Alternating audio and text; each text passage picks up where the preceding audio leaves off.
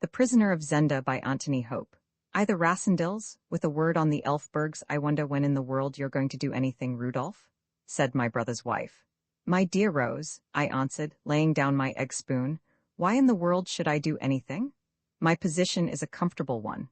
I have an income nearly sufficient for my wants. No one's income is ever quite sufficient, you know. I enjoy an enviable social position. I am brother to Lord Burlesdon, and brother-in-law to that charming lady, his countess. Behold, it is enough.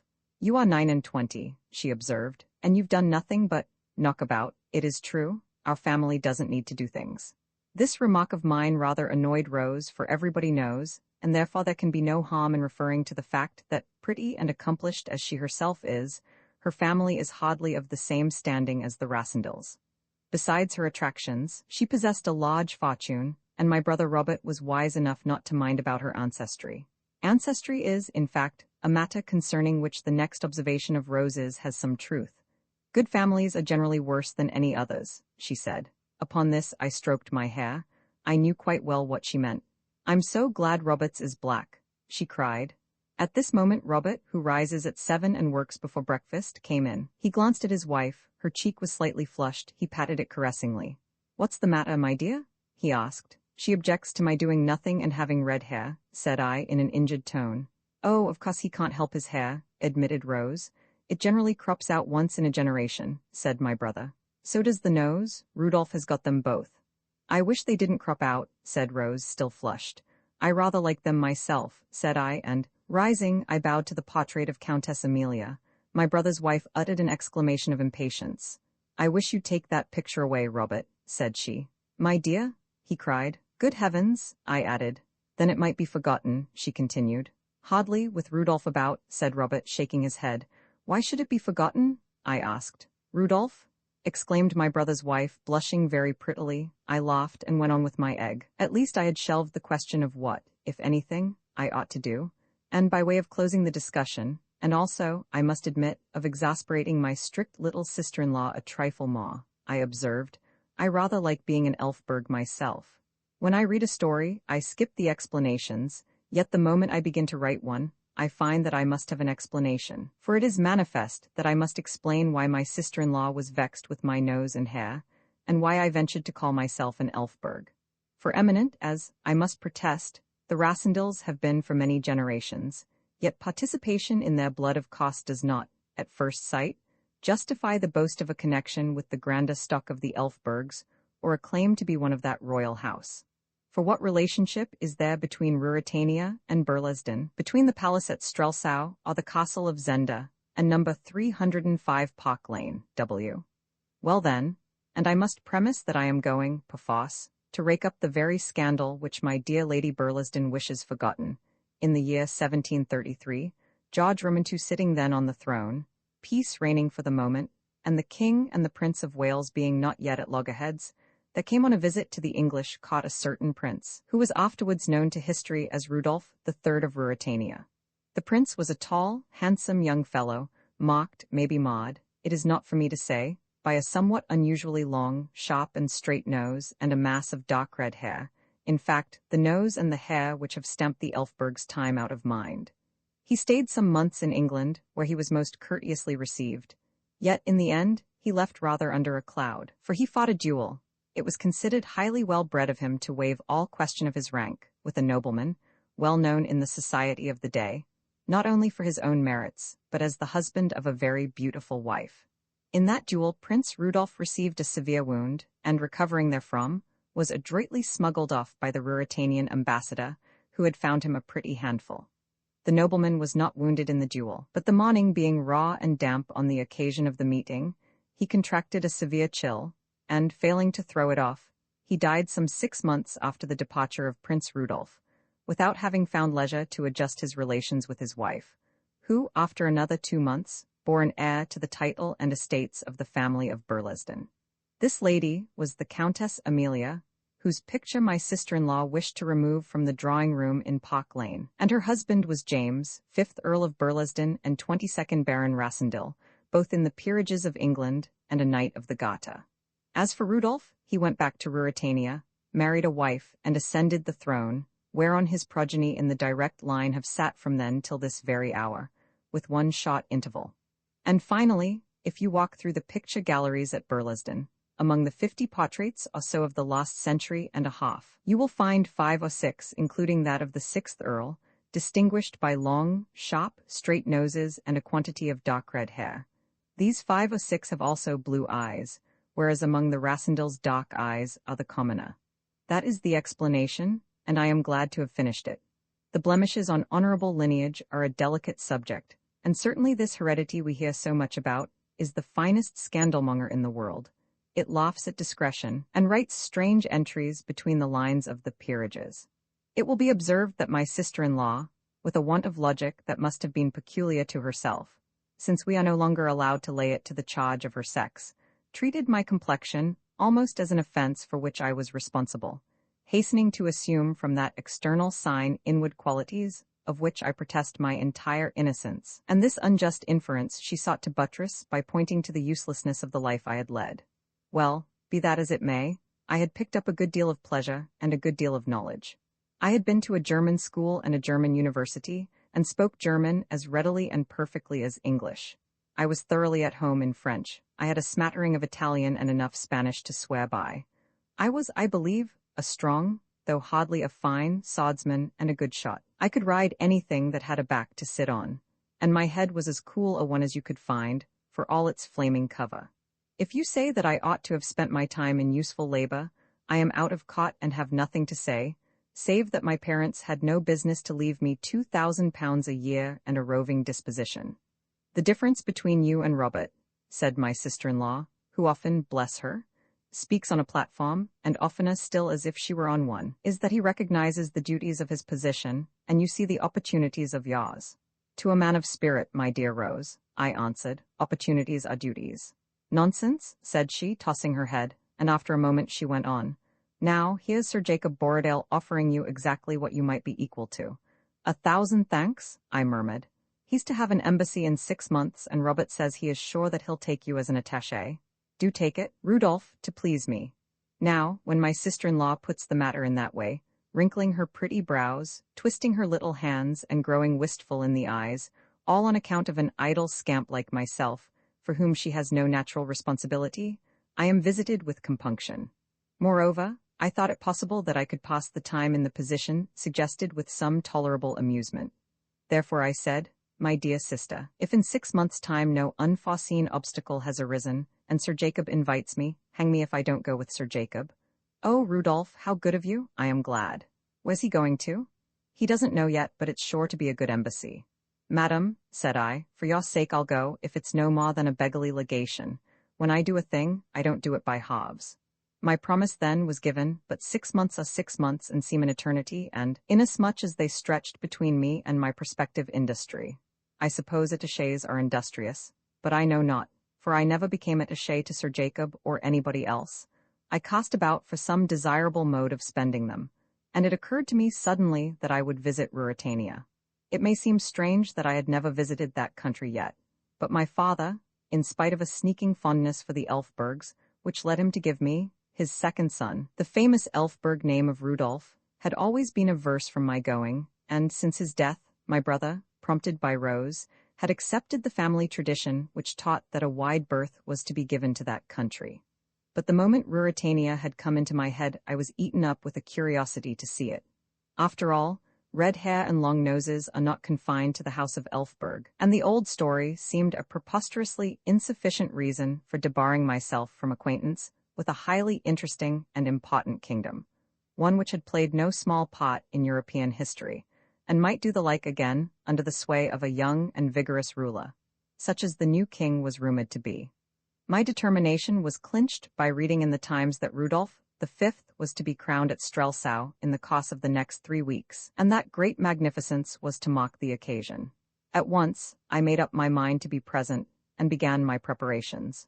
But, inasmuch as it has never been my practice to furnish my relatives with an itinerary of my journeys, and in this case, I anticipated opposition to my wishes, I gave out that I was going for a ramble in the Tyrol, an old haunt of mine, and propitiated Rose's wrath by declaring that I intended to study the political and social problems of the interesting community which dwells in that neighborhood, Perhaps, I hinted darkly, there may be an outcome of the expedition.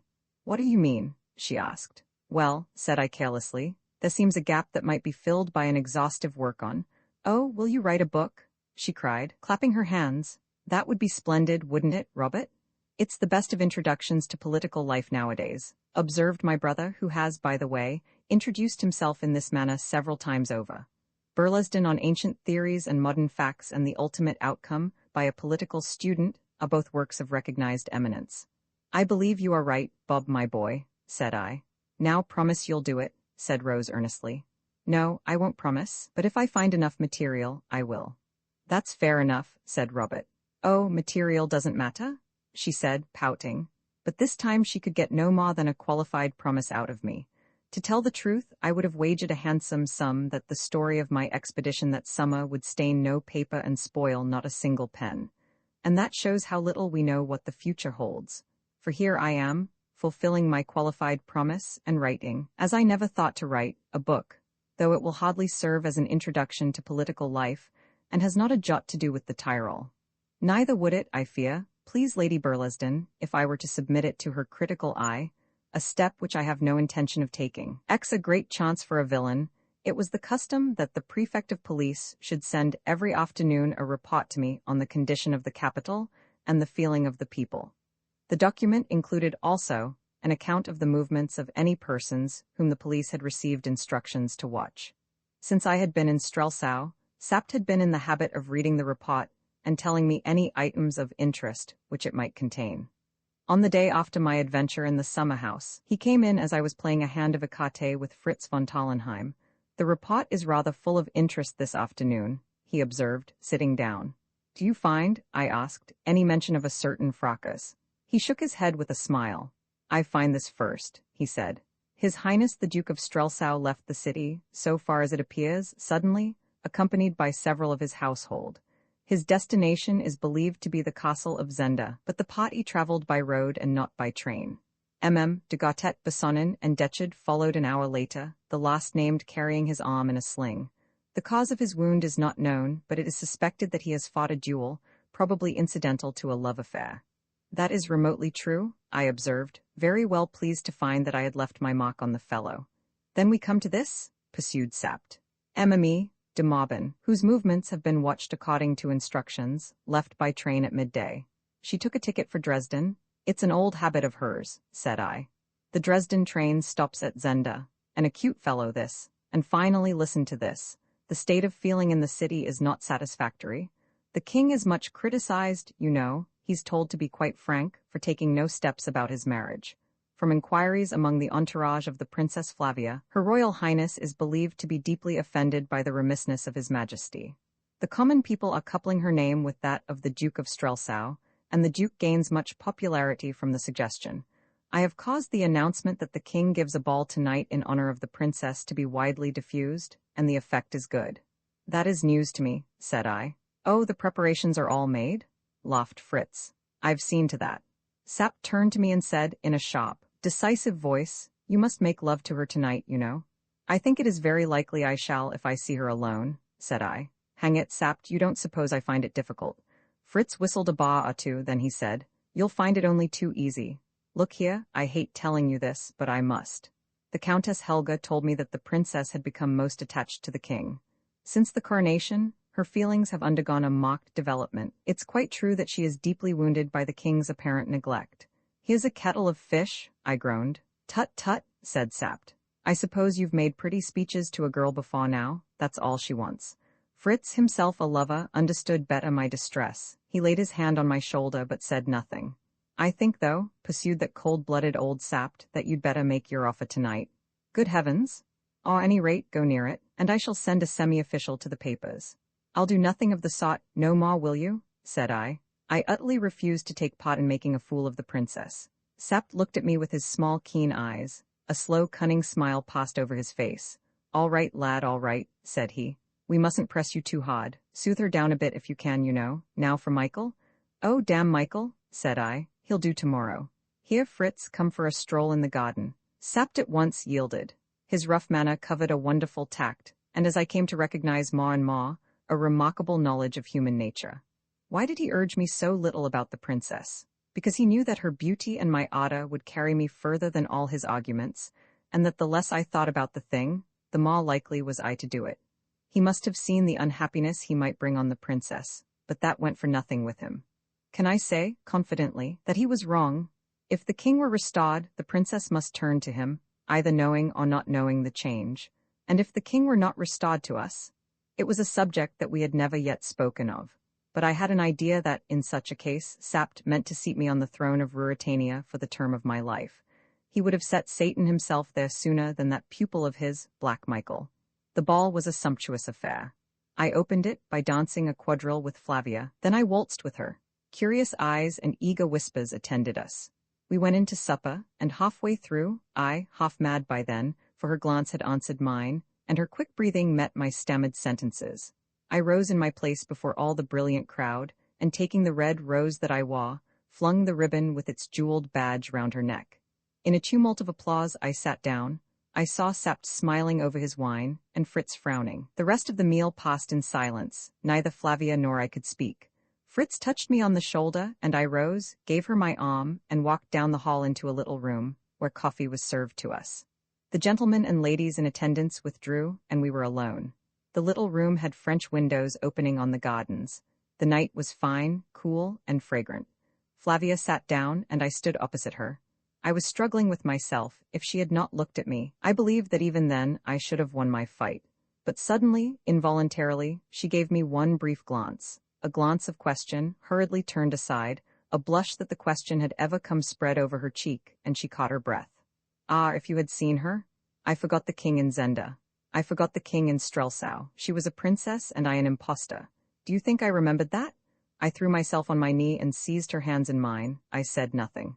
Why should I? The soft sounds of the night set my wooing to a wordless melody, as I pressed my kisses on her lips.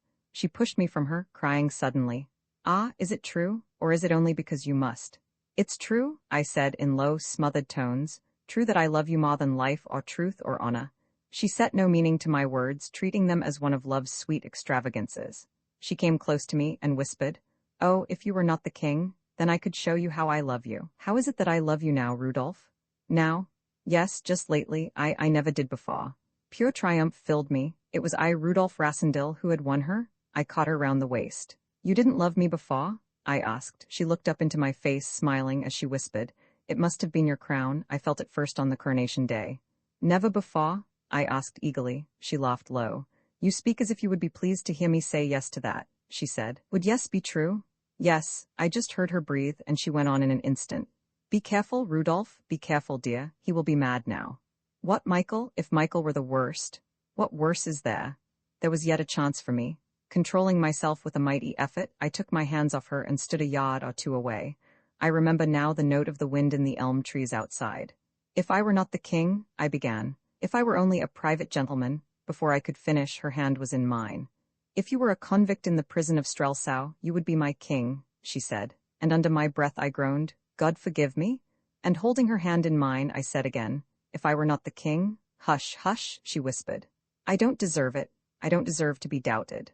"Ah, Rudolph, does a woman who marries without love look on the man as I look on you?" And she hid her face from me. For more than a minute we stood there together, and I, even with my arm about her, summoned up what honor and conscience her beauty and the toils that I was in had left me. "Flavia," I said, in a strange dry voice that seemed not my own. "I am not," as I spoke, as she raised her eyes to me. There was a heavy step on the gravel outside, and a man appeared at the window. A little cry burst from Flavia as she sprang back from me. My half-finished sentence died on my lips. Sapt stood there, bowing low, but with a stern frown on his face. "A thousand pardons, sire," said he, "but His Eminence the Cardinal has waited this quarter of an hour to offer his respectful adieu to your Majesty." I met his eye full and square, and I read in it an angry warning. How long he had been a listener I knew not, but he had come in upon us in the nick of time. "We must not keep His Eminence waiting," said I. But Flavia, in whose love there lay no shame, with radiant eyes and blushing face, held out her hand to Sapt. She said nothing, but no man could have missed her meaning, who had ever seen a woman in the exaltation of love. A sour, yet sad, smile passed over the old soldier's face, and there was tenderness in his voice, as bending to kiss her hand, he said, "In joy and sorrow, in good times and bad, God save your royal highness? He paused and added, glancing at me and drawing himself up to military erectness. But before all comes the king, God save the king. And Flavia caught at my hand and kissed it, murmuring, Amen, good God, Amen.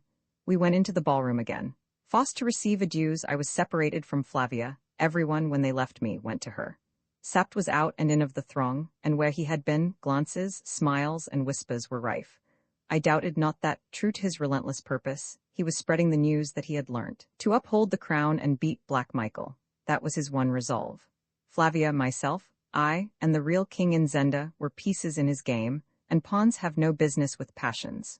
Not even at the walls of the palace did he stop, for when at last I handed Flavia down the broad marble steps and into her carriage, there was a great crowd awaiting us, and we were welcomed with deafening cheers. What could I do? Had I spoken then, they would have refused to believe that I was not the king. They might have believed that the king had run mad. By Sap's devices and my own ungoverned passion, I had been forced on, and the way back had closed behind me, and the passion still drove me in the same direction as the devices seduced me. I faced all Strelsau that night as the king and the accepted suitor of the Princess Flavia. At last, at 3 in the morning, when the cold light of dawning day began to steal in, I was in my dressing room, and Sapt alone was with me. I sat like a man dazed, staring into the fire. He puffed at his pipe. Fritz was gone to bed, having almost refused to speak to me. On the table by me lay a rose. It had been in Flavia's dress, and as we parted, she had kissed it and given it to me.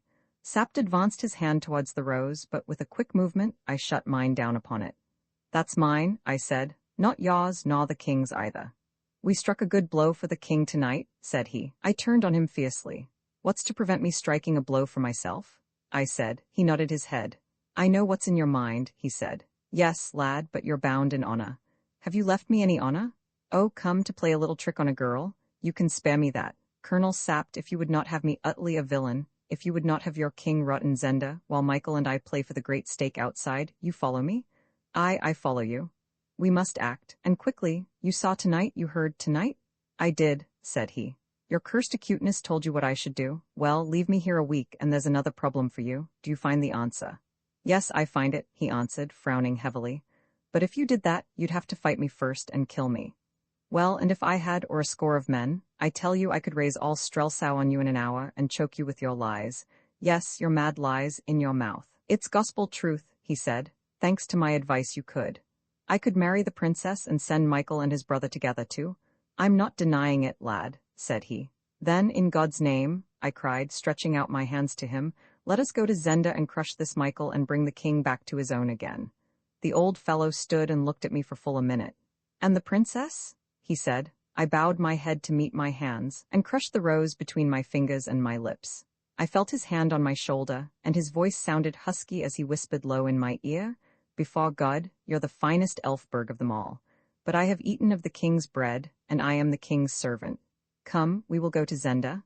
And I looked up and caught him by the hand, and the eyes of both of us were wet. Roman 11 hunting a very big boar, the terrible temptation which was assailing me will now be understood.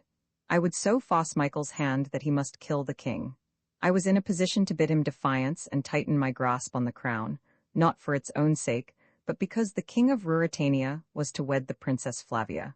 What of Sapt and Fritz? Ah, but a man cannot be held to write down in cold blood the wild and black thoughts that storm his brain when an uncontrolled passion has batted a breach for them. Yet, unless he sets up as a saint, he need not hate himself for them. He is better employed, as it humbly seems to me, in giving thanks that power to resist was vouchsafed to him, than in fretting over wicked impulses, which come unsought and extort an unwilling hospitality from the weakness of our nature. It was a fine, bright morning when I walked, unattended, to the princess's house, carrying a nosegay in my hand. Policy made excuses for love, and every attention that I paid her, while it riveted my own chains, bound closer to me the people of the great city who worshipped her. I found Fritz's inamorata, the Countess Helga, gathering blooms in the garden for her mistress's wear, and prevailed on her to take mine in their place. The girl was rosy with happiness, for Fritz, in his turn, had not wasted his evening, and no dark shadow hung over his wooing, save the hatred which the Duke of Strelsau was known to bear him. And that, she said, with a mischievous smile, your Majesty has made of no moment. Yes, I will take the flowers. Shall I tell you, sire, What is the first thing the princess does with them? We were talking on a broad terrace that ran along the back of the house, and a window above our heads stood open. "Madam," cried the countess merrily, and Flavia herself looked out. I bared my head and bowed. She wore a white gown, and her hair was loosely gathered in a knot. She kissed her hand to me, crying, "Bring the king up, Helga, I'll give him some coffee." The countess, with a gay glance, led the way, and took me into Flavia's morning room, and left alone, we greeted one another as lovers are wont.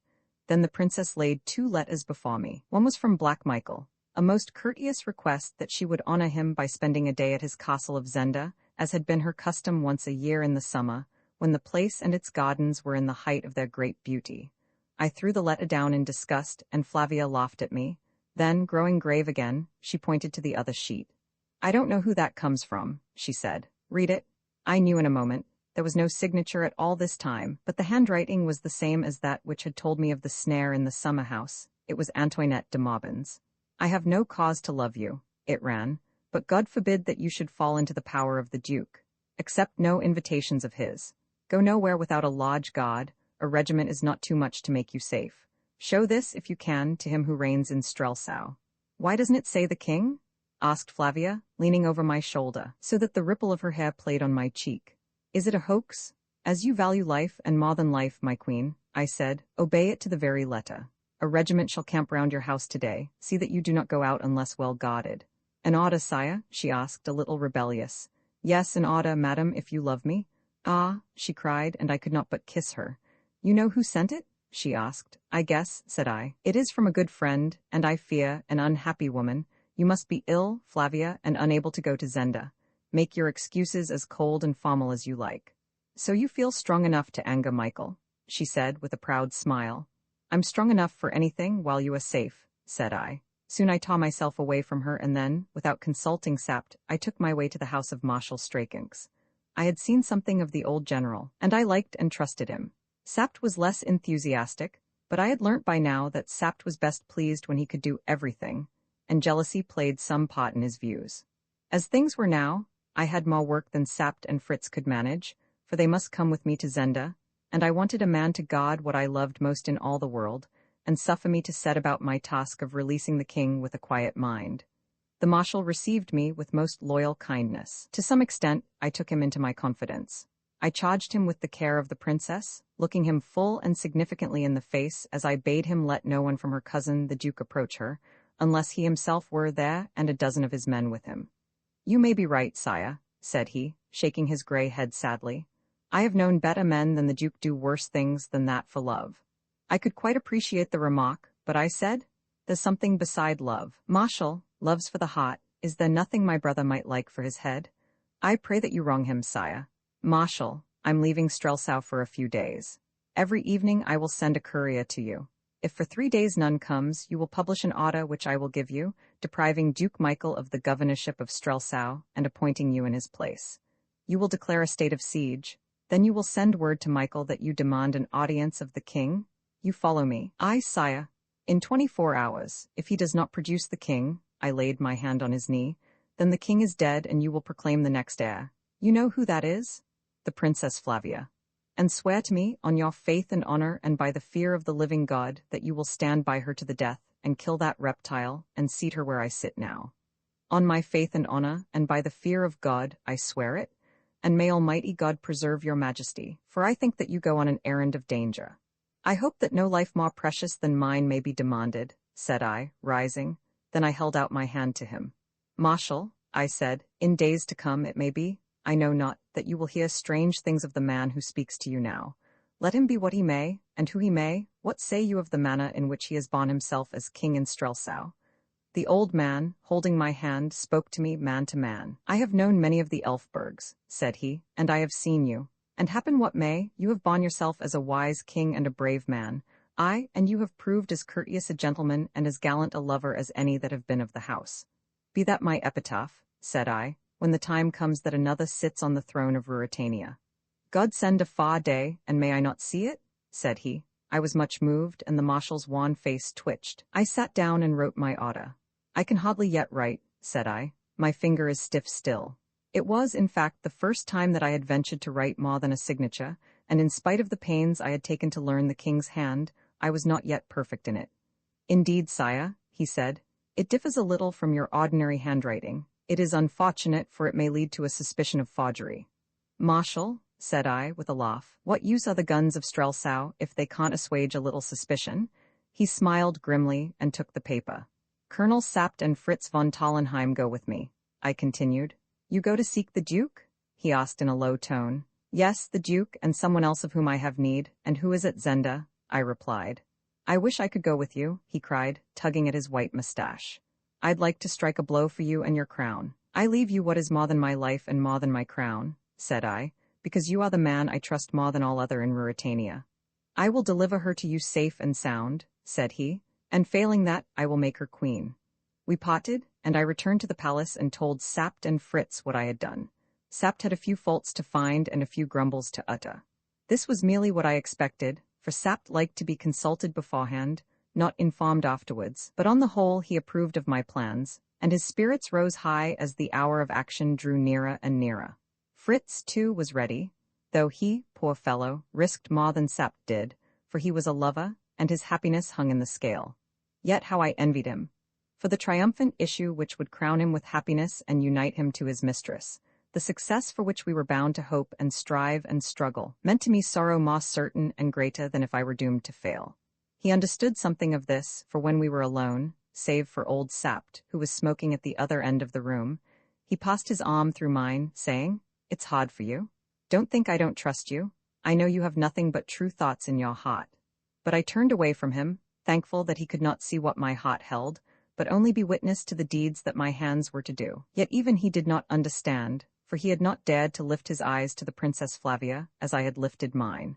Our plans were now all made, even as we proceeded to carry them out, and as they will hereafter appear. The next morning we were to start on the hunting excursion. I had made all arrangements for being absent, and now there was only one thing left to do, the hottest, the most heartbreaking. As evening fell, I drove through the busy streets to Flavia's residence. I was recognized as I went and haughtily cheered. I played my part and made shift to look the happy lover. In spite of my depression, I was almost amused at the coolness and delicate hauteur with which my sweet lover received me. She had heard that the king was leaving Strelsau on a hunting expedition. I regret that we cannot amuse your majesty here in Strelsau, she said, tapping her foot lightly on the floor.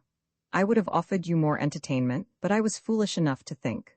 Well, what? I asked, leaning over her. That just for a day or two after. After last night, you might be happy without much gaiety. And she turned pettishly from me as she added, I hope the bars will be more engrossing.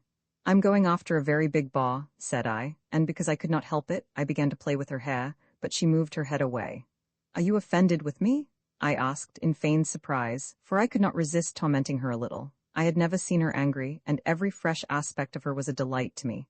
What right have I to be offended? True, you said last night that every hour away from me was wasted, but a very big boar, that's a different thing. Perhaps the boar will hunt me, I suggested. Perhaps, Flavia, he'll catch me. She made no answer. You are not touched even by that danger? Still she said nothing, and I, stealing round, found her eyes full of tears. You weep for my danger? Then she spoke very low. This is like what you used to be, but not like the king I have come to love. With a sudden great groan, I caught her to my heart. My darling, I cried, forgetting everything but her, did you dream that I left you to go hunting? What then, Rudolph? Ah, you're not going? Well, it is hunting. I go to seek Michael in his lair. She had turned very pale. So, you see, sweet, I was not so poor a lover as you thought me. I shall not be long gone. You will write to me, Rudolph? I was weak, but I could not say a word to stir suspicion in her. I'll send you all my heart every day, said I, and you'll run no danger? None that I need not. And when will you be back? Ah, how long will it be? When shall I be back? I repeated. Yes, don't be long, dear, don't be long. I shan't sleep while you're away. I don't know when I shall be back, said I. Soon, Rudolph, soon? God knows, my darling, but if never? Hush, hush, and she pressed her lips to mine. If never, I whispered, you must take my place. You'll be the only one of the house then. You must reign and not weep for me. For a moment she drew herself up like a very queen. Yes, I will, she said. I will reign. I will do my part, though all my life will be empty and my heart dead, yet I'll do it. She paused and, sinking against me again, wailed softly. Come soon, come soon. Carried away, I cried loudly. As God lives, I myself, will see you once more before I die. What do you mean? she exclaimed with wondering eyes, but I had no answer for her, and she gazed at me with her wondering eyes. I dared not ask her to forget, she would have found it an insult. I could not tell her then who and what I was. She was weeping, and I had but to dry her tears. "Shall a man not come back to the loveliest lady in all the wide world?" said I. "1,000 Michaels should not keep me from you." She clung to me a little comforted. "You won't let Michael hurt you?" "No, sweetheart. I'll keep you from me?" "No, sweetheart, nor anyone else," and again I answered, "No, sweetheart." Yet there was one, not Michael, who, if he lived, must keep me from her, and for whose life I was going forth to stake my own. And his figure, the lithe, buoyant figure I had met in the woods of Zenda, the dull, inert mass I had left in the cellar of the hunting lodge, seemed to rise, double-shaped, before me, and to come between us, thrusting itself in even where she lay, pale, exhausted, fainting in my arms, and yet looking up at me with those eyes that bore such love as I have never seen, and haunt me now, and will till the ground closes over me, and who knows? Perhaps beyond. Roman 12. I receive a visitor, and bait a hook about 5 miles from Zenda. On the opposite side from that on which the castle is situated, there lies a large tract of wood. It is rising ground, and in the center of the demesne, on the top of the hill, stands a fine modern chateau, the property of a distant kinsman of Fritz's, the Count Stanislas von Tallenheim. Count Stanislas himself was a student and a recluse. He seldom visited the house, and had, on Fritz's request, very readily and courteously offered me its hospitality for myself and my party. This, then, was our destination, chosen ostensibly for the sake of the boar hunting, for the wood was carefully preserved, and boars, once common all over Ruritania, were still to be found there in considerable numbers, really because it brought us within striking distance of the Duke of Strelsau's more magnificent dwelling on the other side of the town. A large party of servants, with horses and luggage, started early in the morning. We followed at midday, traveling by train for 30 miles, and then mounting our horses to ride the remaining distance to the chateau. We were a gallant party. Besides Sapt and Fritz, I was accompanied by 10 gentlemen. Every one of them had been carefully chosen, and no less carefully sounded, by my 2 friends, and all were devotedly attached to the person of the king. They were told a part of the truth. The attempt on my life in the summer house was revealed to them, as a spur to their loyalty and an incitement against Michael.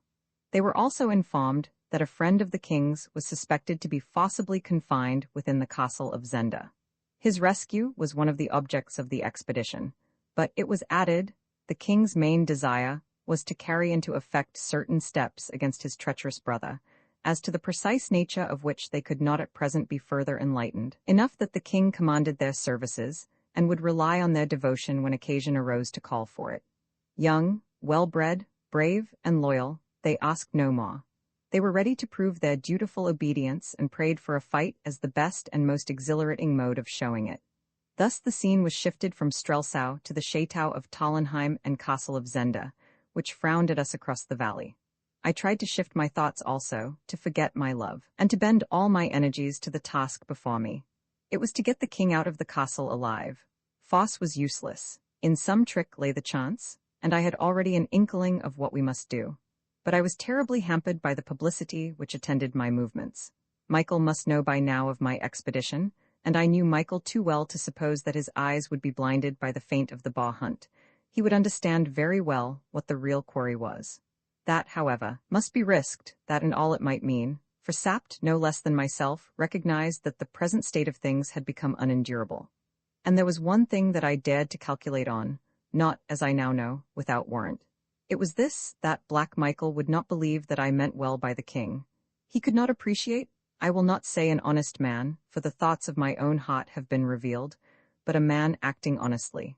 He saw my opportunity as I had seen it, as Sapt had seen it. He knew the princess. Nay, and I declare that a sneaking sort of pity for him invaded me. In his way he loved her. He would think that Sapt and Fritz could be bribed, so the bribe was large enough. Thinking thus, would he kill the king, my rival and my danger? Aye, verily, that he would, with as little compunction as he would kill a rat. But he would kill Rudolf Rassendyll first if he could, and nothing but the certainty of being utterly damned by the release of the king alive, and his restoration to the throne, would drive him to throw away the trump card which he held in reserve to balk the supposed game of the impudent impostor Rassendyll. Musing on all this as I rode along, I took courage. Michael knew of my coming, sure enough. I had not been in the house an hour, when an imposing embassy arrived from him. He did not quite reach the impudence of sending my would-be assassins, but he sent the other 3 of his famous 6, the 3 Ruritanian gentlemen, Lohengrin, Krafstein, and Rupert Hentzau. A fine, strapping trio they were, splendidly horsed and admirably equipped. Young Rupert, who looked a daredevil, and could not have been more than 22 or 23, took the lead, and made us the neatest speech, wherein my devoted subject and loving brother Michael of Strelsau prayed me to pardon him for not paying his addresses in person, and further, for not putting his castle at my disposal. The reason for both of these apparent derelictions being that he and several of his servants lay sick of scarlet fever, and were in a very sad, and also a very infectious state. So declared young Rupert with an insolent smile on his curling upper lip and a toss of his thick hair. He was a handsome villain, and the gossip ran that many a lady had troubled her heart for him already. If my brother has scarlet fever, said I, he is nearer my complexion than he is wont to be, my lord. I trust he does not suffer? He is able to attend to his affairs, sire. I hope all beneath your roof are not sick. What of my good friends de Gautet, Bessonin, and Detchid? I heard the last had suffered a hurt. Lohengrin and Krafstein looked glum and uneasy, but young Rupert's smile grew broader. He hopes soon to find a medicine for it, sire, he answered, and I burst out laughing, for I knew what medicine Detchid longed for. It is called revenge. You will dine with us, gentlemen? I asked. Young Rupert was profuse in apologies. They had urgent duties at the castle. Then, said I, with a wave of my hand, to our next meeting, gentlemen, may it make us better acquainted. We will pray your majesty for an early opportunity, quoth Rupert airily, and he strode past sapped with such jeering scorn on his face that I saw the old fellow clench his fist and scowl black as night. For my part, if a man must needs be a knave, I would have him a debonair knave, and I liked Rupert Hentzau better than his long-faced, close-eyed companions. It makes your sin no worse, as I conceive, to do it a la mode and stylishly. Now, it was a curious thing that on this first night, instead of eating the excellent dinner my cooks had prepared for me, I must needs leave my gentleman to eat it alone, under Sap's presiding care, and ride myself with Fritz to the town of Zenda, and a certain little inn that I knew of. There was little danger in the excursion. The evenings were long and light, and the road this side of Zenda well frequented. So off we rode, with a groom behind us. I muffled myself up in a big cloak. Fritz, said I, as we entered the town, there's an uncommonly pretty girl at this inn. How do you know? He asked. Because I've been there, said I. Since, he began. No, before, said I. But they'll recognize you? Well, of course they will. Now, don't argue, my good fellow, but listen to me. We are 2 gentlemen of the king's household, and one of us has a toothache. The other will order a private room and dinner, and further, a bottle of the best wine for the sufferer. And if he be as clever a fellow as I take him for, the pretty girl and no other will wait on us. What if she won't? Objected Fritz. My dear Fritz, said I, if she won't for you, she will for me. We were at the inn. Nothing of me but my eyes was visible as I walked in. The landlady received us. 2 minutes later, my little friend, ever, I fear me, on the lookout for such guests as might prove amusing, made her appearance. Dinner and the wine were ordered. I sat down in the private room. A minute later Fritz came in. She's coming, he said. If she were not, I should have to doubt the Countess Helga's taste. She came in. I gave her time to set the wine down. I didn't want it dropped. Fritz poured out a glass and gave it to me. Is the gentleman in great pain? The girl asked, sympathetically. The gentleman is no worse than when he saw you last, said I, throwing away my cloak. She started with a little shriek. Then she cried. It was the king, then? I told mother so the moment I saw his picture. Oh, sir, forgive me? Faith, you gave me nothing that hurt much, said I. But the things we said? I forgive them for the thing you did. I must go and tell mother. Stop, said I, assuming a graver air. We are not here for sport tonight. Go and bring dinner, and not a word of the king being here. She came back in a few minutes, looking grave, yet very curious. Well, how is Johann? I asked, beginning my dinner. Oh, that fellow, sir, my lord king, I mean. Sir will do, please. How is he? We hardly see him now, sir. And why not? I told him he came too often, sir, said she, tossing her head. So he sulks and stays away. Yes, sir, but you could bring him back, I suggested with a smile. Perhaps I could, said she. I know your powers, you see, said I, and she blushed with pleasure. It's not only that, sir, that keeps him away. He's very busy at the castle. But there's no shooting on now. No, sir, but he's in charge of the house. Johann turned housemaid. The little girl was brimming over with gossip. Well, there are no others, said she. There's not a woman there, not as a servant, I mean. They do say, but perhaps it's false, sir. Let's have it for what it's worth. said I. Indeed, I'm ashamed to tell you, sir. Oh, see, I'm looking at the ceiling. They do say there is a lady there, sir, but except for her, there's not a woman in the place, and Johann has to wait on the gentleman. Poor Johann, he must be overworked, yet I'm sure he could find half an hour to come and see you. It would depend on the time, sir, perhaps. Do you love him? I asked. Not I, sir. And you wish to serve the king? Yes, sir. Then tell him to meet you at the second milestone out of Zenda tomorrow evening at 10 o'clock. Say you'll be there and we'll walk home with him. Do you mean him harm, sir? Not if he will do as I bid him, but I think I've told you enough, my pretty maid. See that you do as I bid you. And mind, no one is to know that the king has been here. I spoke a little sternly, for there is seldom harm in infusing a little fear into a woman's liking for you, and I softened the effect by giving her a handsome present. Then we dined, and wrapping my cloak about my face, with Fritz leading the way, we went downstairs to our horses again. It was but 8:30 and hardly yet dark. The streets were full for such a quiet little place, and I could see that gossip was all agog. With the king on one side and the duke on the other, Zenda felt itself the center of all Ruritania. We jogged gently through the town, but set our horses to a sharper pace when we reached the open country. You want to catch this fellow Johann? Asked Fritz. Aye, and I fancy I've baited the hook right. Our little Delilah will bring our Samson. It is not enough, Fritz, to have no women in a house, though Brother Michael shows some wisdom there. If you want safety, you must have none within 50 miles. None nearer than Strelsau, for instance, said poor Fritz with a lovelorn sigh. We reached the avenue of the Chateau, and were soon at the house. As the hoofs of our horses sounded on the gravel, Sapt rushed out to meet us. Thank God, you're safe, he cried. Have you seen anything of them? Of whom? I asked, dismounting. He drew us aside that the grooms might not hear. Lad, he said to me, you must not ride about here unless with half a dozen of us. You know among our men a tall young fellow, Bernenstein by name. I knew him. He was a fine, strapping young man, almost of my height and of light complexion. He lies in his room upstairs with a bullet through his arm. The deuce he does. After dinner he strolled out alone and went a mile or so into the wood, and as he walked, he thought he saw 3 men among the trees, and one leveled a gun at him. He had no weapon, and he started at a run back towards the house. But one of them fired, and he was hit, and had much ado to reach here before he fainted. By good luck, they feared to pursue him near the house. He paused and added, Lad, the bullet was meant for you. It is very likely, said I, and it's first blood to Brother Michael. I wonder which 3 it was, said Fritz. Well, Sapt, I said, I went out tonight for no idle purpose, as you shall hear, but there's one thing in my mind.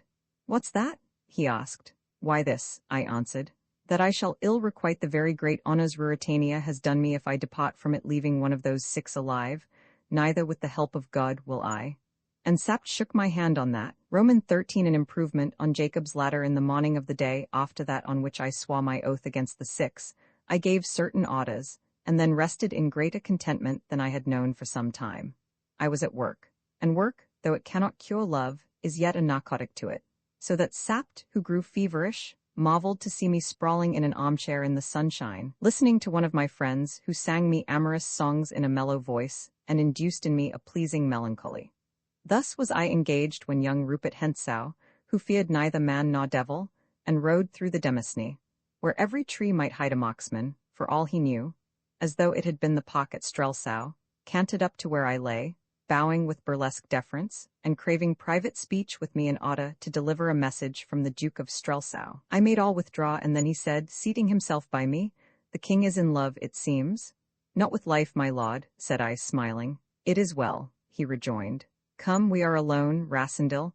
I rose to a sitting posture. What's the matter? He asked. I was about to call one of my gentlemen to bring your horse, my lord. If you do not know how to address the king, my brother must find another messenger. Why keep up the farce? He asked, negligently dusting his boot with his glove. Because it is not finished yet, and meanwhile I'll choose my own name. Oh, so be it. Yet I spoke in love for you, for indeed you are a man after my own heart. Saving my poor honesty, said I, maybe I am, but that I keep faith with men and honor with women, maybe I am, my lord. He darted a glance at me, a glance of anger. Is your mother dead? Said I. Aye, she's dead. She may thank God, said I, and I heard him curse me softly. Well, what's the message? I continued. I had touched him on the raw, for all the world knew he had broken his mother's heart and flaunted his mistresses in her house, and his airy manner was gone for the moment. The Duke offers you more than I would, he growled. A halter for you, sire, was my suggestion, but he offers you safe conduct across the frontier and 1,000,000 crowns. I prefer your offer, my lord, if I am bound to one. You refuse? Of course. I told Michael you would. And the villain, his temper restored, gave me the sunniest of smiles. The fact is, between ourselves, he continued, Michael doesn't understand a gentleman. I began to laugh. And you? I asked. I do, he said. Well, well, the whole to be it. I'm sorry you won't live to see it, I observed. Has His Majesty done me the honor to fasten a particular quarrel on me? I would you were a few years older, though. Oh, God gives years, but the devil gives increase, laughed he. I can hold my own. How is your prisoner? I asked. The K? Your prisoner. I forgot your wishes, sire. Well, he is alive. He rose to his feet. I imitated him. Then, with a smile, he said, And the pretty princess? Faith, I'll wager the next Elfberg will be red enough for all that Black Michael will be called his father. I sprang a step towards him, clenching my hand. He did not move an inch, and his lip curled in insolent amusement. Go, while your skin's whole? I muttered. He had repaid me with interest my hit about his mother. Then came the most audacious thing I have known in my life. My friends were some 30 yards away. Rupert called to a groom to bring him his hoss and dismissed the fellow with a crown. The hoss stood near. I stood still, suspecting nothing. Rupert made as though to mount, then he suddenly turned to me, his left hand resting in his belt, his right outstretched. Shake hands, he said. I bowed, and did as he had foreseen. I put my hands behind me. Quicker than thought, his left hand darted out at me, and a small dagger flashed in the air. He struck me in the left shoulder. Had I not swerved, it had been my heart. With a cry, I staggered back. Without touching the stirrup, he leapt upon his horse and was off like an arrow, pursued by cries and revolver shots, the last as useless as the first, and I sank into my chair, bleeding profusely as I watched the devil's brat disappear down the long avenue. My friends surrounded me, and then I fainted. I suppose that I was put to bed, and there lay, unconscious or half-conscious, for many hours, for it was night when I awoke to my full mind and found Fritz beside me. I was weak and weary, but he bade me be of good cheer, saying that my wound would soon heal, and that meanwhile all had gone well, for Johann, the keeper, had fallen into the snare we had laid for him, and was even now in the house. And the queer thing is, pursued Fritz, that I fancy he's not altogether sorry to find himself here. He seems to think that when Black Michael has brought off his coup, witnesses of how it was effected, saving, of course, the six themselves, will not be at a premium. This idea argued a shrewdness in our captive, which led me to build hopes on his assistance. I ordered him to be brought in at once. Sapt conducted him, and set him in a chair by my bedside. He was sullen and afraid, but to say truth, after young Rupert's exploit, we also had our fears, and if he got as far as possible from Sapt's formidable six-shooter, Sapt kept him as far as he could from me. Moreover, when he came in his hands were bound, but that I would not suffer. I need not stay to recount the safeguards and rewards we promised the fellow, all of which were honorably observed and paid, so that he lives now in prosperity, though where I may not mention. And we were the more free inasmuch as we soon learnt that he was rather a weak man than a wicked, and had acted throughout this matter more from fear of the Duke and of his own brother, Max, than for any love of what was done.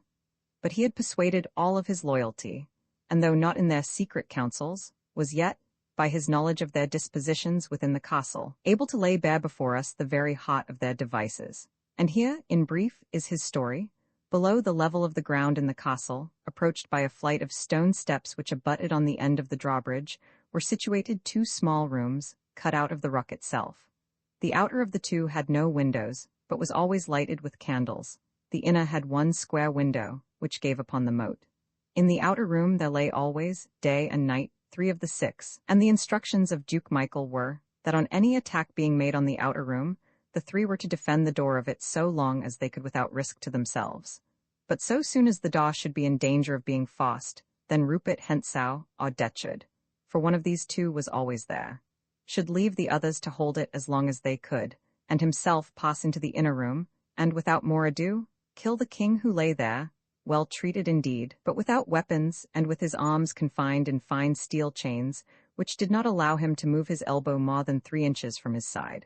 Thus, before the outer door were stormed, the king would be dead, and his body? For his body would be evidence as damning as himself. Nay, sir, said Johann, his highness has thought of that.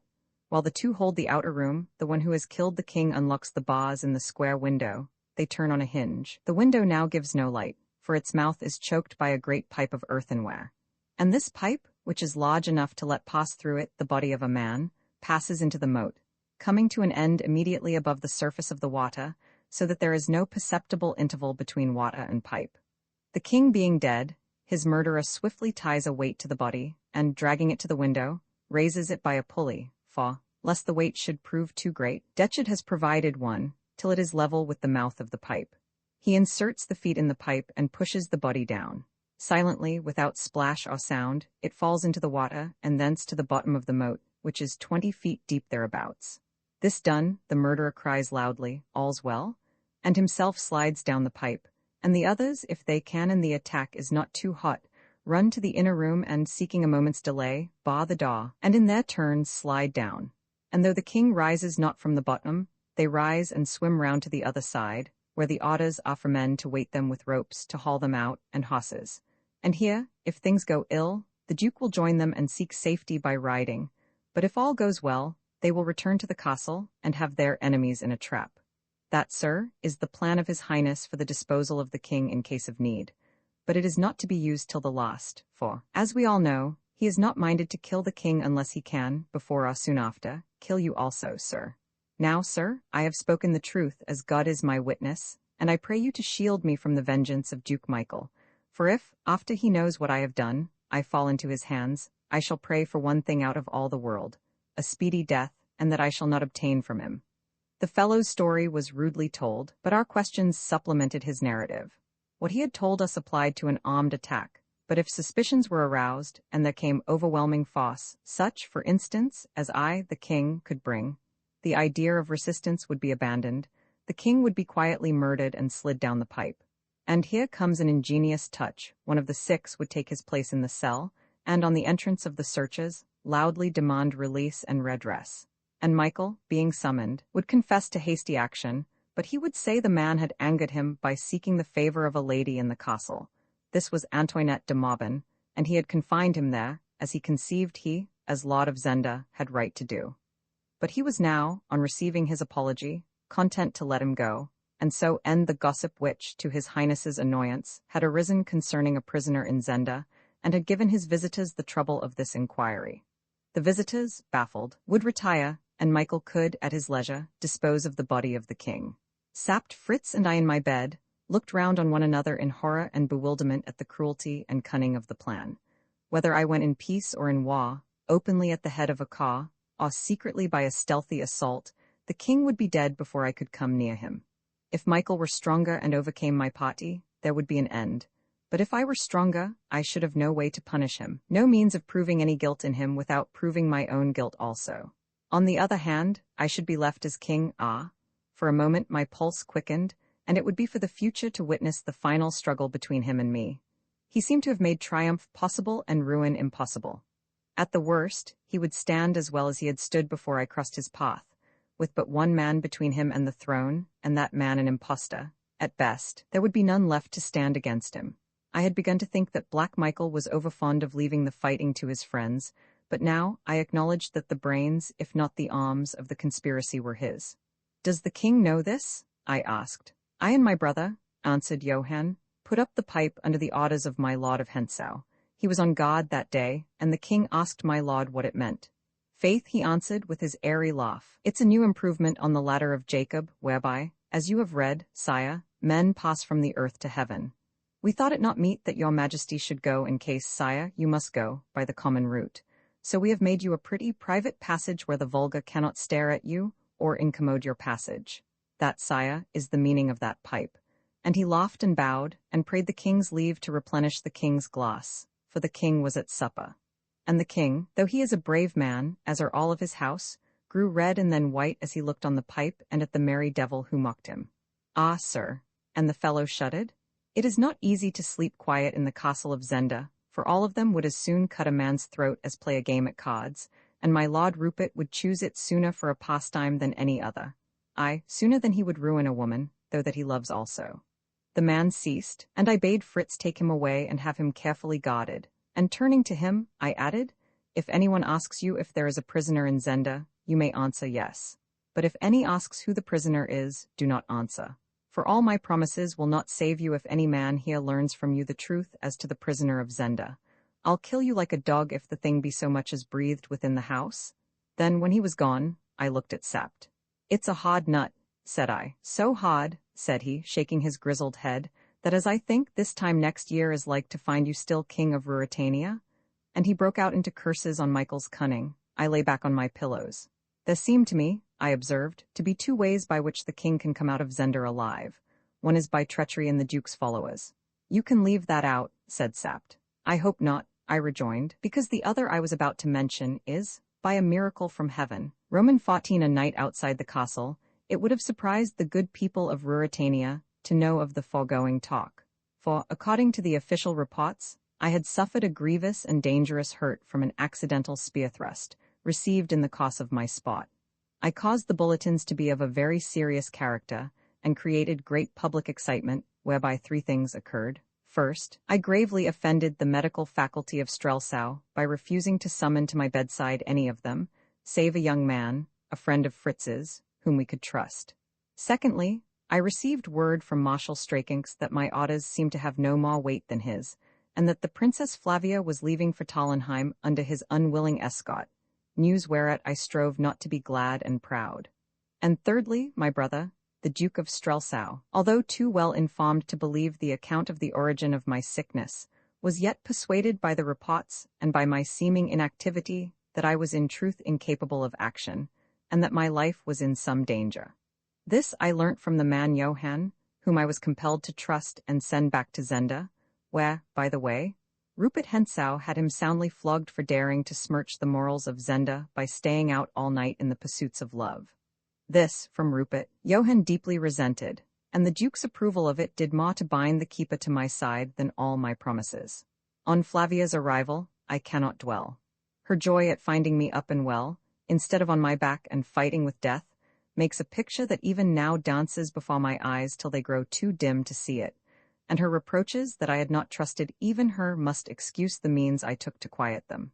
In truth, to have her with me once more was like a taste of heaven to a damned soul, the sweeter for the inevitable doom that was to follow, and I rejoiced in being able to waste 2 whole days with her. And when I had wasted 2 days, the Duke of Strelsau arranged a hunting party. The stroke was near now, for Sapt and I, after anxious consultations, had resolved that we must risk a blow, our resolution being clinched by Johann's news that the king grew peaked, pale, and ill, and that his health was breaking down under his rigorous confinement. Now a man, be he king or no king, may as well die swiftly and as becomes a gentleman from bullet or thrust as rot his life out in a cellar. That thought made prompt action advisable in the interests of the king. From my own point of view, it grew more and more necessary. For Strakinx urged on me the need of a speedy marriage, and my own inclinations seconded him with such terrible insistence that I feared for my resolution. I do not believe that I should have done the deed I dreamt of, but I might have come to flight, and my flight would have ruined the cause. And yes, I am no saint, ask my little sister-in-law, and worse still might have happened. It is perhaps as strange a thing as has ever been in the history of a country that the king's brother and the king's personator, in a time of profound outward peace, near a placid, undisturbed country town, under semblance of amity, should wage a desperate war for the person and life of the king. Yet such was the struggle that began now between Zenda and Tallenheim. When I look back on the time, I seem to myself to have been half mad. Sapt has told me that I suffered no interference and listened to no remonstrances, and if ever a king of Ruritania ruled like a despot, I was, in those days, the man. Look where I would, I saw nothing that made life sweet to me, and I took my life in my hand and carried it carelessly as a man dangles an old glove. At first they strove to guard me, to keep me safe, to persuade me not to expose myself, but when they saw how I was set, there grew up among them, whether they knew the truth or not, a feeling that fate ruled the issue, and that I must be left to play my game with Michael my own way. Late next night I rose from table, where Flavia had sat by me, and conducted her to the door of her apartments. There I kissed her hand, and bade her sleep sound and wake to happy days. Then I changed my clothes and went out. Sapt and Fritz were waiting for me with 6 men in the hosses. Over his saddle Sapt carried a long coil of rope, and both were heavily armed. I had with me a shot stout cudgel and a long knife. Making a circuit, we avoided the town, and in an hour found ourselves slowly mounting the hill that led to the castle of Zenda. The night was dark and very stormy. Gusts of wind and spits of rain caught us as we breasted the incline, and the great trees moaned and sighed. When we came to a thick clump, about a quarter of a mile from the castle, we bade our 6 friends hide there with the horses. Sapt had a whistle, and they could rejoin us in a few moments if danger came, but up to now, we had met no one. I hoped that Michael was still off his guard, believing me to be safe in bed. However that might be, we gained the top of the hill without accident, and found ourselves on the edge of the moat where it sweeps under the road, separating the old castle from it. A tree stood on the edge of the bank, and Sapt, silently and diligently, set to make fast the rope. I stripped off my boots, took a pull at a flask of brandy, loosened the knife in its sheath, and took the cudgel between my teeth. Then I shook hands with my friends, not heeding a last look of entreaty from Fritz, and laid hold of the rope. I was going to have a look at Jacob's ladder. Gently, I lowered myself into the water. Though the night was wild, the day had been warm and bright, and the water was not cold. I struck out and began to swim round the great walls which frowned above me. I could see only 3 yards ahead. I had then good hopes of not being seen, as I crept along close under the damp, moss-grown masonry. There were lights from the new part of the castle on the other side, and now and again I heard laughter and merry shouts. I fancied I recognized young Rupert Hensau's ringing tones, and pictured him flushed with wine. Recalling my thoughts to the business in hand, I rested a moment. If Johann's description were right, I must be near the window now. Very slowly I moved, and out of the darkness ahead loomed a shape. It was the pipe, curving from the window to the water. About 2 feet of its surface was displayed. It was as big round as 2 men. I was about to approach it when I saw something else, and my heart stood still. The nose of a boat protruded beyond the pipe on the other side, and listening intently, I heard a slight shuffle, as of a man shifting his position. Who was the man who guarded Michael's invention? Was he awake, or was he asleep? I felt if my knife were ready, and trod water. As I did so, I found bottom under my feet. The foundations of the castle extended some 15 inches, making a ledge, and I stood on it, out of water from my armpits upwards. Then I crouched and peered through the darkness under the pipe, where, curving, it left a space. There was a man in the boat. A rifle lay by him. I saw the gleam of the barrel. Here was the sentinel. He sat very still. I listened. He breathed heavily, regularly, monotonously. By heaven, he slept. Kneeling on the shelf, I drew forward under the pipe till my face was within 2 feet of his. He was a big man, I saw. It was Max Holf, the brother of Johann. My hand stole to my belt, and I drew out my knife. Of all the deeds of my life, I loved the least to think of this, and whether it were the act of a man or a traitor I will not ask. I said to myself, "It is war, and the king's life is the stake." And I raised myself from beneath the pipe and stood up by the boat, which lay moored by the ledge. Holding my breath, I mocked the spot and raised my arm. The great fellow stirred. He opened his eyes, wider. He gasped in terror at my face and clutched at his rifle. I struck home, and I heard the chorus of a love song from the opposite bank. Leaving him where he lay, a huddled mass, I turned to Jacob's ladder. My time was shot. This fellow's turn of watching might be over directly, and relief would come. Leaning over the pipe, I examined it, from the end near the water to the topmost extremity where it passed, or seemed to pass, through the masonry of the wall. There was no break in it, no chink. Dropping on my knees, I tested the underside. And my breath went quick and fast, for on this lower side, where the pipe should have clung close to the masonry, there was a gleam of light. That light must come from the cell of the king. I set my shoulder against the pipe and exerted my strength. The chink widened a very, very little, and hastily I desisted. I had done enough to show that the pipe was not fixed in the masonry at the lower side. Then I heard a voice, a harsh, grating voice. "Well, sire, if you have had enough of my society, I will leave you to repose, but I must fasten the little ornaments first." It was Detcherd. I caught the English accent in a moment. "Have you anything to ask, sire, before we part?" The king's voice followed. It was his, though it was faint and hollow, different from the merry tones I had heard in the glades of the forest. "Pray, my brother," said the king, "to kill me. I am dying by inches here." "The duke does not desire your death, sire, yet," sneered Detcherd. "When he does, behold your path to heaven." The king answered, "So be it, and now, if your orders allow it, pray leave me." "May you dream of paradise," said the ruffian. The light disappeared. I heard the bolts of the door run home, and then I heard the sobs of the king. He was alone, as he thought. Who dares mock at him? I did not venture to speak to him. The risk of some exclamation escaping him in surprise was too great. I dared do nothing that night, and my task now was to get myself away in safety and to carry off the carcass of the dead man. To leave him there would tell too much. Casting loose the boat, I got in. The wind was blowing a gale now, and there was little danger of Oz being heard. I rode swiftly round to where my friends waited. I had just reached the spot when a loud whistle sounded over the moat behind me. "Hello, Max," I heard shouted. I hailed Sapt in a low tone. The rope came down. I tied it round the copse and then went up it myself. "Whistle you too," I whispered, "for our men, and haul in the line. No talk now." They hauled up the body. Just as it reached the road, 3 men on horseback swept round from the front of the castle. We saw them, but being on foot ourselves, we escaped their notice, but we heard our men coming up with a shout. "The devil, but it's dark," cried a ringing voice. It was young Rupert. A moment later, shots rang out. Our people had met them. I started forward at a run, Sapt and Fritz following me. "Thrust, thrust," cried Rupert again, and a loud groan following told that he himself was not behindhand. "I'm done, Rupert," cried a voice. "They're 3-1. Save yourself." I ran on, holding my cudgel in my hand. Suddenly a horse came towards me. A man was on it, leaning over his shoulder. "Are you cooked too, Krafstein?" he cried. There was no answer. I sprang to the horse's head. It was Rupert Hentzau. "At last," I cried, for we seemed to have him. He had only his sword in his hand. My men were hot upon him. Sapt and Fritz were running up. I had outstripped them, but if they got close enough to fire, he must die or surrender. "At last," I cried. "It's the play actor?" cried he, slashing at my cudgel.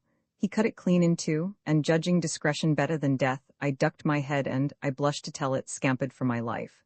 The devil was in Rupert Hentzau, for he put spurs to his horse, and I, turning to look, saw him ride, full gallop, to the edge of the moat and leap in, while the shots of our party fell thick round him like hail. With one gleam of moonlight we should have riddled him with balls, but in the darkness he won to the corner of the castle and vanished from our sight.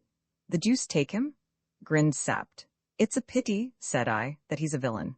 Whom have we got?" We had Lohengram and Krafstein. They lay stiff and dead, and concealment being no longer possible, we flung them with Max into the moat, and drawing together in a compact body, rode off down the hill. And in our midst went the bodies of 3 gallant gentlemen. Thus we travelled home, heavy at heart for the death of our friends, sore uneasy concerning the king, and cut to the quick that young Rupert had played yet another winning hand with us. For my own part, I was vexed and angry that I had killed no man in open fight, but only stabbed a knave in his sleep. And I did not love to hear Rupert call me a play actor. Roman 15 I talk with a tempter Ruritanier, is not England. The quarrel between Duke Michael and myself could not have gone on, with the extraordinary incidents which mocked it, without more public notice being directed to it.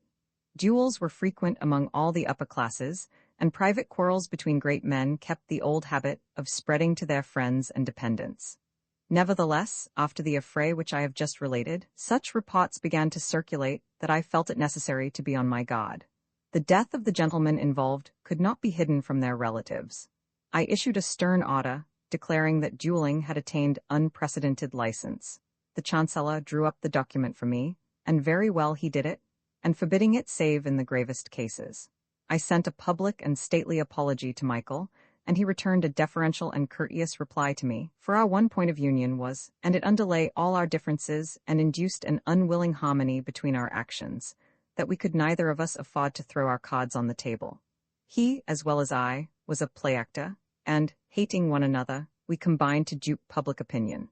Unfortunately, however, the necessity for concealment involved the necessity of delay. The king might die in his prison, or even be spirited off somewhere else. It could not be helped. For a little while I was compelled to observe a truce, and my only consolation was that Flavia most warmly approved of my edict against dueling, and when I expressed delight at having won her favor, prayed me, if her favor were any motive to me, to prohibit the practice altogether. "Wait till we are married," said I, smiling. Not the least peculiar result of the truce and of the secrecy which dictated it was that the town of Zenda became in the daytime.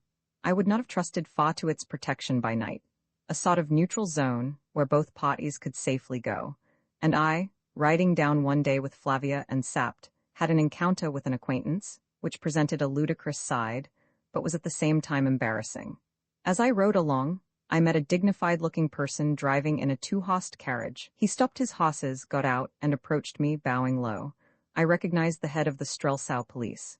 "Your Majesty's ordinance as to dueling is receiving our best attention," he assured me. If the best attention involved his presence in Zenda, I determined at once to dispense with it. "Is that what brings you to Zenda, Prefect?" I asked. "Why no, sire. I am here because I desired to oblige the British ambassador." What's the British ambassador doing Dan's set gala? Said I, carelessly. A young countryman of his, sire, a man of some position, is missing. His friends have not heard from him for 2 months, and there is reason to believe that he was last seen in Zenda. Flavia was paying little attention. I dared not look at Sapt. What reason? A friend of his in Paris, a certain M. Featherly, has given us information which makes it possible that he came here, and the officials of the railway recollect his name on some luggage. What was his name? Rassendyll, sire, he answered, and I saw that the name meant nothing to him. But glancing at Flavia, he lowered his voice as he went on. It is thought that he may have followed a lady here. Has your majesty heard of a certain Mme. de Mauban? Why, yes, said I, my eye involuntarily travelling towards the castle. She arrived in Ruritania about the same time as this Rassendyll. I caught the prefect's glance. He was regarding me with inquiry writ large on his face. Sapt, said I must speak a word to the prefect. Will you ride on a few paces with the princess? And I added to the prefect, Come, sir, what do you mean? He drew close to me, and I bent in the saddle. If he were in love with the lady? He whispered. Nothing has been heard of him for 2 months, and this time it was the eye of the prefect which travelled towards the castle. Yes, the lady is there, I said quietly, but I don't suppose Mr. Rassendyll, is that the name? Is the Duke, he whispered, does not like rivals, sire. You're right there, said I with all sincerity, but surely you hint at a very grave charge. He spread his hands out in apology. I whispered in his ear, This is a grave matter. Go back to Strelsau. But sire, if I have a clue here? Go back to Strelsau, I repeated. Tell the ambassador that you have a clue, but that you must be left alone for a week or 2. Meanwhile, I'll charge myself with looking into the matter. The ambassador is very pressing, sir. You must quiet him. Come, sir, you see that if your suspicions are correct, it is an affair in which we must move with caution. We can have no scandal. Mind you return tonight. He promised to obey me, and I rode on to rejoin my companions, a little easier in my mind. Inquiries after me must be stopped at all hazards for a week or 2, and this clever official had come surprisingly near the truth. His impression might be useful some day, but if he acted on it now, it might mean the worst to the king. Haughtily did I curse George Featherly for not holding his tongue. Well, asked Flavia, have you finished your business? Most satisfactorily, said I. Come, shall we turn round? We are almost trenching on my brother's territory. We were, in fact, at the extreme end of the town, just where the hills begin to mount towards the castle. We cast our eyes up, admiring the massive beauty of the old walls, and we saw a cottage winding slowly down the hill. On it came. Let us go back, said Sapt. I should like to stay, said Flavia, and I reined my horse beside hers.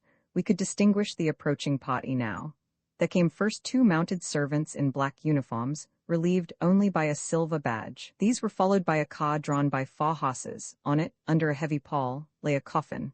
Behind it rode a man in plain black clothes, carrying his hat in his hand. Sapt uncovered, and we stood waiting, Flavia keeping by me and laying her hand on my arm. It is one of the gentlemen killed in the quarrel, I expect, she said. I beckoned to a groom. Ride and ask whom they escort, I ordered. He rode up to the servants, and I saw him pass on to the gentleman who rode behind. It's Rupert of Hentzau, whispered Sapt. Rupert it was, and directly afterwards, waving to the procession to stand still, Rupert trotted up to me. He was in a frock coat, tightly buttoned, and trousers. He wore an aspect of sadness, and he bowed with profound respect. Yet suddenly he smiled, and I smiled too, for old Sapt's hand lay in his left breast pocket, and Rupert and I both guessed what lay in the hand inside the pocket. Your Majesty asks whom we escort, said Rupert. It is my dear friend Albert of Lohengrin. Sir, said I, no one regrets the unfortunate affair more than I. My ordinance, which I mean to have obeyed, is witness to it.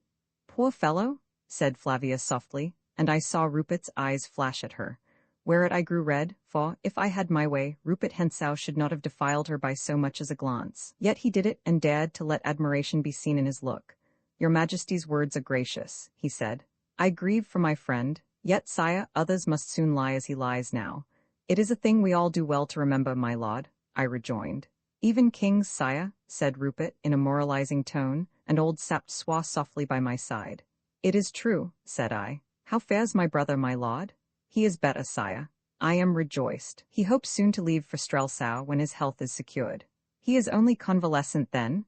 There remain 1 or 2 small troubles, answered the insolent fellow in the mildest tone in the world. Express my earnest hope, said Flavia, that they may soon cease to trouble him. Your Royal Highness's wish is, humbly my own, said Rupert, with a bold glance that brought a blush to Flavia's cheek. I bowed, and Rupert, bowing lower, backed his horse and signed to his party to proceed. With a sudden impulse, I rode after him.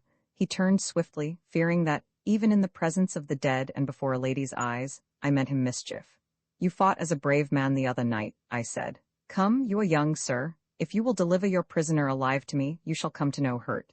He looked at me with a mocking smile, but suddenly he rode nearer to me. I'm unarmed, he said, and our old sap there could pick me off in a minute. I'm not afraid, said I. No, curse you, he answered. Look here, I made you a proposal from the Duke once. I'll hear nothing from Black Michael, said I. Then hear one from me. He lowered his voice to a whisper. Attack the castle boldly, let Sapt and Tallenheim lead. Go on, said I. Arrange the time with me. I have such confidence in you, my lord. Tut, I'm talking business now. Sapt there and Fritz will fall. Black Michael will fall. What? Black Michael will fall, like the dog he is. The prisoner, as you call him, will go by Jacob's ladder. Ah, you know that. To hell? 2 men will be left, I, Rupert Hentzau, and you, the king of Ruritania. He paused and then, in a voice that quivered with eagerness, added, Isn't that a hand to play? A throne and your princess, and for me, say a competence and your majesty's gratitude. Surely, I exclaimed, while you're above ground, hell wants its master. Well, think it over, he said. And look you, it would take more than a scruple or two to keep me from yonder girl, and his evil eye flashed again at her I loved. Get out of my reach, said I, and yet in a moment I began to laugh for the very audacity of it. Would you turn against your master? I asked. He swore at Michael for being what the offspring of a legal, though morganatic, union should not be called, and said to me in an almost confidential and apparently friendly tone, He gets in my way, you know. He's a jealous brute. Faith, I nearly stuck a knife into him last night. He came most cursedly malapropos. My temper was well under control now. I was learning something. A lady? I asked negligently. Aye, and a beauty, he nodded. But you've seen her. Ah, was it at a tea party, when some of your friends got on the wrong side of the table? What can you expect of fools like Detchard and de Gautet? I wish I'd been there. And the Duke interferes. Well, said Rupert meditatively, that's hardly a fair way of putting it, perhaps I want to interfere. And she prefers the Duke? I, the silly creature? Ah, well, you think about my plan. And with a bow, he pricked his horse and trotted after the body of his friend. I went back to Flavia and Sapt, pondering on the strangeness of the man. Wicked men I have known in plenty, but Rupert Hentzau remains unique in my experience. And if there be another anywhere, let him be caught and hanged out of hand. So say I. He's very handsome, isn't he? Said Flavia. Well, of course she didn't know him as I did, yet I was put out, for I thought his bold glances would have made her angry. But my dear Flavia was a woman, and so she was not put out. On the contrary, she thought young Rupert very handsome, as, beyond question, the ruffian was. And how sad he looked at his friend's death, said she. He'll have better reason to be sad at his own, observed Sapt with a grim smile. As for me, I grew sulky. Unreasonable it was perhaps, for what better business had I to look at her with love than had even Rupert's lustful eyes? And sulky I remained till, as evening fell and we rode up to Tallenheim, Sapt having fallen behind in case anyone should be following us, Flavia, riding close beside me, said softly, with a little half-ashamed laugh, Unless you smile, Rudolph, I cry, why are you angry? It was something that fellow said to me, said I, but I was smiling as we reached the door and dismounted. There a servant handed me a note. It was unaddressed.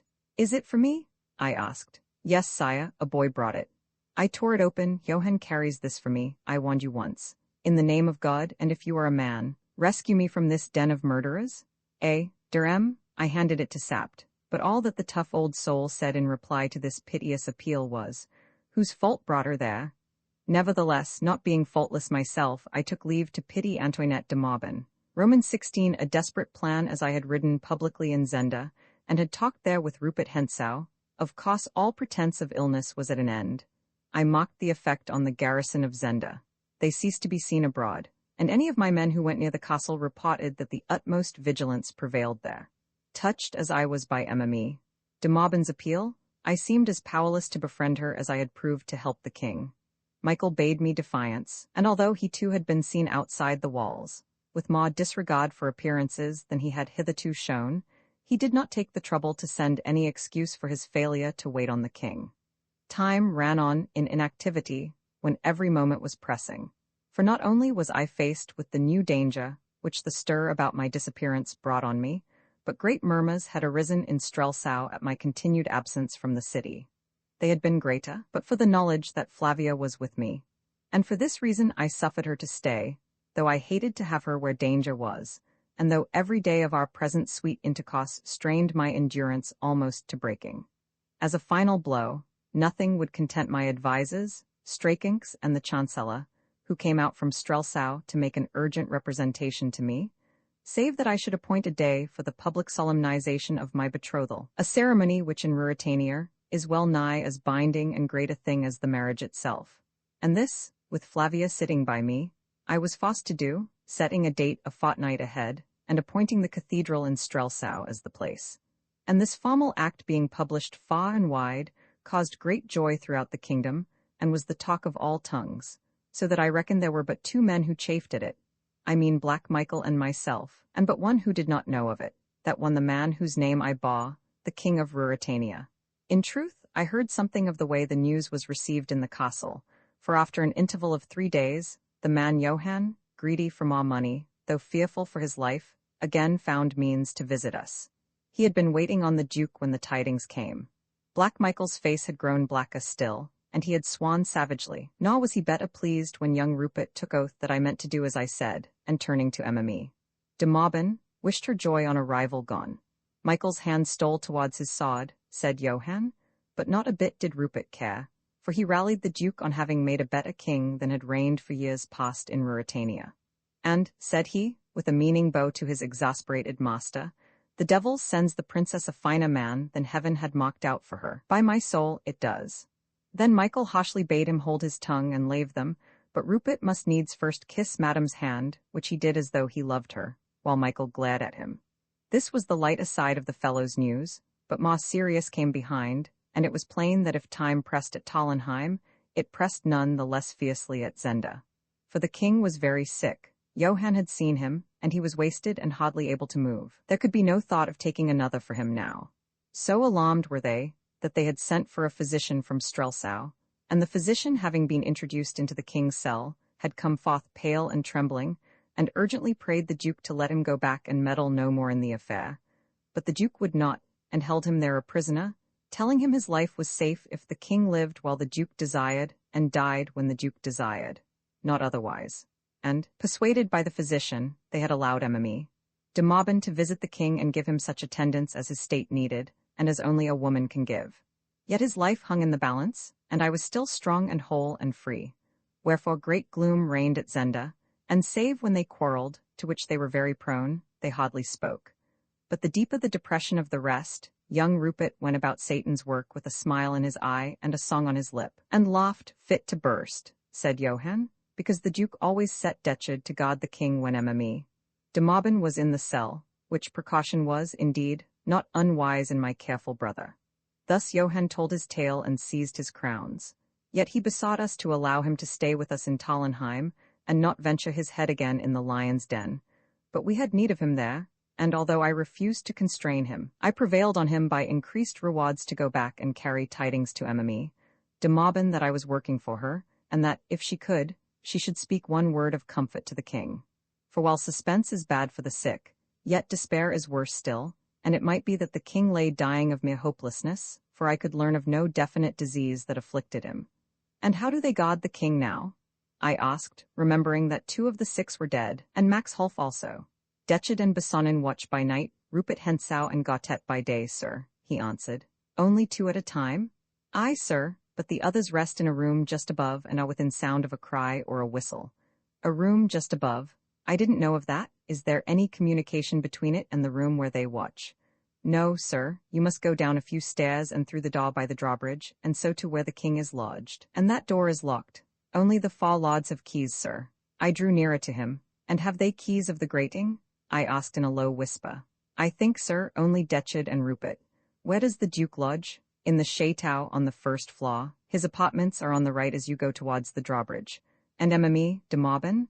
Just opposite on the left, but her door is locked after she has entered. To keep her in? Doubtless, sir. Perhaps for another reason. It is possible. And the Duke, I suppose, has the key? Yes, and the drawbridge is drawn back at night, and of that, too, the Duke holds the key, so that it cannot be run across the moat without application to him. And where do you sleep? In the entrance hall of the chateau, with 5 servants. Armed? They have pikes, sir, but no firearms. The Duke will not trust them with firearms. Then at last I took the matter boldly in my hands. I had failed once at Jacob's ladder. I should fail again there. I must make the attack from the other side. I have promised you 20,000 crowns, said I. You shall have 50,000 if you will do what I ask of you tomorrow night. But first, do those servants know who your prisoner is? No, sir, they believe him to be some private enemy of the Duke's. And they would not doubt that I am the king? How should they? He asked. Look to this then. Tomorrow, at 2 in the morning exactly, fling open the front door of the chateau. Don't fail by an instant. Shall you be there, sir? Ask no questions, do what I tell you, say the hall is close or what you will. That is all I ask of you. And may I escape by the door, sir, when I have opened it? Yes, as quick as your legs will carry you. One thing more. Carry this note to Madame. Oh, it's in French, you can't read it, and charge her, for the sake of all our lives, not to fail in what it orders. The man was trembling, but I had to trust to what he had of courage and to what he had of honesty. I dared not wait, for I feared that the king would die. When the fellow was gone, I called Sapt and Fritz to me, and unfolded the plan that I had formed. Sapt shook his head over it. Why can't you wait? He asked. The king may die. Michael will be forced to act before that. Then, said I, the king may live. Well, and if he does? For a fortnight? I asked simply, and Sapt bit his moustache. Suddenly Fritz von Tallenheim laid his hand on my shoulder. Let us go and make the attempt, said he. I mean you to go, don't be afraid, said I. Aye, but do you stay here and take care of the princess. A gleam came into old Sap's eye. We should have Michael one way or the other then, he chuckled. Whereas if you go and are killed with the king, what will become of those of us who are left? They will serve Queen Flavia, said I, and I would to God I could be one of them. A pause followed. Old Sapt broke it by saying sadly, yet with an unmeant drollery that set Fritz and me laughing, Why didn't old Rudolph III marry your great-grandmother, was it? Come, said I, it is the king we are thinking about.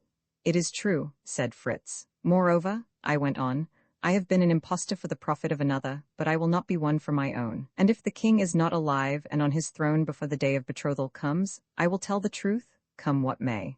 You shall go, lad, said Sapt. Here is the plan I had made.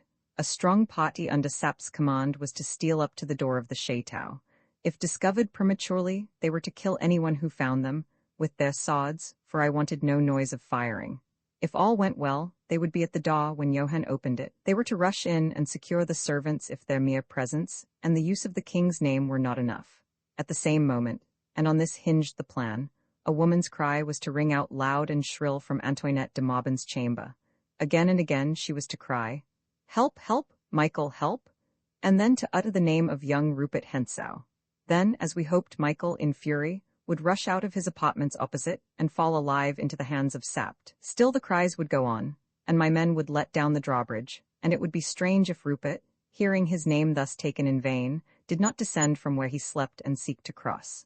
De Gautet might or might not come with him, that must be left to chance. And when Rupert set his foot on the drawbridge, there was my pot, for I was minded for another swim in the moat, and lest I should grow weary, I had resolved to take with me a small wooden ladder, on which I could rest my arms in the water, and my feet when I left it. I would rear it against the wall just by the bridge, and when the bridge was across, I would stealthily creep onto it, and then if Rupert or de Gautet crossed in safety, it would be my misfortune, not my fault. They dead, 2 men only would remain, and for them we must trust to the confusion we had created and to a sudden rush. We should have the keys of the door that led to the all-important rooms. Perhaps they would rush out. If they stood by their orders, then the king's life hung on the swiftness with which we could force the outer door, and I thanked God that not Rupert Hentzau watched, but Detcherd.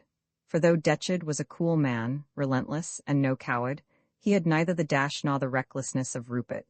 Moreover, he, if any one of them, really loved Black Michael, and it might be that he would leave Bessonnen to guard the king, and rush across the bridge to take part in the affray on the other side. So I planned, desperately. And that our enemy might be the better lulled to security, I gave orders that our residence should be brilliantly lighted from top to bottom, as though we were engaged in revelry, and should so be kept all night, with music playing and people moving to and fro. Strakenks would be there, and he was to conceal our departure, if he could, from Flavia, and if we came not again by the morning, he was to march, openly and in force to the castle, and demand the person of the king. If Black Michael were not there, as I did not think he would be, the marshal would take Flavia with him, as swiftly as he could, to Strelsau, and there proclaim Black Michael's treachery and the probable death of the king, and rally all that there was honest and true round the banner of the princess. And to say truth, this was what I thought most likely to happen, for I had great doubts whether either the king or Black Michael, or I had more than a day to live. Well, if Black Michael died, and if I, the play-actor, slew Rupert Hentzau with my own hand, and then died myself, it might be that fate would deal as lightly with Ruritania as could be hoped, notwithstanding that she demanded the life of the king. And to her dealing thus with me, I was in no temper to make objection. It was late when we rose from conference, and I betook me to the princess's apartments. She was pensive that evening, yet when I left her, she flung her arms about me and grew, for an instant, bashfully radiant as she slipped a ring on my finger. I was wearing the king's ring, but I had also on my little finger a plain band of gold engraved with the motto of our family, Nil qui feci. This I took off and put on her, and signed to her to let me go.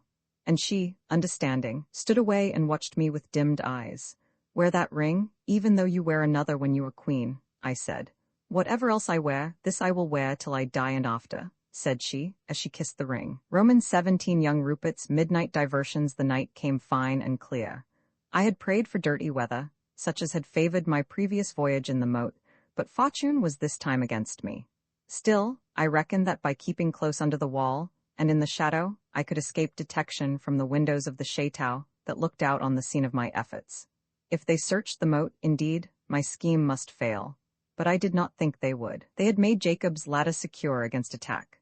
Johann had himself helped to fix it closely to the masonry on the underside, so that it could not now be moved from below any more than from above. An assault with explosives or a long battering with picks alone could displace it, and the noise involved in either of these operations put them out of the question. What harm, then, could a man do in the moat? I trusted that Black Michael, putting this query to himself, would answer confidently, none, while, even if Johann meant treachery, he did not know my scheme, and would doubtless expect to see me, at the head of my friends, before the front entrance to the chateau. There, I said to Sapt, was the real danger. And there, I added, you shall be, doesn't that content you? But it did not. Dearly would he have liked to come with me had I not utterly refused to take him.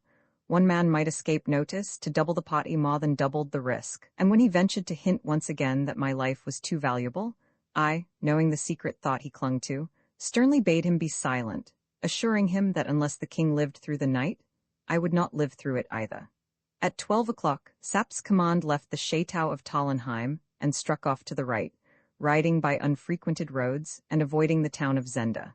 If all went well, they would be in front of the castle by about 1:45. Leaving their horses half a mile off, they were to steal up to the entrance and hold themselves in readiness for the opening of the door. If the door were not opened by 2, they were to send Fritz von Tallenheim round to the other side of the castle. I would meet him there if I were alive, and we would consult whether to storm the castle or not. If I were not there, they were to return with all speed to Tallenheim, rouse the marshal, and march in force to Zenda. For if not there, I should be dead, and I knew that the king would not be alive 5 minutes after I ceased to breathe. I must now leave Sapt and his friends, and relate how I myself proceeded on this eventful night.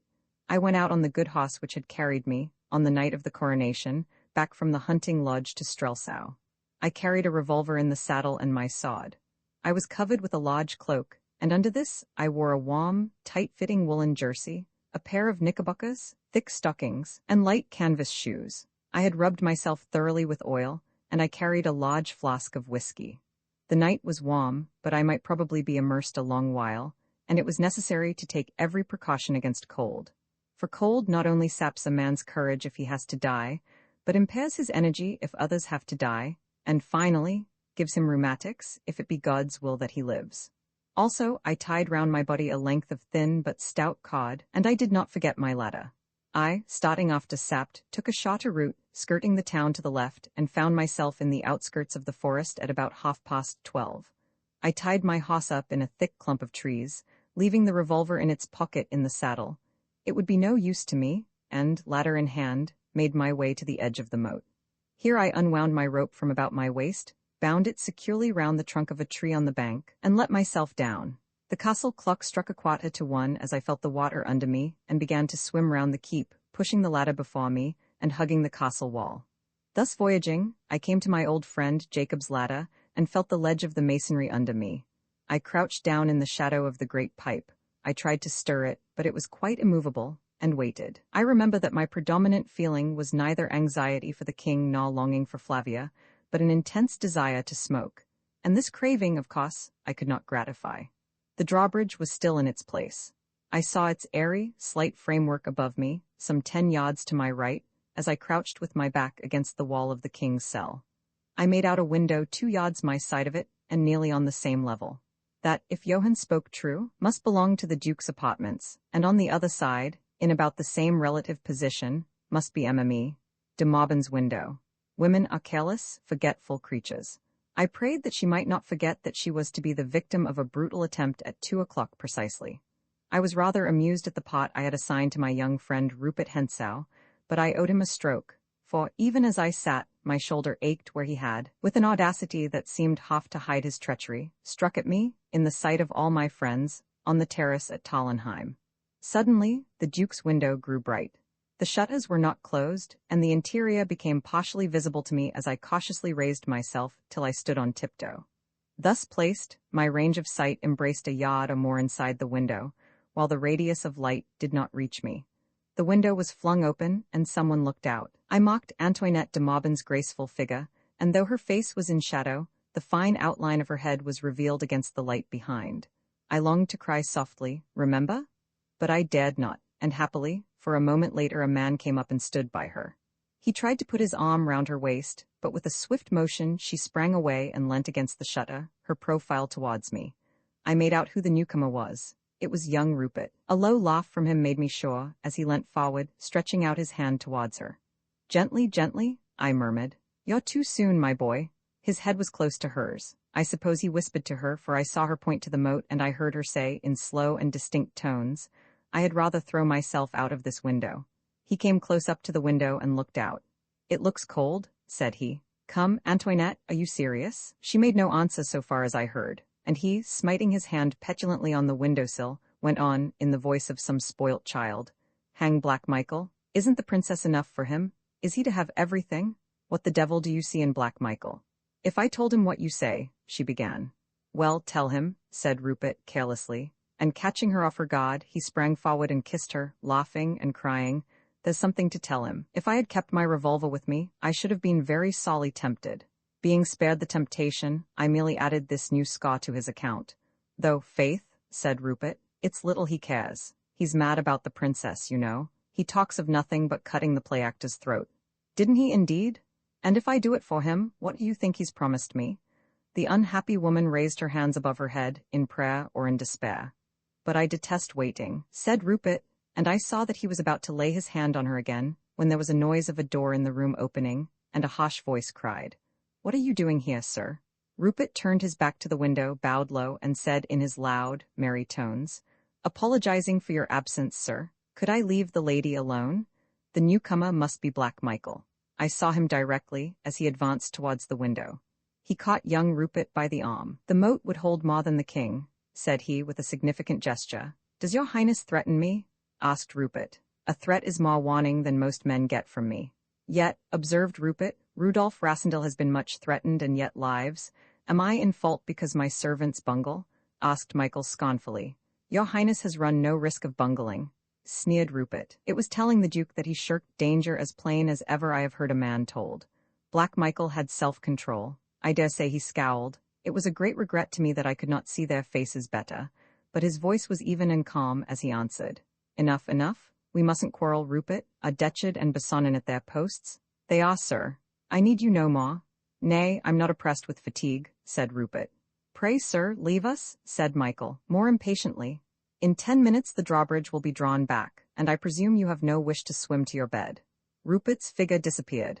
I heard the door open and shut again. Michael and Antoinette de Maubin were left together. To my chagrin, the Duke laid his hand on the window and closed it. He stood talking to Antoinette for a moment or two. She shook her head, and he turned impatiently away. She left the window. The door sounded again, and Black Michael closed the shutters. De Gautet, man," sounded from the drawbridge. "Unless you want a bath before your bed, come along." It was Rupert's voice coming from the end of the drawbridge. A moment later, he and de Gautet stepped out on the bridge. Rupert's arm was through de Gautet's, and in the middle of the bridge he detained his companion and leant over. I dropped behind the shelter of Jacob's ladder. Then Master Rupert had a little spot. He took from de Gautet a bottle which he carried and put it to his lips. "Hardly a drop," he cried discontentedly and flung it in the moat.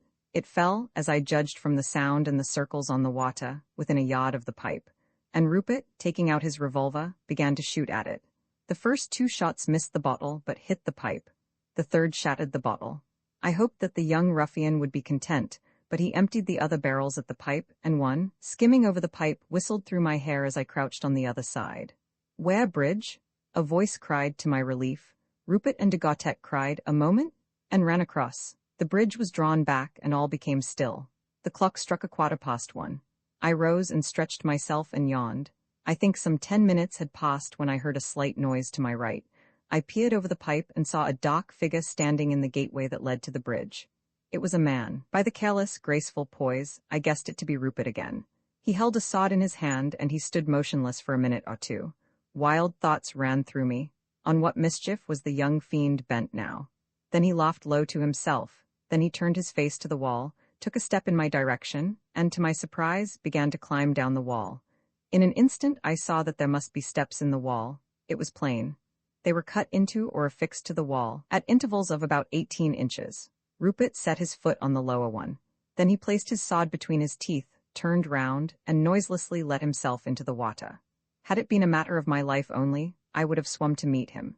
Dearly would I have loved to fight it out with him then and there, with steel, on a fine night, and none to come between us. But there was the king? I restrained myself, but I could not bridle my swift breathing, and I watched him with the intensest eagerness. He swam leisurely and quietly across. There were more steps up on the other side, and he climbed them. When he set foot in the gateway, standing on the drawn-back bridge, he felt in his pocket and took something out. I heard him unlock the door. I could hear no noise of its closing behind him. He vanished from my sight, abandoning my ladder. I saw I did not need it now. I swam to the side of the bridge and climbed halfway up the steps. There I hung with my sword in my hand, listening eagerly. The Duke's room was shuttered and dark. There was a light in the window on the opposite side of the bridge. Not a sound broke the silence, till 1:30 chimed from the great clock in the tower of the chateau. There were other plots than mine afoot in the castle that night. Roman 18, the forcing of the trap, the position wherein I stood does not appear very favorable to thought. Yet for the next moment or two, I thought profoundly. I had, I told myself, scored 1 point. Be Rupert Hensow's errand what it might, and the villainy he was engaged on what it would, I had scored 1 point. He was on the other side of the moat from the king, and it would be by no fault of mine if ever he set foot on the same side again. I had 3 left to deal with, 2 on guard and de Gautet in his bed. Ah, if I had the keys? I would have risked everything and attacked Detchard and Bessonin before their friends could join them. But I was powerless. I must wait till the coming of my friends enticed someone to cross the bridge, someone with the keys. And I waited, as it seemed, for half an hour, really for about 5 minutes before the next act in the rapid drama began. All was still on the other side. The Duke's room remained inscrutable behind its shutters. The light burnt steadily in Emmeline, de Maubin's window. Then I heard the faintest sound. It came from behind the door which led to the drawbridge on the other side of the moat. It but just reached my ear, yet I could not be mistaken as to what it was. It was made by a key being turned very carefully and slowly. Who was turning it? And of what room was it the key? There leapt before my eyes the picture of young Rupert, with the key in one hand, his sword in the other, and an evil smile on his face. But I did not know what door it was, nor on which of his favorite pursuits young Rupert was spending the hours of that night. I was soon to be enlightened, for the next moment, before my friends could be near the chateau door. Before Johann, the keeper, would have thought to nerve himself for his task, there was a sudden crash from the room with the lighted window. It sounded as though someone had flung down a lamp, and the window went dark and black. At the same instant a cry rang out, shrill in the night, "Help, help, Michael, help!" and was followed by a shriek of utter terror. I was tingling in every nerve. I stood on the topmost step, clinging to the threshold of the gate with my right hand and holding my sword in my left.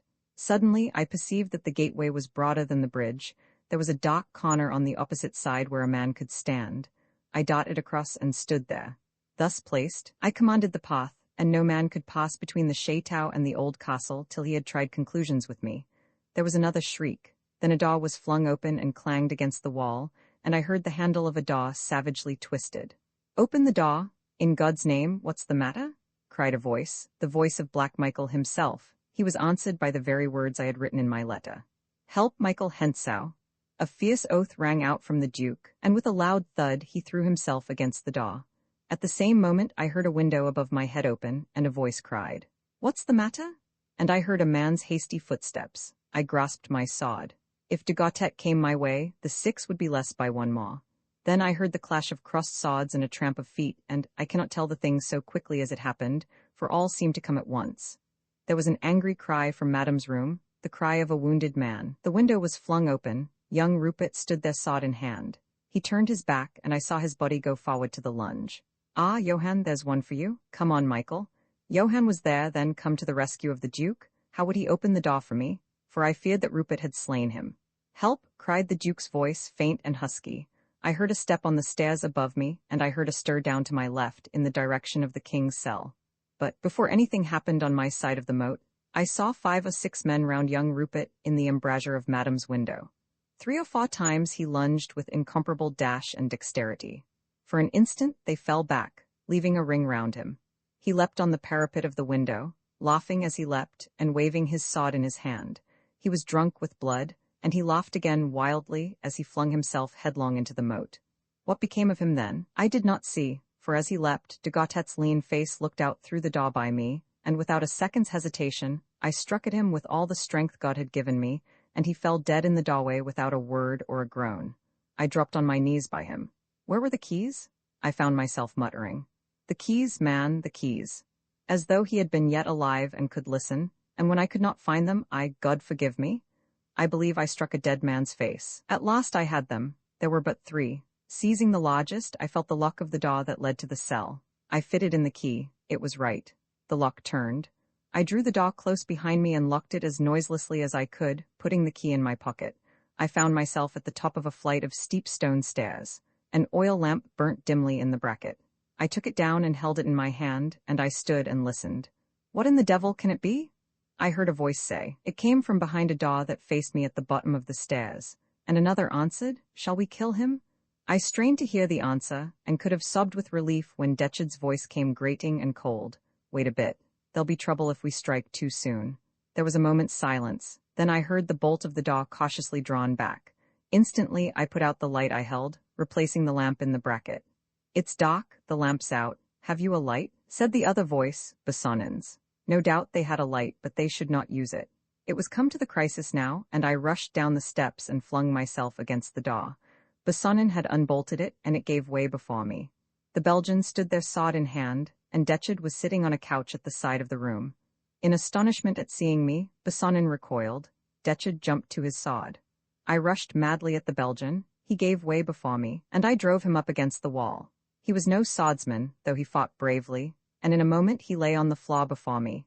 I turned. Detchard was not there. Faithful to his orders, he had not risked a fight with me, but had rushed straight to the door of the king's room, opened it, and slammed it behind him. Even now he was at his work inside. And surely he would have killed the king, and perhaps me also, had it not been for one devoted man who gave his life for the king. For when I forced the door, the sight I saw was this. The king stood in the corner of the room. Broken by his sickness, he could do nothing. His fetid hands moved uselessly up and down, and he was laughing horribly in half-mad delirium.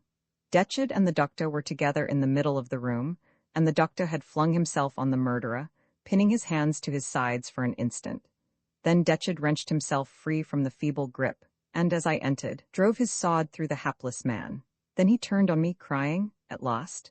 We were sword to sword. By blessed chance, neither he nor Bessonin had been wearing their revolvers. I found them afterwards, ready loaded, on the mantelpiece of the outer room.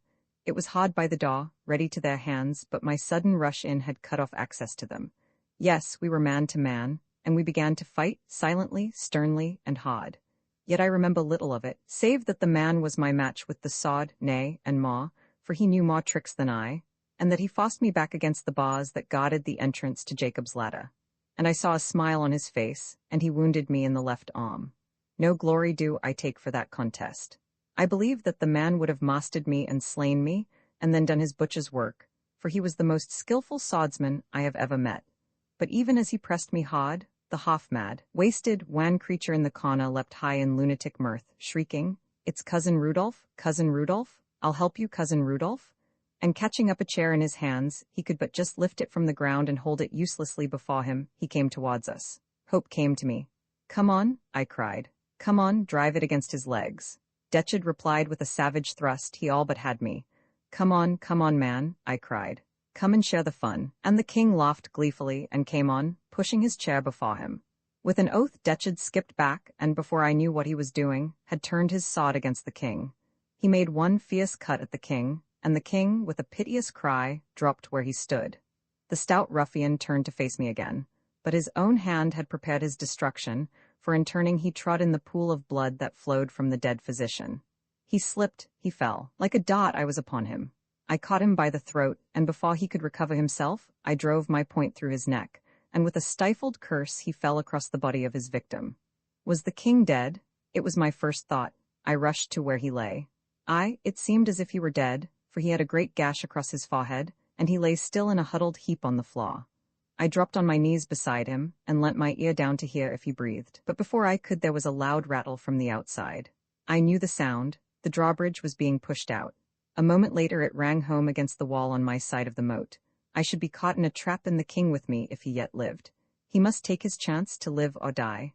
I took my sword and passed into the outer room. Who were pushing the drawbridge out? My men? If so, all was well. My eye fell on the revolvers, and I seized one, and paused to listen in the doorway of the outer room. To listen, say I? Yes, and to get my breath. And I tore my shirt and twisted a strip of it round my bleeding arm, and stood listening again. I would have given the world to hear Sap's voice, for I was faint, spent, and weary.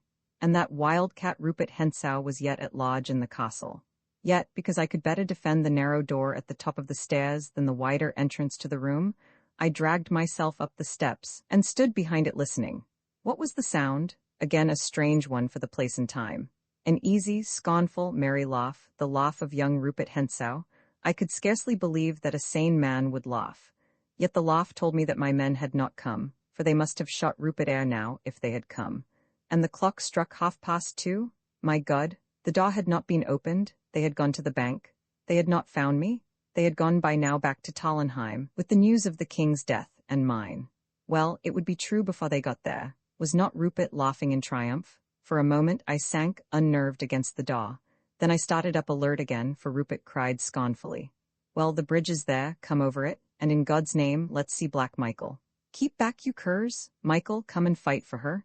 If it were a three-cornered fight, I might yet bear my pot. I turned the key in the door and looked out. Roman 19 face to face in the forest. For a moment I could see nothing, for the glare of lanterns and torches caught me full in the eyes from the other side of the bridge. But soon the scene grew clear, and it was a strange scene. The bridge was in its place. At the far end of it stood a group of the Duke's servants. 2 or 3 carried the lights which had dazzled me, 3 or 4 held pikes in rest. They were huddled together. Their weapons were protruded before them. Their faces were pale and agitated.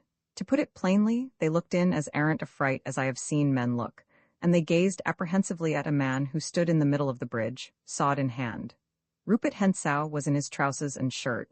The white linen was stained with blood, but his easy, buoyant pose told me that he was himself either not touched at all or merely scratched.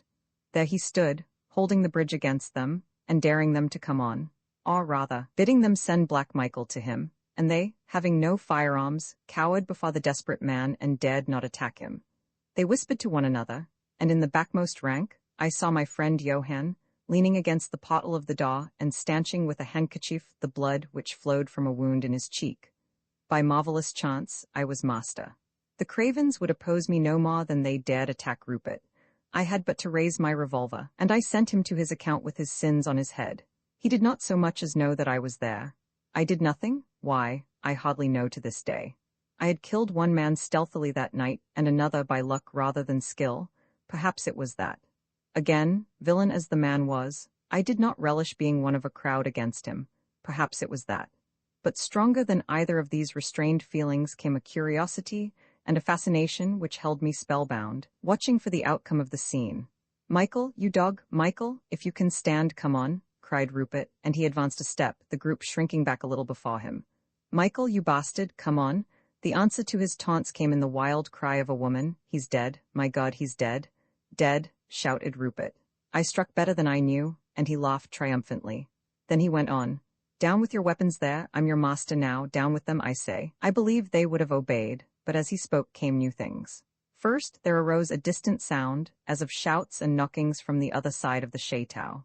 My heart leapt. It must be my men, come by a happy disobedience to seek me. The noise continued, but none of the rest seemed to heed it. Their attention was chained by what now happened before their eyes. The group of servants parted and a woman staggered onto the bridge. Antoinette de Maubin was in a loose white robe. Her dark hair streamed over her shoulders, her face was ghastly pale, and her eyes gleamed wildly in the light of the torches. In her shaking hand she held a revolver, and, as she tottered forward, she fired it at Rupert Hentzau. The ball missed him and struck the woodwork over my head. "Faith, madam," laughed Rupert, "had your eyes been no more deadly than your shooting, I had not been in this scrape, nor Black Michael in hell, tonight?" She took no notice of his words. With a wonderful effort, she calmed herself till she stood still and rigid. Then very slowly and deliberately she began to raise her arm again, taking most careful aim. He would be mad to risk it. He must rush on her, chancing the bullet, or retreat towards me. I covered him with my weapon. He did neither. Before she had got her aim, he bowed in his most graceful fashion, cried, "I can't kill where I've kissed," and before she or I could stop him, laid his hand on the parapet of the bridge and lightly leapt into the moat. At that very moment I heard a rush of feet and a voice I knew, Sap's cry, "God, it's the Duke dead." Then I knew that the king needed me no more, and throwing down my revolver I sprang out on the bridge. There was a cry of wild wonder. The king? And then I, like Rupert of Hentzau, sword in hand, vaulted over the parapet, intent on finishing my quarrel with him where I saw his curly head 15 yards off in the water of the moat. He swam swiftly and easily. I was weary and half crippled with my wounded arm. I could not gain on him. For a time I made no sound, but as we rounded the corner of the old keep I cried, "Stop, Rupert, stop!" I saw him look over his shoulder, but he swam on. He was under the bank now, searching, as I guessed, for a spot that he could climb. I knew there to be none, but there was my rope, which would still be hanging where I had left it. He would come to where it was before I could. Perhaps he would miss it, perhaps he would find it, and if he drew it up after him, he would get a good start of me. I put forth all my remaining strength and pressed on. At last I began to gain on him, for he, occupied with his search, unconsciously slackened his pace. Ah, he had found it? A low shout of triumph came from him. He laid hold of it and began to haul himself up. I was near enough to hear him mutter, "How the devil comes this here?" I was at the rope, and he, hanging in mid-air, saw me, but I could not reach him. "Hullo, who's here?" he cried in startled tones. For a moment, I believe, he took me for the king. I dare say I was pale enough to lend color to the thought, but an instant later he cried, "Why, it's the play-actor. How come you here, man?" And so saying he gained the bank. I laid hold of the rope, but I paused. He stood on the bank, sword in hand, and he could cut my head open or spit me through the heart as I came up. I let go the rope. "Never mind," said I, "but as I am here, I think I'll stay." He smiled down on me. "These women are the deuce," he began, when suddenly the great bell of the castle started to ring furiously, and a loud shout reached us from the moat. Rupert smiled again and waved his hand to me. "I should like a turn with you, but it's a little too hot," said he, and he disappeared from above me. In an instant, without thinking of danger, I laid my hand to the rope. I was up. I saw him 30 yards off, running like a deer towards the shelter of the forest. For once, Rupert Hentzau had chosen discretion for his part. I laid my feet to the ground and rushed after him, calling to him to stand. He would not.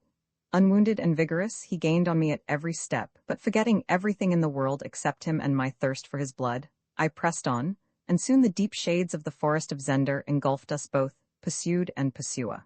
It was 3 o'clock now, and day was dawning. I was on a long straight grass avenue, and 100 yards ahead ran young Rupert, his curls waving in the fresh breeze.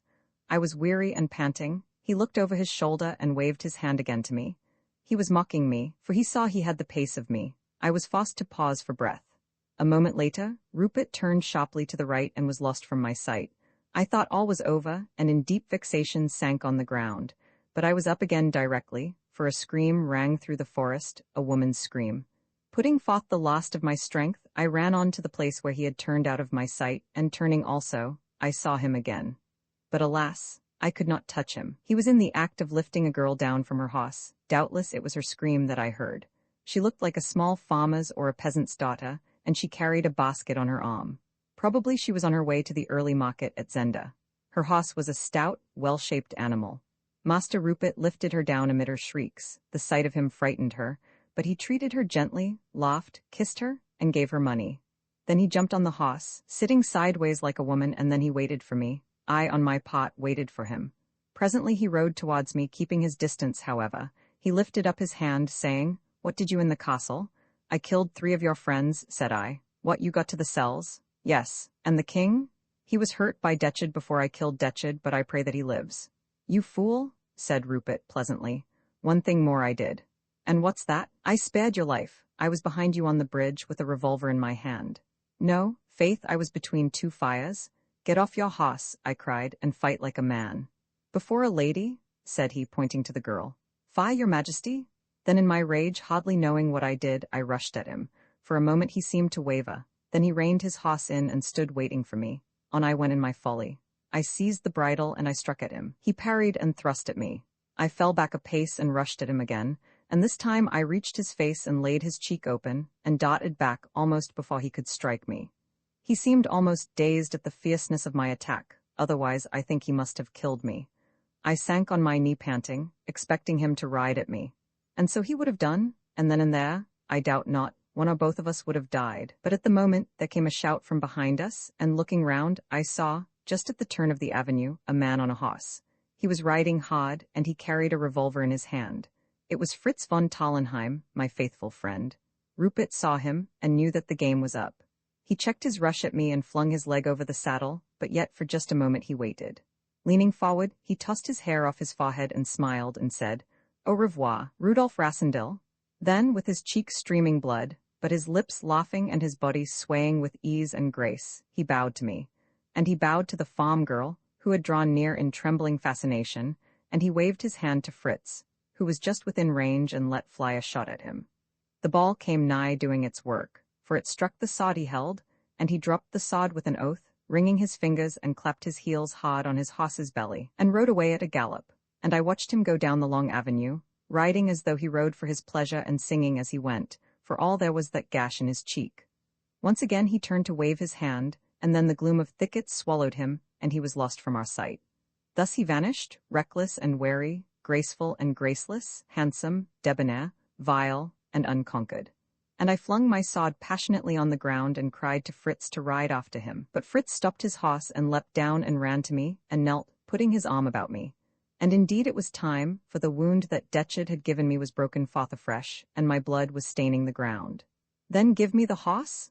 I cried, staggering to my feet and throwing his arms off me, and the strength of my rage carried me so far as where the horse stood, and then I fell prone beside it, and Fritz knelt by me again. "Fritz," I said. "Aye, friend, dear friend," he said, tender as a woman. "Is the king alive?" He took his handkerchief and wiped my lips and bent and kissed me on the forehead. "Thanks to the most gallant gentleman that lives," said he softly, "the king is alive." The little farm girl stood by us, weeping for fright and wide-eyed for wonder, for she had seen me at Zenda, and was not I, pallid, dripping, foul, and bloody as I was, yet was not I the king? And when I heard that the king was alive, I strove to cry, "Hurrah!" But I could not speak, and I laid my head back in Fritz's arms and closed my eyes, and I groaned. And then, lest Fritz should do me wrong in his thoughts, I opened my eyes and tried to say, "Hurrah!" again, but I could not. And being very tired, and now very cold, I huddled myself close up to Fritz to get the warmth of him, and shut my eyes again and went to sleep. Roman 2, concerning the color of men's hair, it was a maxim of my Uncle William's that no man should pass through Paris without spending 24 hours there. My uncle spoke out of a ripe experience of the world, and I honored his advice by putting up for a day and a night at the Continental on my way to the Tyrol. I called on George Featherly at the embassy, and we had a bit of dinner together at Durand's, and afterwards dropped into the opera. And after that we had a little supper, and after that we called on Bertram Bertrand, a versifier of some repute and Paris correspondent to the Critic. He had a very comfortable suite of rooms, and we found some pleasant fellows smoking and talking. It struck me, however, that Bertram himself was absent and in low spirits, and when everybody except ourselves had gone, I rallied him on his moping preoccupation. He fenced with me for a while, but at last, flinging himself on a sofa, he exclaimed, "Very well, have it your own way. I am in love, infernally in love. "Oh, you'll write the better poetry," said I, by way of consolation. He ruffled his hair with his hand and smoked furiously. George Featherly, standing with his back to the mantelpiece, smiled unkindly. "If it's the old affair," said he, "you may as well throw it up, Bert. She's leaving Paris tomorrow." "I know that," snapped Bertram. "Not that it would make any difference if she stayed," pursued the relentless George. "She flies higher than the paper trade, my boy." "Hang her," said Bertram. "It would make it more interesting for me," I ventured to observe, "if I knew who you were talking about." "Antoinette Maubin," said George. "De Maubin," growled Bertram. "Oh ho," said I, passing by the question of the de. "You don't mean to say, Bert? Can't you let me alone?" "Where's she going to?" I asked, for the lady was something of a celebrity. George jingled his money, smiled cruelly at poor Bertram, and answered pleasantly, "Nobody knows. By the way, Bert, I met a great man at her house the other night, at least about a month ago. Did you ever meet him, the Duke of Strelsau?" "Yes, I did," growled Bertram. An extremely accomplished man, I thought him. It was not hard to see that George's references to the Duke were intended to aggravate poor Bertram's sufferings, so that I drew the inference that the Duke had distinguished Mmme. de Maubin by his attentions. She was a widow, rich, handsome, and, according to repute, ambitious. It was quite possible that she, as George put it, was flying as high as a personage who was everything he could be, short of enjoying strictly royal rank. For the Duke was the son of the late King of Ruritania by a second and morganatic marriage, and half-brother to the new king. He had been his father's favorite, and it had occasioned some unfavorable comment when he had been created a duke, with a title derived from no less a city than the capital itself. His mother had been of good, but not exalted, birth. "He's not in Paris now, is he?" I asked. "Oh no, he's gone back to be present at the king's coronation, a ceremony which, I should say, he'll not enjoy much. But Bert, old man, don't despair. He won't marry the fair Antoinette, at least, not unless another plan comes to nothing. Still, perhaps she—" He paused and added, with a laugh, "Royal attentions are hard to resist, you know that, don't you, Rudolph?" "Confound you," said I, and rising, I left the hapless Bertram in George's hands and went home to bed. The next day George Featherly went with me to the station, where I took a ticket for Dresden. "Going to see the pictures?" asked George with a grin. George is an inveterate gossip, and had I told him that I was off to Ruritania, the news would have been in London in 3 days and in Park Lane in a week. I was, therefore, about to return an evasive answer, when he saved my conscience by leaving me suddenly and darting across the platform. Following him with my eyes, I saw him lift his hat and accost a graceful, fashionably dressed woman who had just appeared from the booking office. She was, perhaps, a year or two over 30, tall, dark, and of rather full figure. As George talked, I saw her glance at me, and my vanity was hurt by the thought that, muffled in a fur coat and a neck-wrapper, for it was a chilly April day, and wearing a soft traveling hat pulled down to my ears, I must be looking very far from my best. A moment later, George rejoined me. "You've got a charming traveling companion," he said. "That's poor Bertrand's goddess, Antoinette de Maubin, and like you, she's going to Dresden, also, no doubt, to see the pictures. It's very queer, though, that she doesn't at present desire the honor of your acquaintance." "I didn't ask to be introduced," I observed, a little annoyed. "Well, I offered to bring you to her, but she said, another time." "Never mind, old fellow, perhaps there'll be a smash, and you'll have a chance of rescuing her and cutting out the Duke of Strelsau." No smash, however, happened, either to me or to Mmme. de Maubin. I can speak for her as confidently as for myself, for when, after a night's rest in Dresden, I continued my journey, she got into the same train. Understanding that she wished to be let alone, I avoided her carefully, but I saw that she went the same way as I did to the very end of my journey, and I took opportunities of having a good look at her, when I could do so unobserved. As soon as we reached the Ruritanian frontier, where the old officer who presided over the custom house favored me with such a stare that I felt surer than before of my Elfberg physiognomy, I bought the papers and found in them news which affected my movements. For some reason, which was not clearly explained and seemed to be something of a mystery, the date of the coronation had been suddenly advanced, and the ceremony was to take place on the next day but one. The whole country seemed in a stir about it, and it was evident that Strelsau was thronged. Rooms were all let and hotels overflowing. There would be very little chance of my obtaining a lodging, and I should certainly have to pay an exorbitant charge for it. I made up my mind to stop at Zenda, a small town 50 miles short of the capital, and about 10 from the frontier. My train reached there in the evening.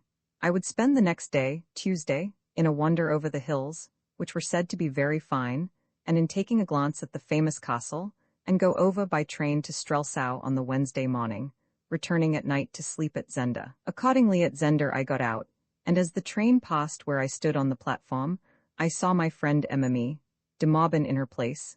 Clearly she was going through to Strelsau, having, with more providence than I could boast, secured apartments there. I smiled to think how surprised George Featherly would have been to know that she and I had been fellow travelers for so long. I was very kindly received at the hotel. It was really no more than an inn, kept by a fat old lady and her 2 daughters. They were good, quiet people, and seemed very little interested in the great doings at Strelsau. The old lady's hero was the Duke, for he was now, under the late king's will, master of the Zenda estates and of the castle, which rose grandly on its steep hill at the end of the valley a mile or so from the inn. The old lady, indeed, did not hesitate to express regret that the Duke was not on the throne instead of his brother.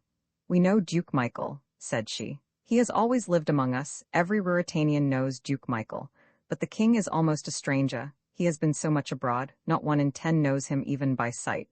And now," chimed in one of the young women, "they say he has shaved off his beard so that no one at all knows him." "Shaved his beard?" exclaimed her mother. "Who says so?" "Johann, the Duke's keeper. He has seen the king." "Ah, yes. The king, sir, is now at the Duke's hunting lodge in the forest here. From here he goes to Strelsau to be crowned on Wednesday morning." I was interested to hear this, and made up my mind to walk next day in the direction of the lodge, on the chance of coming across the king. The old lady ran on garrulously. "Ah, and I wish he would stay at his shooting, that and wine and 1 thing more are all he loves. They say, and suffer our Duke to be crowned on Wednesday, that I wish, and I don't care who knows it." "Hush, mother," urged the daughters. "Oh, there's many to think as I do," cried the old woman stubbornly. I threw myself back in my deep armchair and laughed at her zeal. "For my part," said the younger and prettier of the 2 daughters, a fair, buxom, smiling wench, "I hate Black Michael. A red Elfberg for me, mother. The king, they say, is as red as a fox or as—" and she laughed mischievously as she cast a glance at me and tossed her head at her sister's reproving face. "Many a man has cursed their red hair before now," muttered the old lady, and I remembered James, 5th Earl of Burlesdon.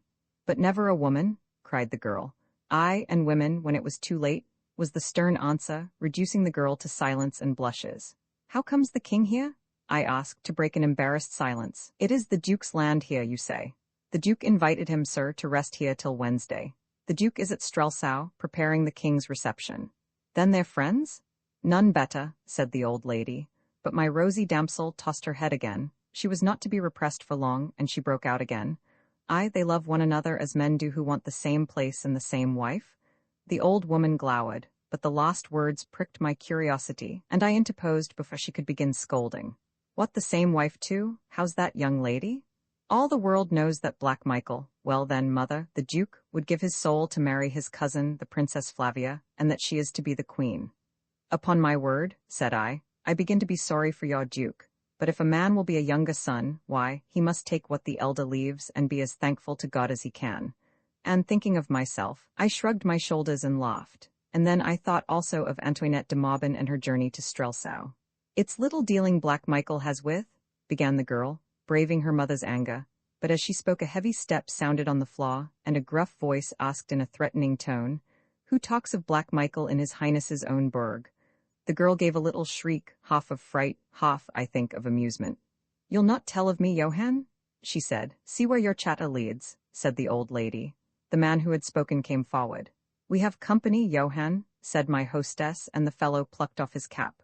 A moment later he saw me, and to my amazement he started back a step as though he had seen something wonderful. "What ails you, Johann?" asked the elder girl. "This is a gentleman on his travels, come to see the coronation." The man had recovered himself, but he was staring at me with an intense, searching, almost fierce glance. "Good evening to you," said I. "Good evening, sir," he muttered, still scrutinizing me, and the merry girl began to laugh as she called, "See, Johann, it is the color you love. He started to see your hair, sir. It's not the color we see most of here in Zenda." "I crave your pardon, sir," stammered the fellow, with puzzled eyes. "I expected to see no one." "Give him a glass to drink my health in, and I'll bid you good night, and thanks to you, ladies, for your courtesy and pleasant conversation." So speaking, I rose to my feet and with a slight bow turned to the door. The young girl ran to light me on the way, and the man fell back to let me pass, his eyes still fixed on me. The moment I was by, he started a step forward, asking, Pray, sir, do you know our king? I never saw him, said I. I hope to do so on Wednesday. He said no more, but I felt his eyes following me till the door closed behind me. My saucy conductor, looking over her shoulder at me as she preceded me upstairs, said, "There's no pleasing Master Johann for one of your colour, sir." "He prefers yours, maybe?" I suggested. "I meant, sir, in a man," she answered, with a coquettish glance. "What?" asked I, taking hold of the other side of the candlestick. "Does colour matter in a man?" "Nay, but I love yours, it's the Elfberg red." "Colour in a man," said I, "is a matter of no more moment than that," and I gave her something of no value. "God send the kitchen door be shut," said she. "Amen," said I, and left her. In fact, however, as I now know, colour is sometimes of considerable moment to a man. Roman 20. The prisoner, and the king in order to a full understanding of what had occurred in the castle of Zenda. It is necessary to supplement my account of what I myself saw and did on that night by relating briefly what I afterwards learnt from Fritz and Mme. de Maubin. The story told by the latter explained clearly how it happened that the cry which I had arranged as a stratagem and a sham had come, in dreadful reality, before its time, and had thus, as it seemed at the moment, ruined our hopes, while in the end it had favoured them. The unhappy woman, fired, I believe, by a genuine attachment to the Duke of Strelsau, no less than by the dazzling prospects which a dominion over him opened before her eyes, had followed him at his request from Paris to Ruritania. He was a man of strong passions, but of stronger will, and his cool head ruled both. He was content to take all and give nothing. When she arrived, she was not long in finding that she had a rival in the Princess Flavia. Rendered desperate, she stood at nothing which might give, or keep for her power over the Duke. As I say, he took and gave not. Simultaneously, Antoinette found herself entangled in his audacious schemes. Unwilling to abandon him, bound to him by the chains of shame and hope, yet she would not be a decoy, nor, at his bidding, lure me to death. Hence the letters of warning she had written. Whether the lines she sent to Flavia were inspired by good or bad feeling, by jealousy or by pity, I do not know. But here also she served us well. When the Duke went to Zenda, she accompanied him, and here for the first time she learnt the full measure of his cruelty, and was touched with compassion for the unfortunate king. From this time she was with us. Yet, from what she told me, I know that she still, as women will, loved Michael, and trusted to gain his life, if not his pardon, from the king as the reward for her assistance. His triumph she did not desire, for she loathed his crime, and loathed yet more fiercely what would be the prize of it, his marriage with his cousin, Princess Flavia. At Zenda new forces came into play, the lust and daring of young Rupert. He was caught by her beauty, perhaps it was enough for him that she belonged to another man, and that she hated him. For many days there had been quarrels and ill will between him and the Duke, and the scene which I had witnessed in the Duke's room was but one of many. Rupert's proposals to me, of which she had of course been ignorant, in no way surprised her when I related them. She had herself warned Michael against Rupert, even when she was calling on me to deliver her from both of them. On this night, then, Rupert had determined to have his will. When she had gone to her room, he, having furnished himself with a key to it, had made his entrance. Her cries had brought the Duke, and there in the dark room, while she screamed, the men had fought. And Rupert, having wounded his master with a mortal blow, had, on the servants rushing in, escaped through the window as I have described. The Duke's blood, spurting out, had stained his opponent's shirt, but Rupert, not knowing that he had dealt Michael his death, was eager to finish the encounter. How he meant to deal with the other three of the band, I know not. I dare say he did not think, for the killing of Michael was not premeditated. Antoinette, left alone with the Duke, had tried to stanch his wound, and thus was she busied till he died, and then, hearing Rupert's taunts, she had come forth to avenge him. Me she had not seen, nor did she till I darted out of my ambush, and leapt after Rupert into the moat. The same moment found my friends on the scene. They had reached the chateau in due time, and waited ready by the door. But Johann, swept with the rest to the rescue of the Duke, did not open it. Nay, he took a pot against Rupert, putting himself forward more bravely than any in his anxiety to avert suspicion, and he had received a wound in the embrasure of the window. Till nearly 2:30 Sapt waited. Then, following my orders, he had sent Fritz to search the banks of the moat. I was not there. Hastening back, Fritz told Sapt, and Sapt was for following orders still, and riding at full speed back to Tallenheim, while Fritz would not hear of abandoning me, let me have ordered what I would. On this they disputed some few minutes, then Sapt, persuaded by Fritz, detached a party under Bernenstein to gallop back to Tallenheim and bring up the marshal, while the rest fell to on the great door of the chateau. For several minutes it resisted them, then, just as Antoinette de Maubin fired at Rupert of Hentzau on the bridge, they broke in, 8 of them in all, and the first door they came to was the door of Michael's room, and Michael lay dead across the threshold, with a sword thrust through his breast. Sapt cried out at his death, as I had heard, and they rushed on the servants. But these, in fear, dropped their weapons, and Antoinette flung herself weeping at Sapt's feet, and all she cried was that I had been at the end of the bridge and leapt off. "What of the prisoner?" asked Sapt, but she shook her head. Then Sapt and Fritz, with the gentleman behind them, crossed the bridge slowly, warily, and without noise, and Fritz stumbled over the body of de Gautet in the way of the door. They felt him and found him dead.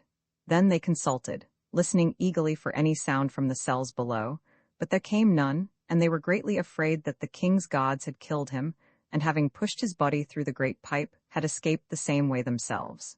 Yet, because I had been seen here, they had still some hope. Thus indeed Fritz, in his friendship, told me, and going back to Michael's body, pushing aside Antoinette, who prayed by it, they found a key to the door which I had locked and opened the door. The staircase was dark, and they would not use a torch at first, lest they should be more exposed to fire. But soon Fritz cried, "The door down there is open, see, there is light." So they went on boldly, and found none to oppose them. And when they came to the outer room and saw the Belgian, Bessonnen, lying dead, they thanked God, Sapt saying, "Aye, he has been here." Then rushing into the king's cell, they found Detcherd lying dead across the dead physician, and the king on his back with his chair by him. And Fritz cried, "He's dead." And Sapt drove all out of the room except Fritz and knelt down by the king, and having learnt more of wounds and the signs of death than I, he soon knew that the king was not dead, nor, if properly attended, would die. And they covered his face and carried him to Duke Michael's room, and laid him there. And Antoinette rose from praying by the body of the duke, and went to bathe the king's head and dress his wounds, till a doctor came. And Sapt, seeing I had been there, and having heard Antoinette's story, sent Fritz to search the moat and then the forest. He dared send no one else. And Fritz found my horse and feared the worst. Then, as I have told, he found me, guided by the shout with which I had called on Rupert to stop and face me. And I think a man has never been more glad to find his own brother alive than was Fritz to come on me, so that, in love and anxiety for me, he thought nothing of a thing so great as would have been the death of Rupert Hentzau. Yet, had Fritz killed him, I should have grudged it. The enterprise of the king's rescue being thus prosperously concluded, it lay on Colonel Sapt to secure secrecy, as to the king ever having been in need of rescue. Antoinette de Maubin and Johann, the keeper, who, indeed, was too much hurt to be wagging his tongue just now, were sworn to reveal nothing, and Fritz went forth to find, not the king, but the unnamed friend of the king, who had lain in Zenda and flashed for a moment before the dazed eyes of Duke Michael's servants on the drawbridge. The metamorphosis had happened, and the king, wounded almost to death by the attacks of the jailers who guarded his friend, had at last overcome them, and rested now, wounded but alive, in Black Michael's own room in the castle. There he had been carried, his face covered with a cloak, from the cell, and thence orders issued that if his friend were found, he should be brought directly and privately to the king, and that meanwhile messengers should ride at full speed to Tallenheim, to tell Marshal Strakenks to assure the princess of the king's safety, and to come himself with all speed to greet the king. The princess was enjoined to remain at Tallenheim, and there await her cousin's coming or his further injunctions. Thus the king would come to his own again, having wrought brave deeds, and escaped, almost by a miracle, the treacherous assault of his unnatural brother. This ingenious arrangement of my long-headed old friend prospered in every way, save where it encountered a farce that often defeats the most cunning schemes. I mean nothing else than the pleasure of a woman. For, let her cousin and sovereign send what command he chose or Colonel Sapt chose for him, and let Marshal Strakenks insist as he would, the Princess Flavia was in no way minded to rest at Tallenheim, while her lover lay wounded at Zenda. And when the Marshal, with a small suite, rode forth from Tallenheim on the way to Zenda, the princess's carriage followed immediately behind, and in this order they passed through the town, where the report was already rife that the king, going the night before to remonstrate with his brother, in all friendliness, for that he held one of the king's friends in confinement in the castle, had been most traitorously set upon, that there had been a desperate conflict, that the duke was slain with several of his gentlemen, and that the king, wounded as he was, had seized and held the castle of Zenda, all of which talk made, as may be supposed, a mighty excitement, and the wires were set in motion, And the tidings came to Strelsau only just after orders had been sent thither to parade the troops and overawe the dissatisfied quarters of the town with a display of farce. Thus the Princess Flavia came to Zenda. And as she drove up the hill, with the marshal riding by the wheel and still imploring her to return in obedience to the king's orders, Fritz von Tallenheim, with the prisoner of Zenda, came to the edge of the forest. I had revived from my swoon and walked, resting on Fritz's arm, and looking out from the cover of the trees, I saw the princess. Suddenly understanding from a glance at my companion's face that we must not meet her, I sank on my knees behind a clump of bushes. But there was one whom we had forgotten, but who followed us, and was not disposed to let slip the chance of earning a smile and maybe a crown or two. And, while we lay hidden, the little farm girl came by us and ran to the princess, curtsying and crying, "Madam, the king is here, in the bushes. May I guide you to him, madam?" "Nonsense, child," said old Strakenks. "The king lies wounded in the castle." "Yes, sir, he's wounded, I know, but he's there, with Count Fritz, and not at the castle," she persisted. "Is he in two places, or are there two kings?" asked Flavia, bewildered. "And how should he be there?" "He pursued a gentleman, madam, and they fought till Count Fritz came, and the other gentleman took my father's horse from me and rode away, but the king is here with Count Fritz." "Why, madam, is there another man in Ruritania like the king?" "No, my child," said Flavia softly. "I was told it afterwards," and she smiled and gave the girl money. "I will go and see this gentleman," and she rose to alight from the carriage. But at this moment Sapt came riding from the castle, and, seeing the princess, made the best of a bad job, and cried to her that the king was well tended and in no danger. "In the castle?" she asked. "Where else, madam?" said he, bowing. "But this girl says he is yonder, with Count Fritz." Sapt turned his eyes on the child with an incredulous smile. "Every fine gentleman is a king to such," said he. "Why, he's as like the king as one pea to another, madam," cried the girl, a little shaken but still obstinate. Sapt started round. The old marshal's face asked unspoken questions. Flavia's glance was no less eloquent. Suspicion spread quick. "I'll ride myself and see this man," said Sapt hastily. "Nay, I'll come myself," said the princess. "Then come alone," he whispered. And she, obedient to the strange hinting in his face, prayed the marshal and the rest to wait, and she and Sapt came on foot towards where we lay, Sapt waving to the farm girl to keep at a distance. And when I saw them coming, I sat in a sad heap on the ground and buried my face in my hands. I could not look at her. Fritz knelt by me, laying his hand on my shoulder. "Speak low, whatever you say," I heard Sapt whisper as they came up, and the next thing I heard was a low cry, half of joy, half of fear, from the princess. "It is he? Are you hurt?" And she fell on the ground by me and gently pulled my hands away, but I kept my eyes to the ground. "It is the king," she said. "Pray, Colonel Sapt, tell me where lay the wit of the joke you played on me?" We answered none of us. We three were silent before her. Regardless of them, she threw her arms round my neck and kissed me. Then Sapt spoke in a low, hoarse whisper. "It is not the king. Don't kiss him, he's not the king." She drew back for a moment, then, with an arm still round my neck, she asked, in superb indignation, "Do I not know my love? Rudolph, my love?" "It is not the king," said old Sapt again, and a sudden sob broke from tender-hearted Fritz. It was the sob that told her no comedy was afoot. "He is the king," she cried. "It is the king's face, the king's ring, my ring. It is my love." "Your love, madam," said old Sapt, "but not the king. The king is there in the castle, this gentleman. Look at me, Rudolph, look at me," she cried, taking my face between her hands. "Why do you let them torment me? Tell me what it means." Then I spoke, gazing into her eyes. "God forgive me, madam," I said. "I am not the king." I felt her hands clutch my cheeks. She gazed at me as never man's face was scanned yet. And I, silent again, saw wonder bond and doubt grow, and terror spring to life as she looked. And very gradually the grasp of her hands slackened. She turned to Sapt, to Fritz, and back to me. Then suddenly she reeled forward and fell in my arms, and with a great cry of pain I gathered her to me and kissed her lips. Sapt laid his hand on my arm. I looked up in his face, and I laid her softly on the ground and stood up, looking on her, cursing heaven that young Rupert Sod had spared me for this sharp a pang. Roman 21 If love were all. It was night, and I was in the cell wherein the king had lain in the castle of Zenda. The great pipe that Rupert of Hentzau had nicknamed Jacob's Ladder was gone, and the lights in the room across the moat twinkled in the darkness. All was still. The din and clash of strife were gone. I had spent the day hidden in the forest, from the time when Fritz had led me off, leaving Sapt with the princess. Under cover of dusk, muffled up, I had been brought to the castle and lodged where I now lay.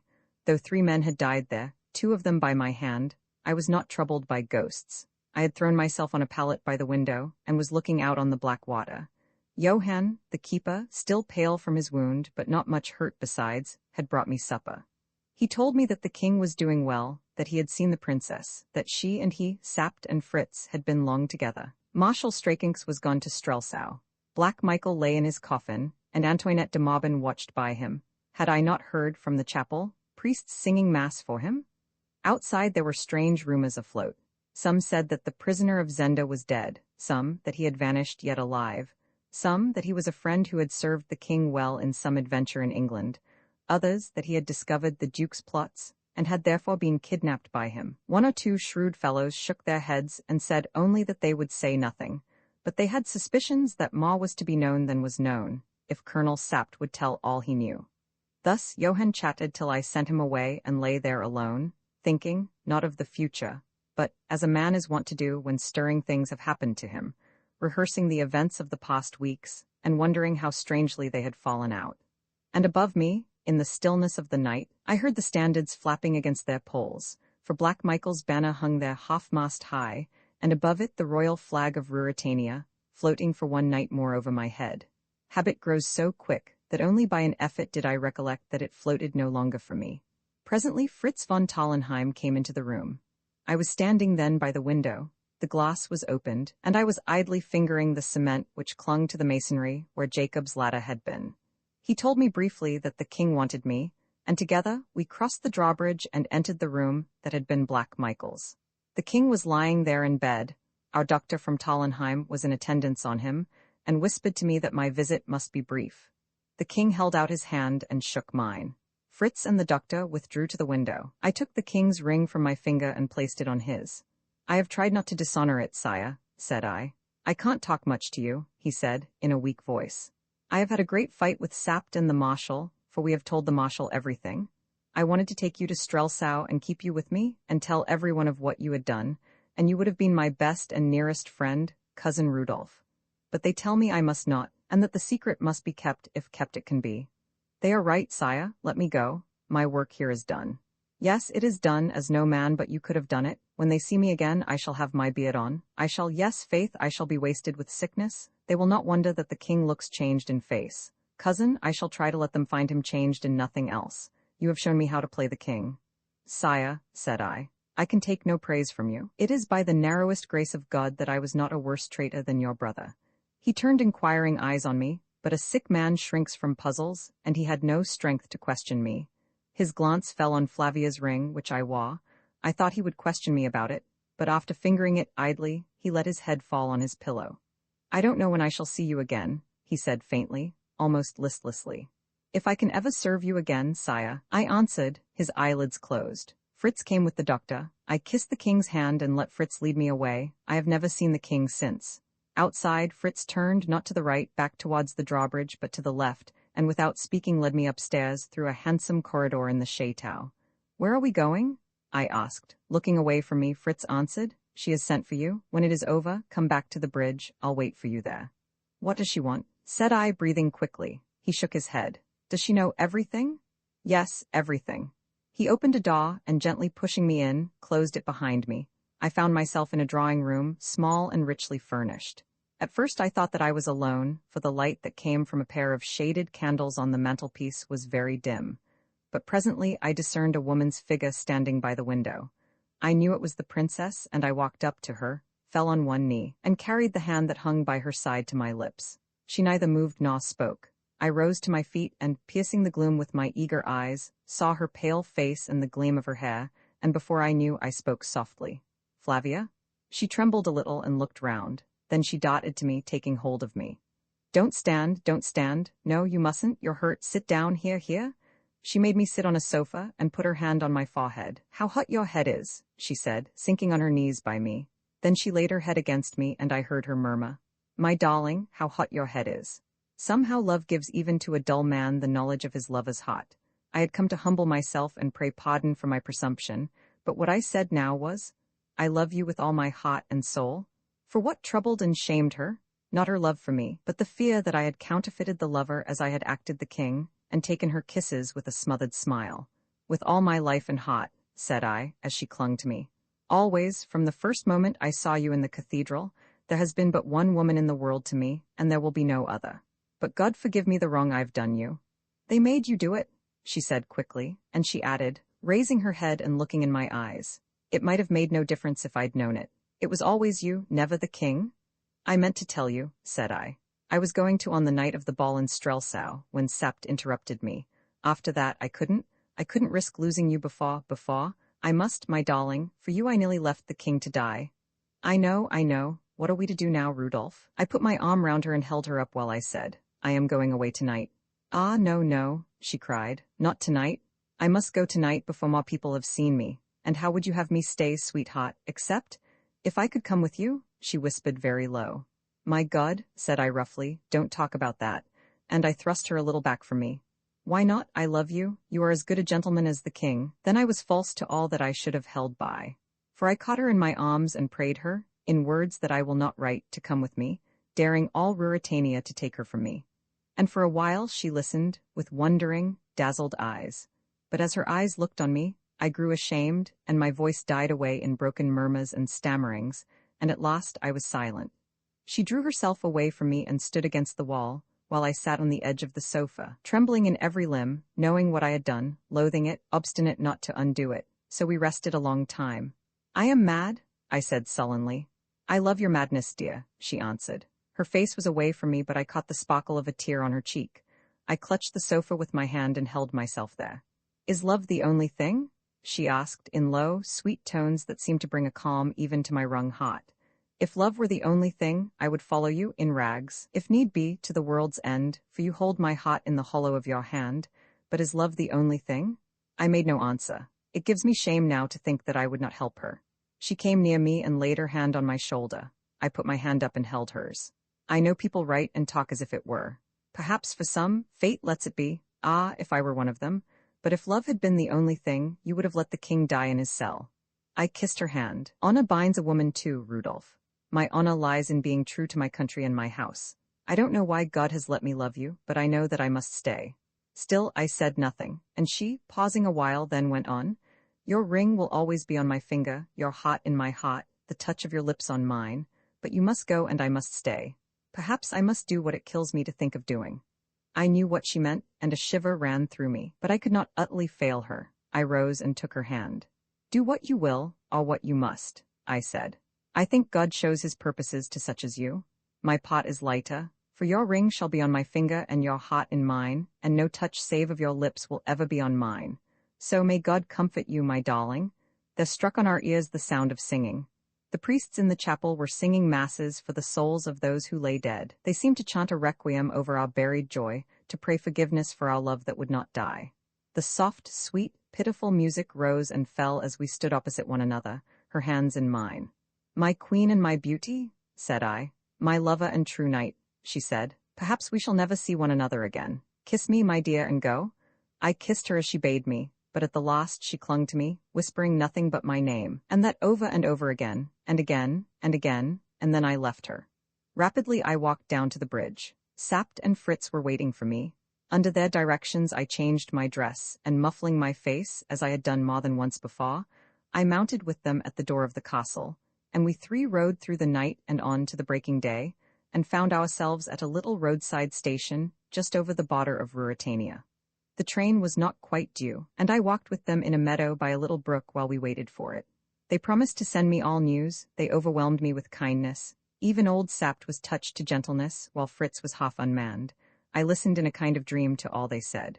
Rudolph, Rudolph, Rudolph, still rang in my ears, a burden of sorrow and of love. At last they saw that I could not heed them, and we walked up and down in silence, till Fritz touched me on the arm, and I saw, a mile or more away, the blue smoke of the train. Then I held out a hand to each of them. We are all but half men this morning, said I, smiling. But we have been men, Sept and Fritz, old friends. We have run a good cost between us. We have defeated traitors and set the king firm on his throne, said Sept. Then Fritz von Tallenheim suddenly, before I could discern his purpose or stay him, uncovered his head and bent as he used to do, and kissed my hand, and as I snatched it away, he said, trying to laugh, Heaven doesn't always make the right men kings. Old Sept twisted his mouth as he wrung my hand. "The devil has his share in most things," said he. The people at the station looked curiously at the tall man with the muffled face, but we took no notice of their glances. I stood with my two friends and waited till the train came up to us. Then we shook hands again, saying nothing, and both this time, and indeed, from old Sapt it seemed strange, bared their heads, and so stood still till the train bore me away from their sight, so that it was thought some great man travelled privately for his pleasure from the little station that morning, whereas, in truth it was only I, Rudolf Rassendyll, an English gentleman, a cadet of a good house, but a man of no wealth nor position, nor of much rank. They would have been disappointed to know that. Yet had they known all they would have looked more curiously still. For be I what I might now, I had been for 3 months a king, which, if not a thing to be proud of, is at least an experience to have undergone. Doubtless I should have thought more of it, had there not echoed through the air, from the towers of Zenda that we were leaving far away, into my ears and into my heart the cry of a woman's love. "Rudolf? Rudolf? Rudolf? Hark, I hear it now. Roman 22 present, past, and future?" The details of my return home can have but little interest. I went straight to the Tyrol and spent a quiet fortnight, mostly on my back, for a severe chill developed itself, and I was also the victim of a nervous reaction, which made me weak as a baby. As soon as I had reached my quarters, I sent an apparently careless postcard to my brother, announcing my good health and prospective return. That would serve to satisfy the inquiries as to my whereabouts, which were probably still vexing the prefect of the police of Strelsau. I let my moustache and imperial grow again, and as hair comes quickly on my face, they were respectable, though not luxuriant, by the time that I landed myself in Paris and called on my friend George Featherly. My interview with him was chiefly remarkable for the number of unwilling but necessary falsehoods that I told, and I rallied him unmercifully when he told me that he had made up his mind that I had gone in the track of Mme. de Maubin to Strelsau. The lady, it appeared, was back in Paris, but was living in great seclusion, a fact for which gossip found no difficulty in accounting. Did not all the world know of the treachery and death of Duke Michael? Nevertheless, George bade Bertrand be of good cheer, for, said he flippantly, a live poet is better than a dead duke. Then he turned on me and asked, "What have you been doing to your moustache?" "To tell the truth," I answered, assuming a sly air, "a man now and then has reasons for wishing to alter his appearance, but it's coming on very well again." "What, then I wasn't so far out, if not the fair Antoinette, there was a charmer?" "There is always a charmer," said I, sententiously. But George would not be satisfied till he had wormed out of me. He took much pride in his ingenuity, an absolutely imaginary love affair, attended with the proper soupçon of scandal, which had kept me all this time in the peaceful regions of the Tyrol. In return for this narrative, George regaled me with a great deal of what he called inside information, known only to diplomatists, as to the true cause of events in Ruritania, the plots and counterplots. In his opinion, he told me, with a significant nod, there was more to be said for Black Michael than the public supposed, and he hinted at a well-founded suspicion that the mysterious prisoner of Zenda, concerning whom a good many paragraphs had appeared, was not a man at all. But here I had much ado not to smile, a woman disguised as a man, and that strife between the king and his brother for this imaginary lady's favor was at the bottom of their quarrel. "Perhaps it was Mme. de Maubin herself," I suggested. "No," said George decisively. "Antoinette de Maubin was jealous of her, and betrayed the Duke to the king for that reason. And to confirm what I say, it's well known that the Princess Flavier is now extremely cold to the king, after having been most affectionate." At this point I changed the subject and escaped from George's inspired delusions. But if diplomatists never know anything more than they had succeeded in finding out in this instance, they appear to me to be somewhat expensive luxuries. While in Paris, I wrote to Antoinette, though I did not venture to call upon her. I received in return a very affecting letter, in which she assured me that the king's generosity and kindness, no less than her regard for me, bound her conscience to absolute secrecy. She expressed the intention of settling in the country and withdrawing herself entirely from society. Whether she carried out her designs, I have never heard, but as I have not met her, or heard news of her up to this time, it is probable that she did. There is no doubt that she was deeply attached to the Duke of Strelsau, and her conduct at the time of his death proved that no knowledge of the man's real character was enough to root her regard for him out of her heart. I had one more battle left to fight, a battle that would, I knew, be severe, and was bound to end in my complete defeat. Was I not back from the Tyrol, without having made any study of its inhabitants, institutions, scenery, fauna, flora, or other features? Had I not simply wasted my time in my usual frivolous, good-for-nothing way? That was the aspect of the matter which, I was obliged to admit, would present itself to my sister-in-law, and against a verdict based on such evidence, I had really no defense to offer. It may be supposed, then, that I presented myself in Park Lane in a shamefaced, sheepish fashion. On the whole, my reception was not so alarming as I had feared. It turned out that I had done, not what Rose wished, but the next best thing, what she prophesied. She had declared that I should make no notes, record no observations, gather no materials. My brother, on the other hand, had been weak enough to maintain that a serious resolve had at length animated me. When I returned empty-handed, Rose was so occupied in triumphing over Burlesdon that she let me down quite easily, devoting the greater part of her reproaches to my failure to advertise my friends of my whereabouts. "We've wasted a lot of time trying to find you," she said. "I know you have," said I. "Half our ambassadors have led weary lives on my account. George Featherly told me so. But why should you have been anxious? I can take care of myself." "Oh, it wasn't that," she cried scornfully, "but I wanted to tell you about Sir Jacob Borrodaile. You know, he's got an embassy, at least he will have in a month, and he wrote to say he hoped you would go with him." "Where's he going to?" "He's going to succeed Lord Topham at Strelsau," said she. "You couldn't have a nicer place short of Paris." "Strelsau, said I, glancing at my brother. "Oh, that doesn't matter," exclaimed Rose impatiently. "Now you will go, won't you?" "I don't know that I care about it." "Oh, you're too exasperating, and I don't think I can go to Strelsau." "My dear Rose, would it be suitable?" "Oh, nobody remembers that horrid old story now." Upon this, I took out of my pocket a portrait of the King of Ruritania. It had been taken a month or two before he ascended the throne. She could not miss my point when I said, putting it into her hands, "In case you've not seen, or not noticed, a picture of Rudolph V, there he is. Don't you think they might recall the story, if I appeared at the court of Ruritania?" My sister-in-law looked at the portrait and then at me.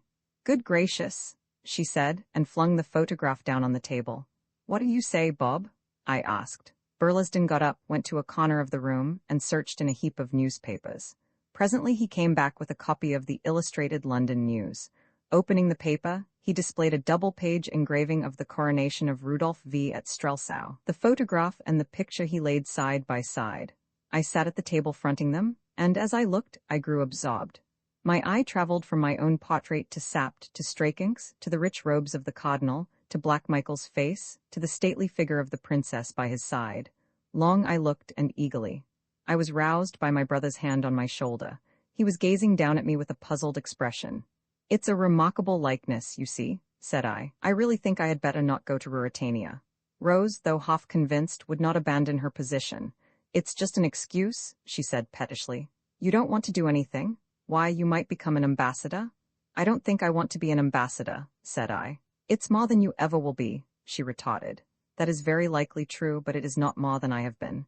The idea of being an ambassador could scarcely dazzle me. I had been a king." So pretty Rose left us in dudgeon, and Burlesdon, lighting a cigarette, looked at me still with that curious gaze. "That picture in the paper," he said. "Well, what of it? It shows that the King of Ruritania and your humble servant are as like as two peas." My brother shook his head. "I suppose so," he said, "but I should know you from the man in the photograph." "And not from the picture in the paper?" "I should know the photograph from the picture. The picture's very like the photograph. But, well, it's more like you," said my brother. My brother is a good man and true, so that, for all that he is a married man and mighty fond of his wife, he should know any secret of mine. But this secret was not mine, and I could not tell it to him. "I don't think it's so much like me as the photograph," said I boldly. "But anyhow, Bob, I won't go to Strelsau."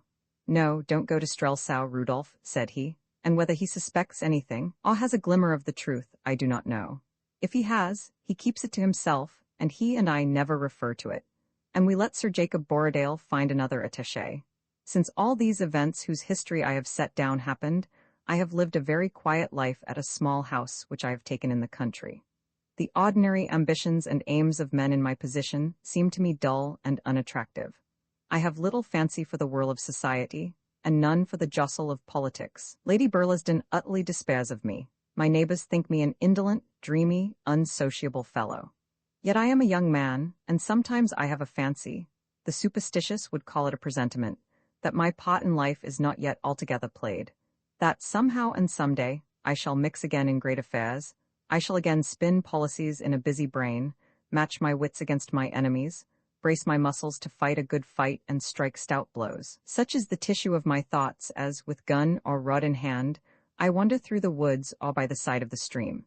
Whether the fancy will be fulfilled, I cannot tell, still less whether the scene that, led by memory, I lay for my new exploits will be the true one, for I love to see myself once again in the crowded streets of Strelsau, or beneath the frowning keep of the castle of Zenda.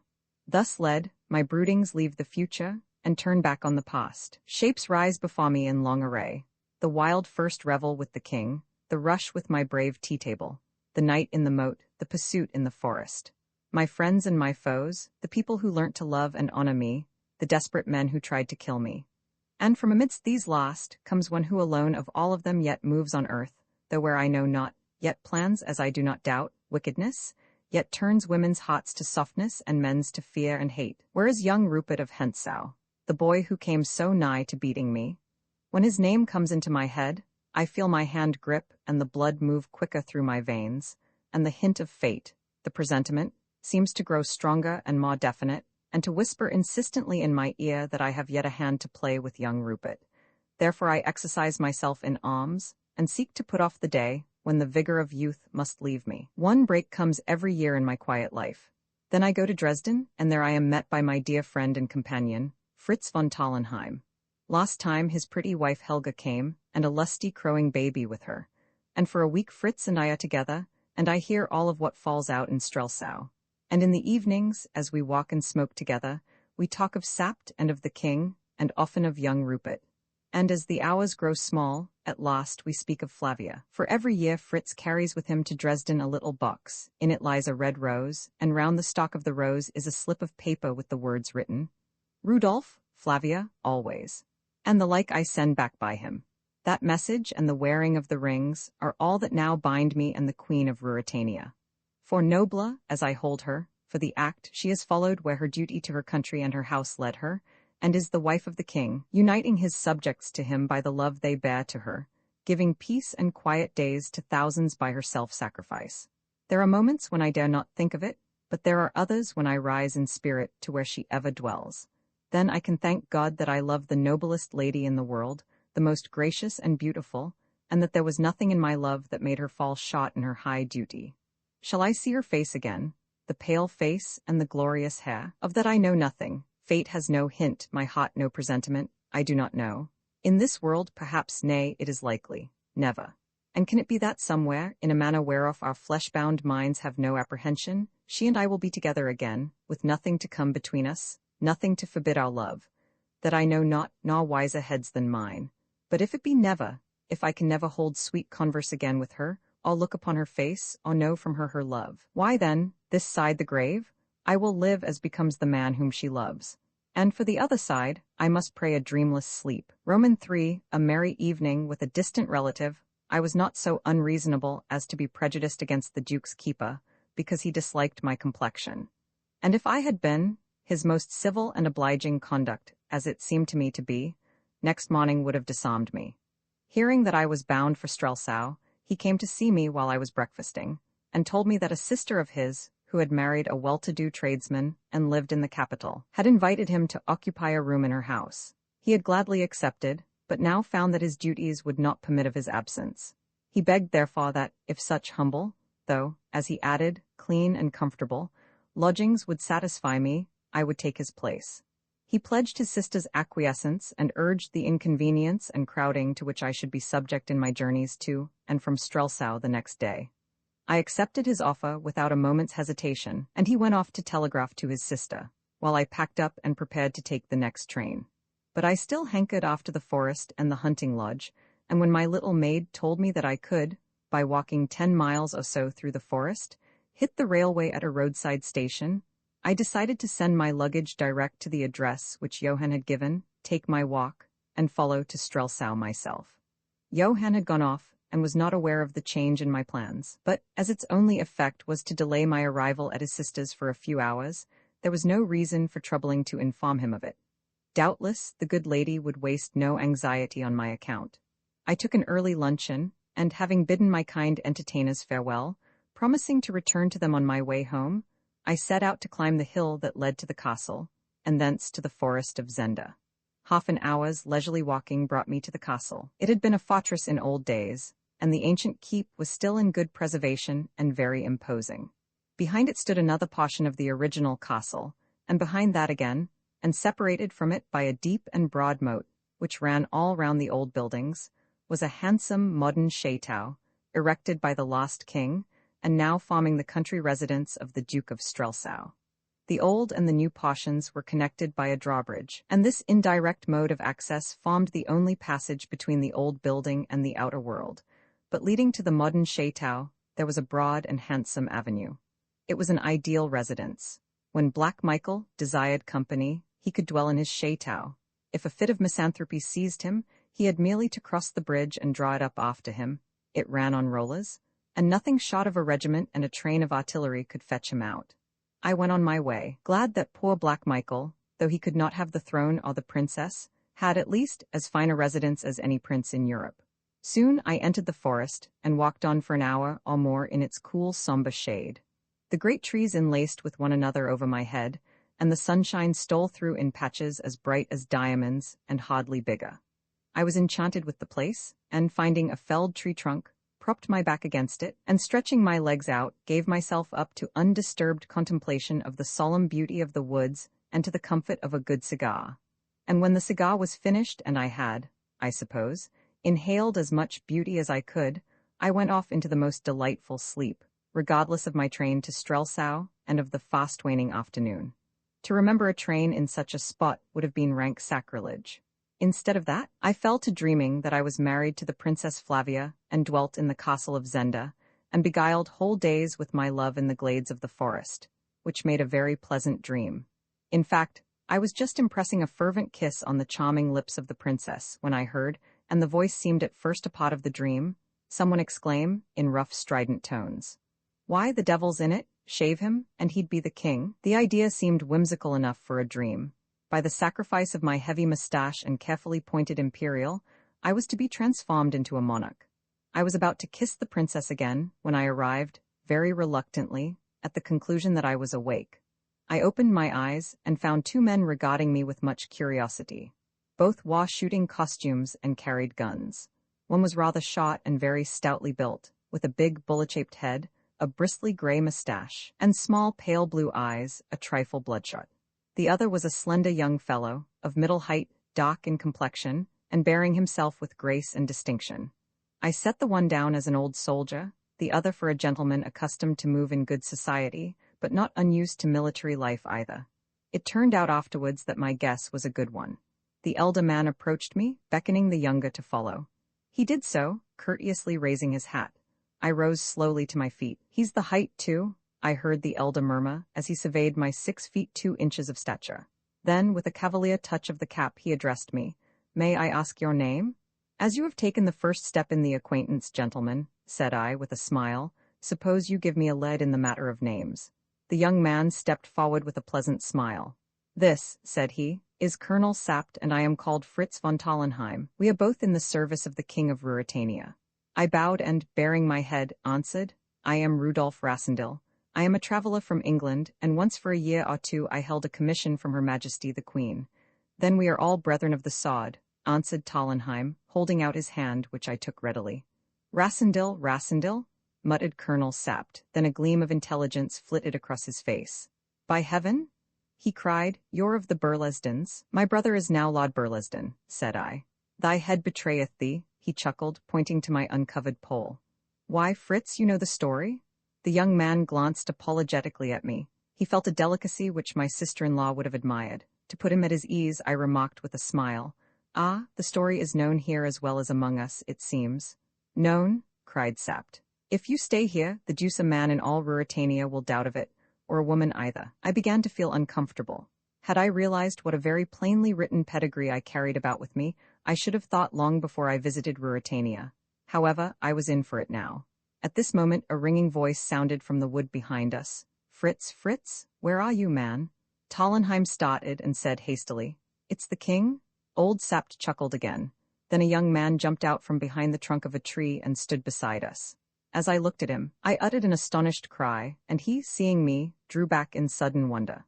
Saving the hair on my face and a manner of conscious dignity which his position gave him, saving also that he lacked perhaps half an inch, nay, less than that, but still something, of my height, the king of Ruritania might have been Rudolf Rassendyll, and I, Rudolf, the king. For an instant we stood motionless, looking at one another. Then I bared my head again and bowed respectfully. The king found his voice, and asked in bewilderment, "Colonel Fritz, who is this gentleman?" I was about to answer when Colonel Sapt stepped between the king and me, and began to talk to his majesty in a low growl. The king towered over Sapt, and as he listened, his eyes now and again sought mine. I looked at him long and carefully. The likeness was certainly astonishing, though I saw the points of difference also. The king's face was slightly more fleshy than mine, the oval of its contour the least trifle more pronounced, and as I fancied, his mouth lacking something of the firmness or obstinacy which was to be gathered from my close-shutting lips. But for all that, and above all minor distinctions, the likeness rose striking, salient, wonderful. Sapt ceased speaking, and the king still frowned. Then, gradually, the corners of his mouth began to twitch, his nose came down, as mine does when I laugh, his eyes twinkled, and behold, he burst into the merriest fit of irrepressible laughter, which rang through the woods and proclaimed him a jovial soul. "Well met, cousin?" he cried, stepping up to me, clapping me on the back, and laughing still. "You must forgive me if I was taken aback. A man doesn't expect to see double at this time of day, eh, Fritz?" "I must pray pardon, sire, for my presumption," said I. "I trust it will not forfeit your majesty's favor." "By heaven, you'll always enjoy the king's countenance," he laughed, "whether I like it or not, and sir, I shall very gladly add to it what services I can. Where are you traveling to?" "To Strelsau, sire, to the coronation." The king looked at his friends. He still smiled, though his expression hinted some uneasiness, but the humorous side of the matter caught him again. "Fritz, Fritz," he cried, "1,000 crowns for a sight of brother Michael's face when he sees a pair of us," and the merry laugh rang out again. "Seriously," observed Fritz von Tallenheim, "I question Mr. Rassendyll's wisdom in visiting Strelsau just now." The king lit a cigarette. "Well, Sapt?" said he questioningly. "He mustn't go," growled the old fellow. "Come, Colonel, you mean that I should be in Mr. Rassendyll's debt if—" "Oh, I wrap it up in the right way," said Sapt, hauling a great pipe out of his pocket. "Enough, sire," said I. "I'll leave Ruritania today." "No, by thunder, you shan't, and that's sans phrase as Sapt likes it, for you shall dine with me tonight, happen what will afterwards." "Come, man, you don't meet a new relation every day." "We dine sparingly tonight," said Fritz von Tallenheim. "Not we with our new cousin for a guest," cried the king, and as Fritz shrugged his shoulders, he added, "Oh, I'll remember our early start, Fritz." "So will I tomorrow morning," said old Sapt, pulling at his pipe. "Oh, wise old Sapt," cried the king. "Come, Mr. Rassendyll, by the way, what name did they give you?" "Your Majesty's," I answered, bowing. "Well, that shows they weren't ashamed of us," he laughed. "Come then, cousin Rudolph. I've got no house of my own here, but my dear brother Michael lends us a place of his, and will make shift to entertain you there." And he put his arm through mine and, signing to the others to accompany us, walked me off, westily, through the forest. We walked for more than half an hour, and the king smoked cigarettes and chatted incessantly. He was full of interest in my family, laughed heartily when I told him of the portraits with Elfberg hair in our galleries, and yet more heartily when he heard that my expedition to Ruritania was a secret one. "You have to visit your disreputable cousin on the sly, have you?" said he. Suddenly emerging from the wood, we came on a small and rude hunting lodge. It was a one-story building, a sort of bungalow, built entirely of wood. As we approached it, a little man in a plain livery came out to meet us. The only other person I saw about the place was a fat elderly woman, whom I afterwards discovered to be the mother of Johann, the Duke's keeper. "Well, is dinner ready, Joseph?" asked the king. The little servant informed us that it was, and we soon sat down to a plentiful meal. The fare was plain enough. The king ate heartily, Fritz von Tallenheim delicately, old Sapt voraciously. I played a good knife and fork, as my custom is. The king noticed my performance with approval. "We're all good trenchermen, we Elfbergs," said he. "But what? We're eating dry. Wine, Joseph, wine, man. Are we beasts to eat without drinking? Are we cattle, Joseph?" At this reproof Joseph hastened to load the table with bottles. "Remember tomorrow," said Fritz. "Aye, tomorrow," said old Sapt. The king drained a bumper to his cousin Rudolph, as he was gracious, all merry, enough to call me, and I drank its fellow to the Elfberg red, whereat he laughed loudly. Now, be the meat what it might, the wine we drank was beyond all price or praise, and we did it justice. Fritz ventured once to stay the king's hand. What? Cried the king. Remember you start before I do, Master Fritz, you must be more sparing by 2 hours than I. Fritz saw that I did not understand. The colonel and I, he explained, leave here at 6, we ride down to Zenda and return with the guard of honor to fetch the king at 8, and then we all ride together to the station. Hang that same guard? Growled Sapt. Oh, it's very civil of my brother to ask the honor for his regiment, said the king. Come, cousin, you need not start early. Another bottle, man? I had another bottle, or rather, a pot of one, for the larger half travelled quickly down his majesty's throat. Fritz gave up his attempts at persuasion. From persuading, he fell to being persuaded, and soon we were all of us as full of wine as we had any right to be. The king began talking of what he would do in the future, old Sapt of what he had done in the past, Fritz of some beautiful girl or other, and I of the wonderful merits of the Elfberg dynasty. We all talked at once, and followed to the letter Sapt's exhortation to let the morrow take care of itself. At last the king set down his glass and leant back in his chair. I have drunk enough, said he. Far be it from me to contradict the king, said I. Indeed, his remark was most absolutely true, so far as it went. While I yet spoke, Joseph came and set before the king a marvelous old wicker-covered flagon. It had lain so long in some darkened cellar that it seemed to blink in the candlelight. His Highness the Duke of Strelsau bade me set this wine before the king, when the king was weary of all other wines, and pray the king to drink, for the love that he bears his brother. Well done, Black Michael, said the king. Out with the cock, Joseph. Hang him? Did he think I'd flinch from his bottle? The bottle was opened, and Joseph filled the king's glass. The king tasted it. Then, with a solemnity born of the hour and his own condition, he looked round on us. Gentlemen, my friends, Rudolph, my cousin, 'tis a scandalous story, Rudolph, on my honor. Everything is yours to the half of Ruritania. But ask me not for a single drop of this divine bottle, which I will drink to the health of that sly knave, my brother, Black Michael. And the king seized the bottle and turned it over his mouth, and drained it and flung it from him, and laid his head on his arms on the table. And we drank pleasant dreams to his majesty. And that is all I remember of the evening. Perhaps it is enough. Roman Faw, the king keeps his appointment, whether I had slept a minute or a year I knew not. I awoke with a start and a shiver. My face, hair, and clothes dripped water, and opposite me stood old Sapt, a sneering smile on his face and an empty bucket in his hand.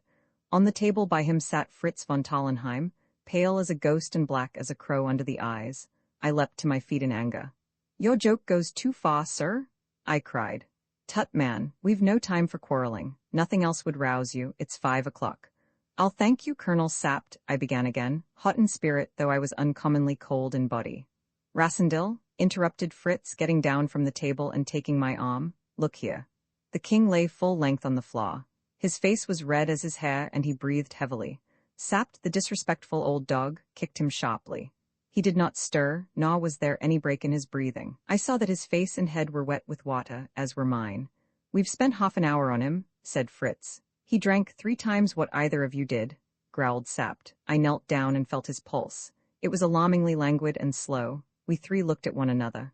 Was it drugged, that last bottle? I asked in a whisper. I don't know, said Sapt. We must get a doctor. There's none within 10 miles, and 1,000 doctors wouldn't take him to Strelsau today. I know the look of it, he'll not move for 6 or 7 hours yet.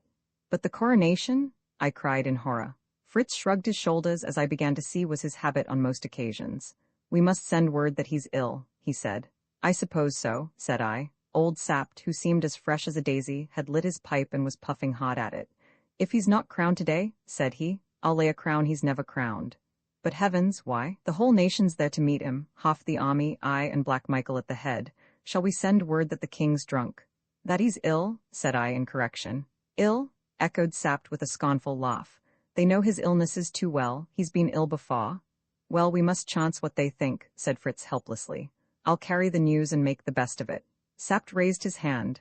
Tell me, said he, do you think the king was drugged? I do, said I. And who drugged him? That damned hound, Black Michael, said Fritz between his teeth. I, said Sapt, that he might not come to be crowned. Rassendyll here doesn't know our pretty Michael. What think you, Fritz, has Michael no king ready? Has half Strelsau no other candidate? As God's alive, man, the throne's lost if the king show himself not in Strelsau today. I know Black Michael. We could carry him there, said I. And a very pretty picture he makes, sneered Sapt. Fritz von Tallenheim buried his face in his hands. The king breathed loudly and heavily. Sapt stirred him again with his foot. "The drunken dog," he said, "but he's an Elfberg and the son of his father, and may I rot in hell before Black Michael sits in his place?" For a moment or two we were all silent. Then Sapt, knitting his bushy gray brows, took his pipe from his mouth and said to me, "As a man grows old he believes in fate. Fate sent you here. Fate sends you now to Strelsau." I staggered back, murmuring, "Good God." Fritz looked up with an eager, bewildered gaze. "Impossible?" I muttered. "I should be known." "It's a risk against a certainty," said Sapt. "If you shave, I'll wager you'll not be known. Are you afraid?" "Sir?" "Come, lad, there, but it's your life, you know, if you're known, and mine and Fritz's here. But if you don't go, I swear to you Black Michael will sit tonight on the throne, and the king lie in prison or his grave." "The king would never forgive it," I stammered. "Are we women? Who cares for his forgiveness?" The clock ticked 50 times and 60 and 70 times as I stood in thought. Then I suppose a look came over my face, for old Sapt caught me by the hand, crying, "You'll go?" "Yes, I'll go," said I, and I turned my eyes on the prostrate figure of the king on the floor. "Tonight," Sapt went on in a hasty whisper, "we are to lodge in the palace. The moment they leave us, you and I will mount our horses. Fritz must stay there and guard the king's room, and ride here at a gallop. The king will be ready, Joseph will tell him, and he must ride back with me to Strelsau, and you ride as if the devil were behind you to the frontier." I took it all in a second and nodded my head. "There's a chance," said Fritz with his first sign of hopefulness. "If I escape detection," said I. "If we're detected," said Sapt, "I'll send Black Michael down below before I go myself, so help me heaven. Sit in that chair, man." I obeyed him. He darted from the room, calling, "Joseph, Joseph." In 3 minutes he was back and Joseph with him. The latter carried a jug of hot water, soap, and razors. He was trembling as Sapt told him how the land lay and bade him shave me. Suddenly Fritz smote on his thigh. "But the guard? They'll know." "Pooh, we shan't wait for the guard. We'll ride to Hofbau and catch a train there. When they come, the bird'll be flown. But the king? The king will be in the wine cellar. I'm going to carry him there now. If they find him? They won't. How should they? Joseph will put them off." But Sapt stamped his foot. "We're not playing," he rawed. "My God, don't I know the risk? If they do find him, he's no worse off than if he isn't crowned today in Strelsau." So speaking, he flung the door open and, stooping, put forth a strength I did not dream he had, and lifted the king in his hands. And as he did so, the old woman, Johann the keeper's mother, stood in the doorway.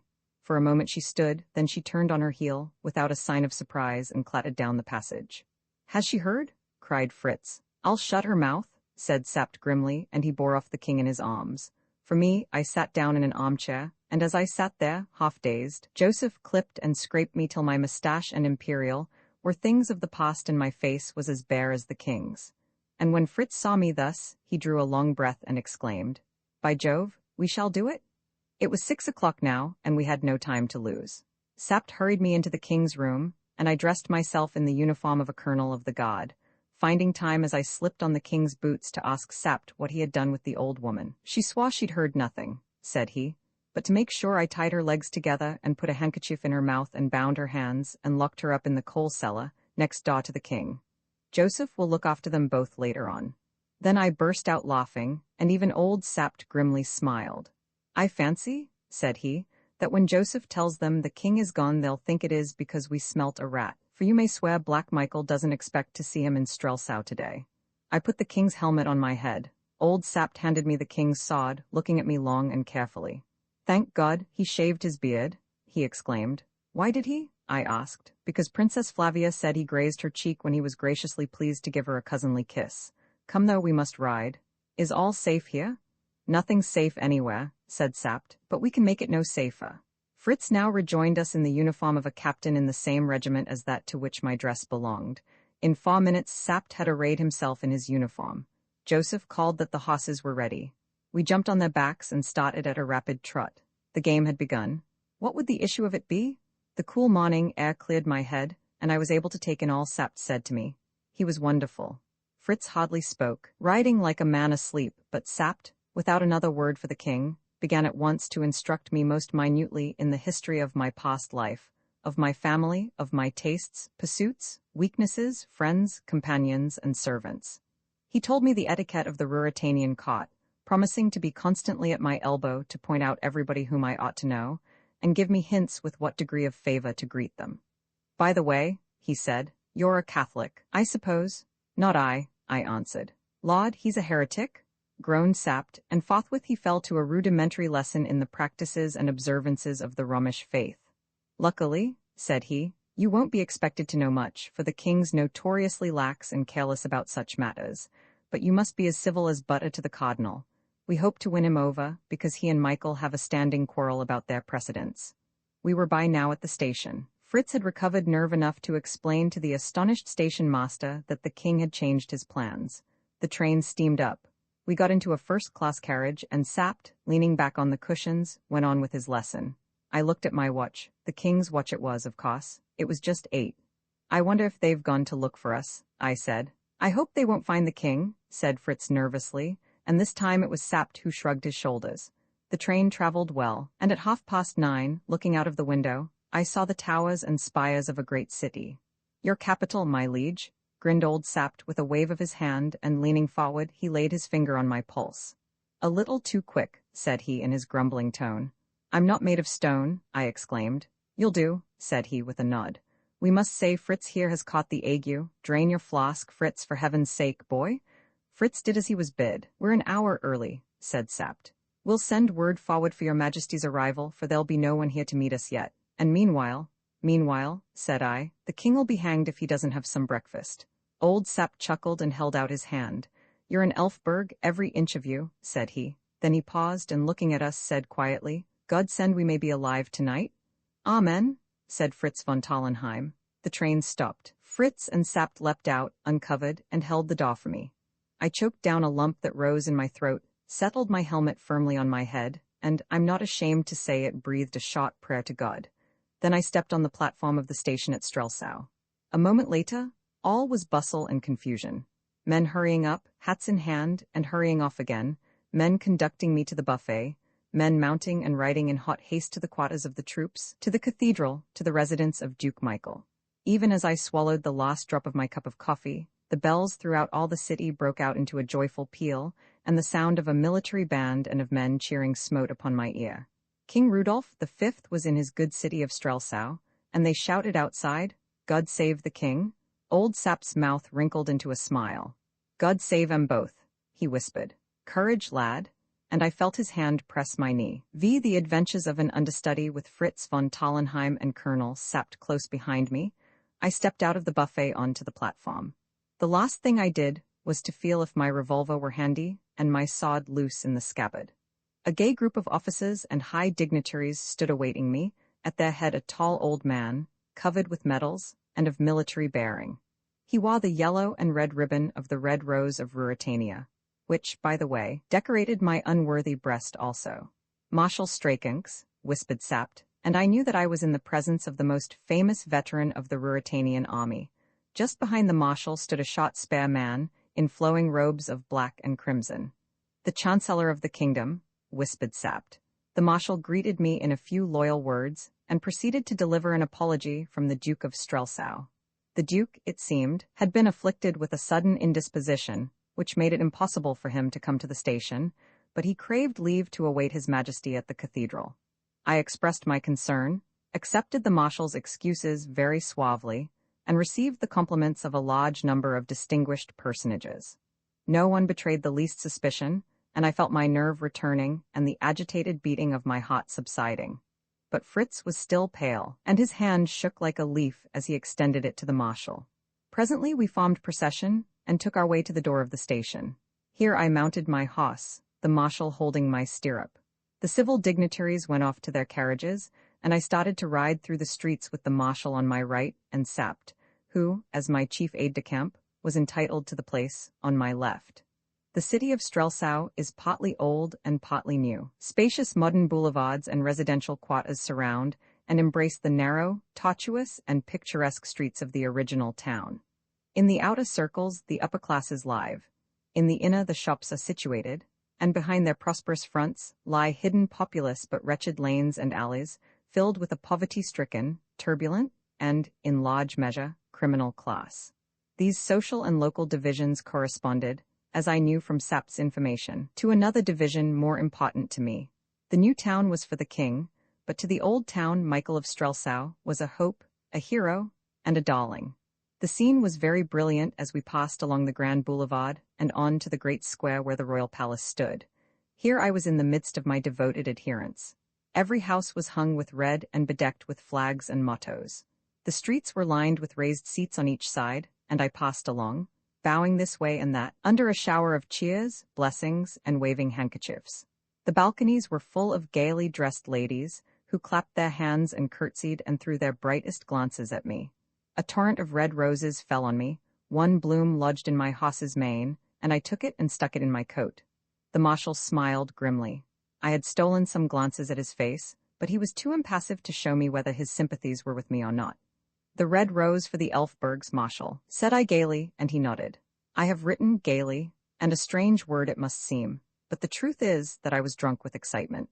At that moment I almost believed, that I was in very truth the king, and with a look of laughing triumph I raised my eyes to the beauty-laden balconies again, and then I started. For looking down on me, with her handsome face and proud smile, was the lady who had been my fellow-traveller, Antoinette de Mauban, and I saw her also start, and her lips moved, and she leant forward and gazed at me. And I, collecting myself, met her eyes full and square, while again I felt my revolver. Suppose she had cried aloud, "That's not the king?" Well, we went by, and then the marshal, turning round in his saddle, waved his hand and the cuirassiers closed round us, so that the crowd could not come near me. We were leaving my quarter and entering Duke Michael's, and this action of the marshal's showed me more clearly than words what the state of feeling in the town must be. But if fate made me a king, the least I could do was to play the part handsomely. "Why this change in our order, Marshal?" said I. The marshal bit his white moustache. "It is more prudent, sire," he murmured. I drew rein. "Let those in front ride on," said I, "till they are 50 yards ahead. But do you, Marshal, and Colonel Sapt and my friends, wait here till I have ridden 50 yards, and see that no one is nearer to me. I will have my people see that their king trusts them." Sapt laid his hand on my arm. I shook him off. The marshal hesitated. "Am I not understood?" said I, and biting his moustache again, he gave the orders. I saw old Sapt smiling into his beard, but he shook his head at me. If I had been killed in open day in the streets of Strelsau, Sapt's position would have been a difficult one. Perhaps I ought to say that I was dressed all in white, except my boots. I wore a silver helmet with gilt ornaments, and the broad ribbon of the rose looked well across my chest. I should be paying a poor compliment to the king if I did not set modesty aside and admit that I made a very fine figure. So the people thought, for when I, riding alone, entered the dingy, sparsely decorated, sombre streets of the old town, there was first a murmur, then a cheer, and a woman, from a window above a cook-shop, cried the old local saying, "If he's red, he's right." Whereat I laughed and took off my helmet that she might see that I was of the right color, and they cheered me again at that. It was more interesting riding thus alone, for I heard the comments of the crowd. "He looks paler than his wont," said one. "You'd look pale if you lived as he does," was the highly disrespectful retort. "He's a bigger man than I thought," said another. "So he had a good jaw under that beard after all," commented a third. "The pictures of him aren't handsome enough," declared a pretty girl, taking great care that I should hear. No doubt it was mere flattery. But in spite of these signs of approval and interest, the mass of the people received me in silence and with sullen looks, and my dear brother's portrait ornamented most of the windows, which was an ironical sort of greeting to the king. I was quite glad that he had been spared the unpleasant sight. He was a man of quick temper, and perhaps he would not have taken it so placidly as I did. At last we were at the cathedral. Its great grey front, embellished with hundreds of statues and boasting a pair of the finest oak doors in Europe, rose for the first time before me, and the sudden sense of my audacity almost overcame me. Everything was in a mist as I dismounted. I saw the marshal and Sapt dimly, and dimly the throng of gorgeously robed priests who awaited me. And my eyes were still dim as I walked up the great nave, with the pealing of the organ in my ears. I saw nothing of the brilliant throng that filled it. I hardly distinguished the stately figure of the cardinal as he rose from the archiepiscopal throne to greet me. Two faces only stood out side by side clearly before my eyes, the face of a girl, pale and lovely, surmounted by a crown of the glorious Elfberg hair, for in a woman it is glorious, and the face of a man, whose full-blooded red cheeks, black hair, and dark, deep eyes told me that at last I was in the presence of my brother, Black Michael. And when he saw me, his red cheeks went pale all in a moment, and his helmet fell with a clatter on the floor.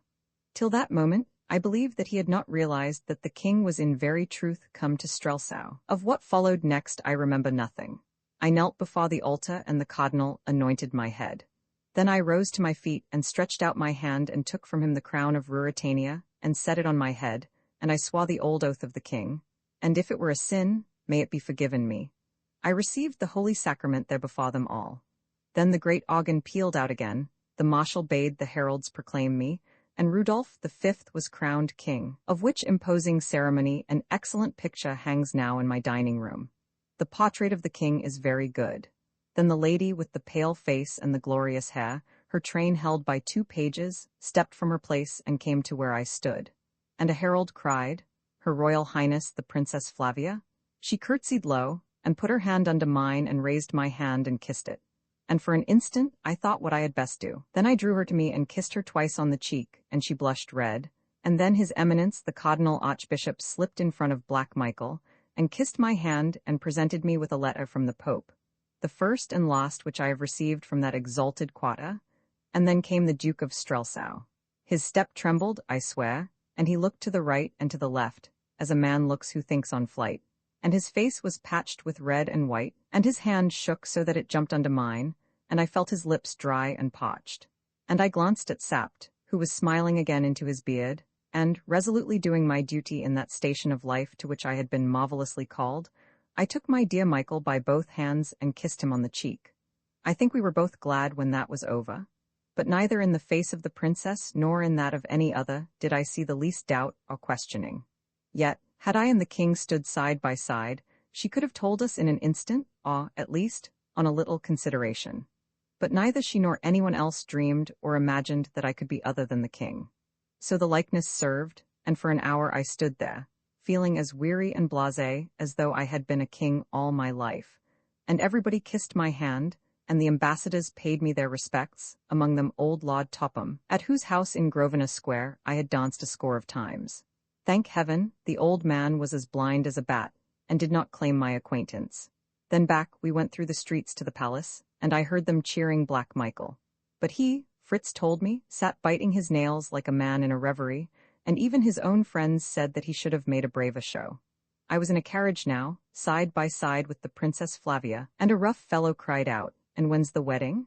And as he spoke another struck him in the face, crying, "Long live Duke Michael." And the princess colored, it was an admirable tint, and looked straight in front of her. Now I felt in a difficulty, because I had forgotten to ask Sapt the state of my affections, or how far matters had gone between the princess and myself. Frankly, had I been the king, the further they had gone the better should I have been pleased. For I am not a slow-blooded man, and I had not kissed Princess Flavia's cheek for nothing. These thoughts passed through my head, but not being sure of my ground, I said nothing, and in a moment or two the princess, recovering her equanimity, turned to me. "Do you know, Rudolph," said she, "you look somehow different today?" The fact was not surprising, but the remark was disquieting. "You look," she went on, "more sober, more sedate, you're almost careworn, and I declare you're thinner. Surely it's not possible that you've begun to take anything seriously." The princess seemed to hold of the king much the same opinion that Lady Burlesdon held of me. I braced myself up to the conversation. "Would that please you?" I asked softly. "Oh, you know my views," said she, turning her eyes away. "Whatever pleases you I try to do," I said, and as I saw her smile and blush, I thought that I was playing the king's hand very well for him. So I continued, and what I said was perfectly true. "I assure you, my dear cousin, that nothing in my life has affected me more than the reception I've been greeted with today." She smiled brightly, but in an instant grew grave again, and whispered, "Did you notice Michael?" "Yes," said I, adding, "he wasn't enjoying himself." "Do be careful," she went on. Indeed you don't, keep enough watch on him, you know?" "I know," said I, "that he wants what I've got." "Yes, hush, then, and I can't justify it, for I committed the king far beyond what I had a right to do. I suppose she carried me off my feet," I went on, "and perhaps also something which I haven't got yet, but hope to win some day." This was my answer. Had I been the king, I should have thought it encouraging. "Haven't you enough responsibilities on you for one day, cousin?" Bang, bang, blare, blare, we were at the palace. Guns were firing and trumpets blowing. Rows of lackeys stood waiting, and handing the princess up the broad marble staircase, I took formal possession, as a crowned king, of the house of my ancestors, and sat down at my own table, with my cousin on my right hand, on her other side Black Michael, and on my left His Eminence, the Cardinal. Behind my chair stood Sapt, and at the end of the table, I saw Fritz von Tallenheim drain to the bottom his glass of champagne, rather sooner than he decently should. I wondered what the King of Ruritania was doing. VI The secret of a cellar. We were in the King's dressing room, Fritz von Tallenheim, Sapt and I. I flung myself exhausted into an armchair. Sapt lit his pipe. He uttered no congratulations on the marvelous success of our wild risk, but his whole bearing was eloquent of satisfaction. The triumph, aided perhaps by good wine, had made a new man of Fritz. "What a day for you to remember," he cried. "Gad, I'd like to be king for 12 hours myself. But Rassendyll, you mustn't throw your heart too much into the pot. I don't wonder Black Michael looked blacker than ever. You and the princess had so much to say to one another." "How beautiful she is," I exclaimed. "Never mind the woman," growled Sapt. "Are you ready to start?" "Yes," said I with a sigh. It was 5 o'clock, and at 12 I should be no more than Rudolf Rassendyll. I remarked on it in a joking tone.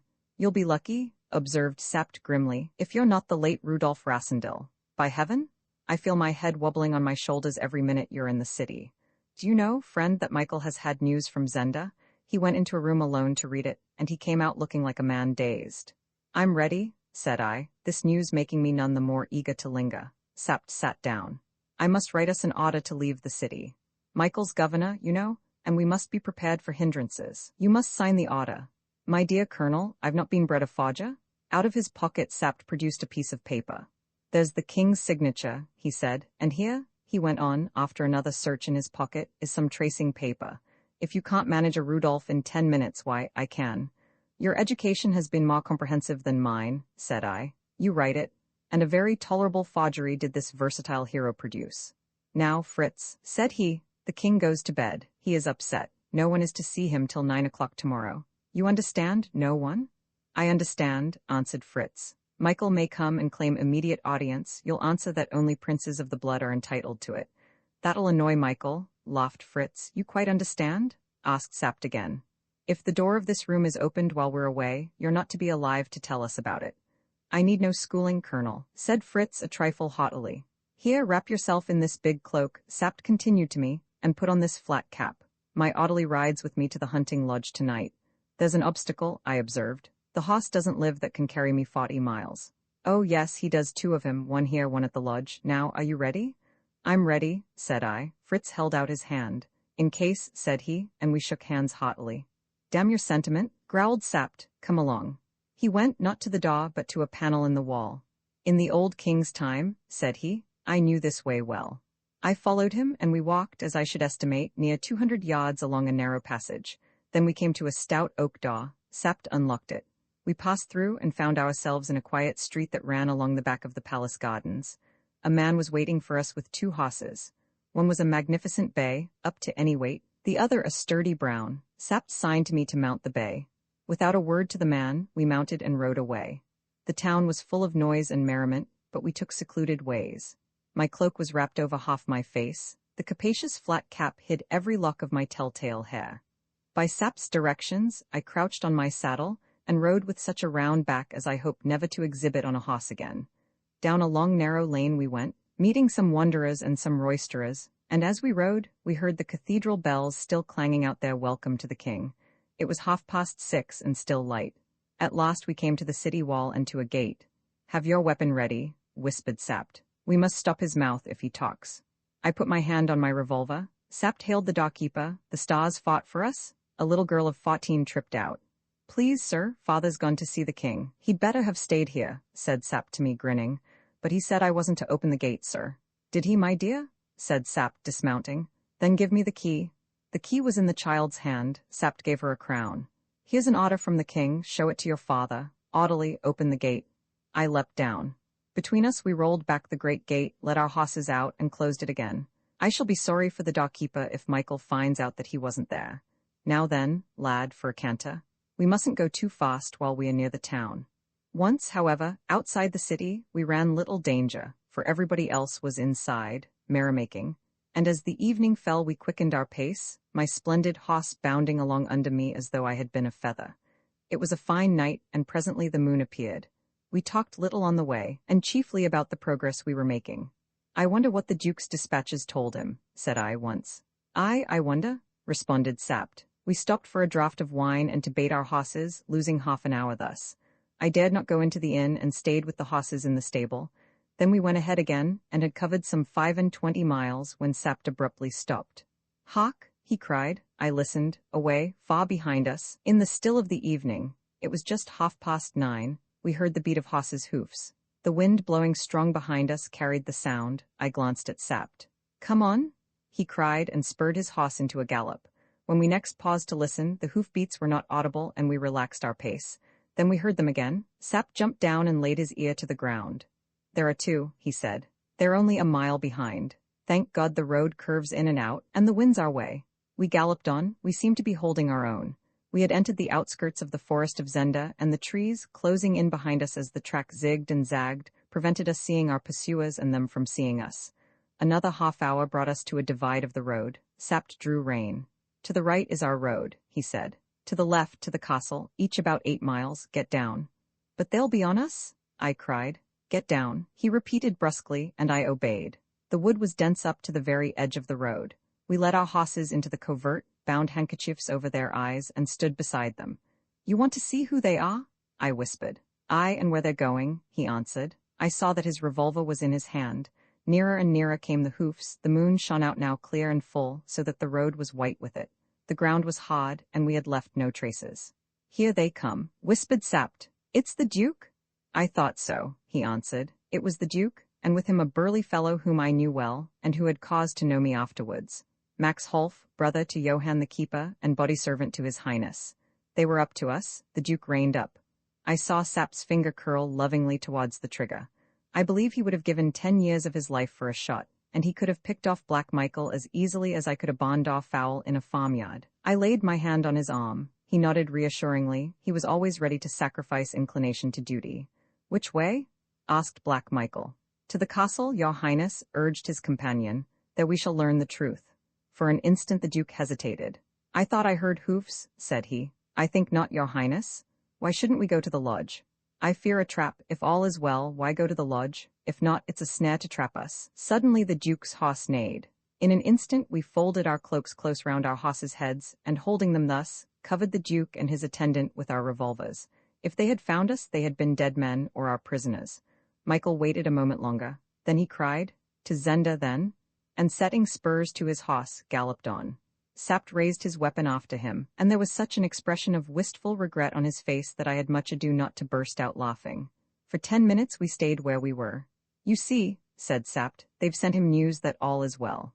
"What does that mean?" I asked. "God knows," said Sapt, frowning heavily, "but it's brought him from Strelsau in a rare puzzle."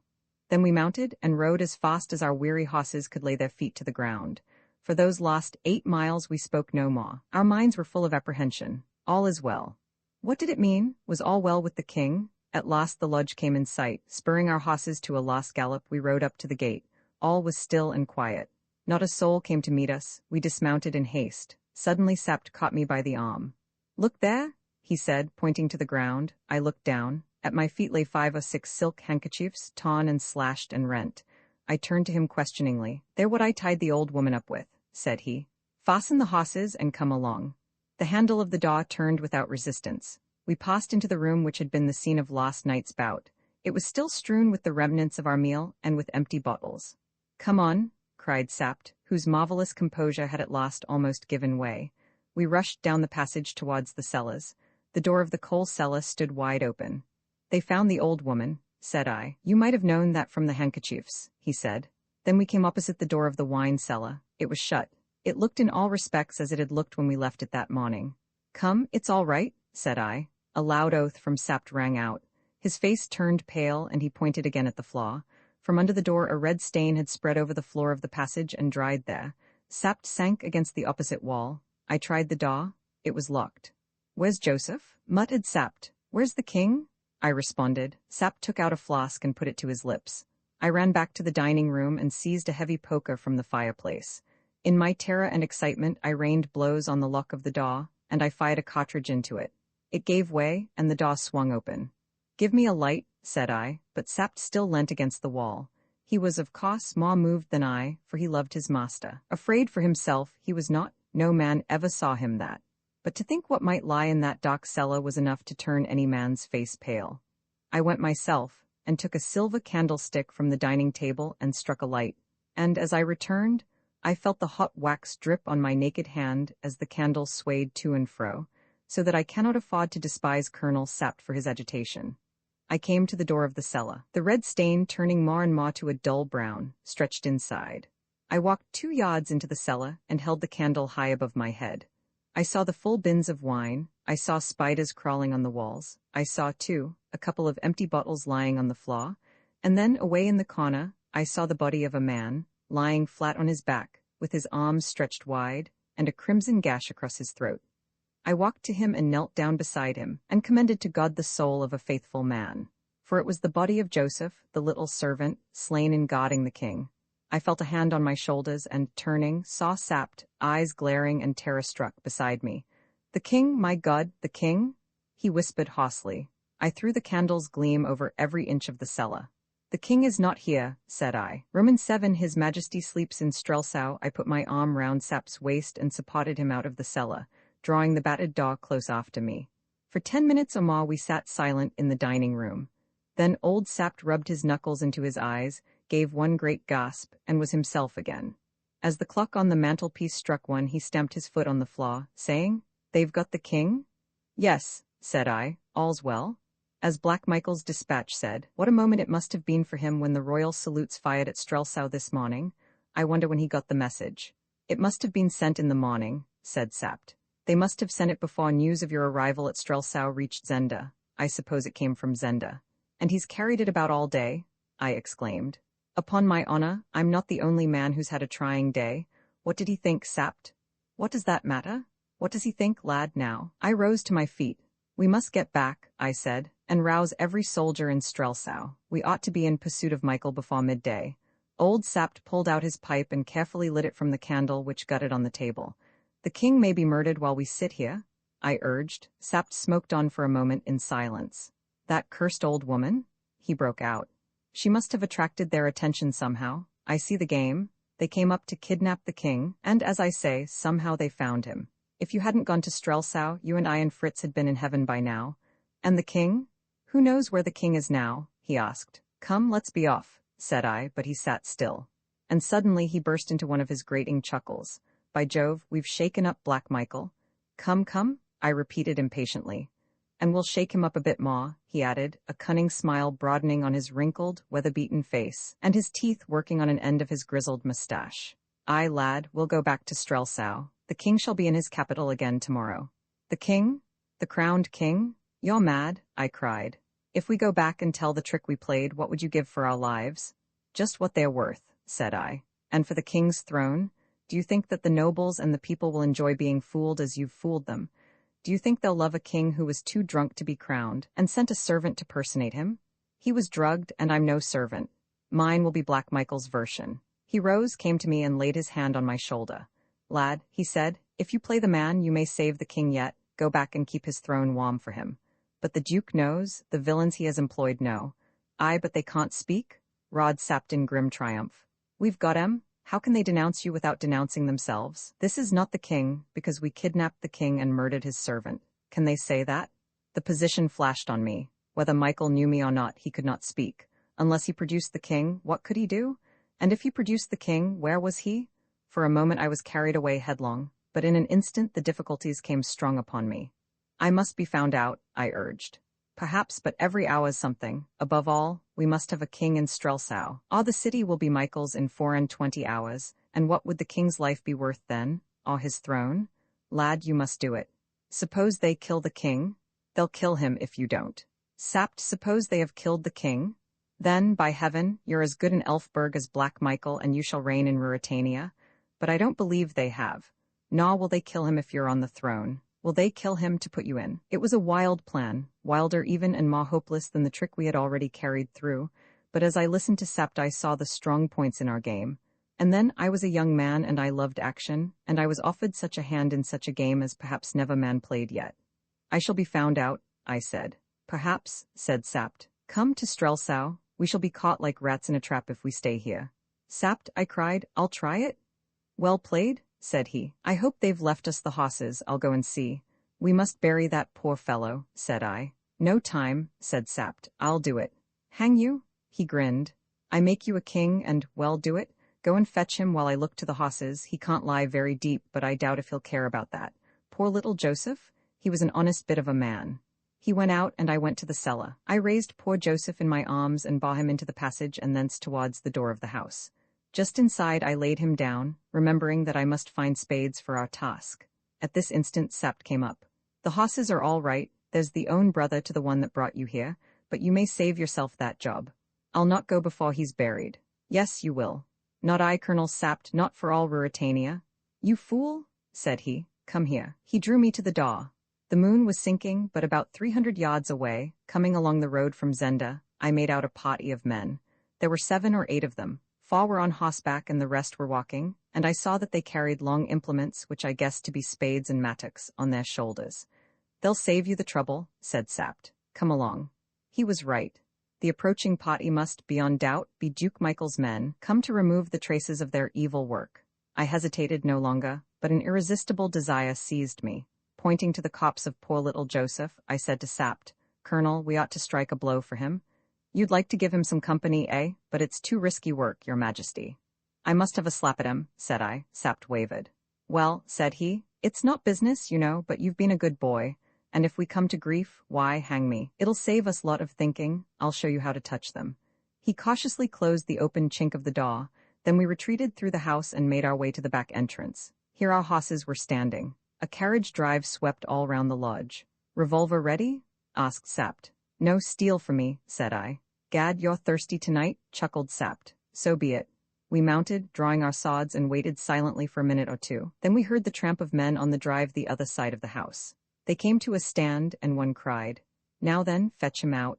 Now, whispered Sapt. Driving the spurs into our horses, we rushed at a gallop round the house, and in a moment we were among the ruffians. Sapt told me afterwards that he killed a man, and I believe him, but I saw no more of him. With a cut, I split the head of a fellow on a brown horse, and he fell to the ground. Then I found myself opposite a big man, and I was half conscious of another to my right. It was too warm to stay, and with a simultaneous action, I drove my spurs into my horse again, and my sword full into the big man's breast. His bullet whizzed past my ear. I could almost swear it touched it. I wrenched at the sword, but it would not come, and I dropped it and galloped off to Sapt, whom I now saw about 20 yards ahead. I waved my hand in farewell, and dropped it a second later with a yell, for a bullet had grazed my finger and I felt the blood. Old Sapt turned round in the saddle. Someone fired again, but they had no rifles and we were out of range. Sapt fell to laughing. That's 1 to me and 2 to you with decent luck, said he. Little Joseph will have company. Aye, there'll be a pot carré, said I. My blood was up and I rejoiced to have killed them. Well, a pleasant night's work to the rest, said he. I wonder if they noticed you. The big fellow did. As I stuck him, I heard him cry, The king? Good, good. Oh, we'll give Black Michael some work before we've done. Pausing an instant, we made a bandage for my wounded finger, which was bleeding freely and ached severely, the bone being much bruised. Then we rode on, asking of our good hosses all that was in them. The excitement of the fight and of our great resolve died away, and we rode in gloomy silence. Day broke clear and cold. We found a farmer just up and made him give us sustenance for ourselves and our hosses. I, feigning a toothache, muffled my face closely.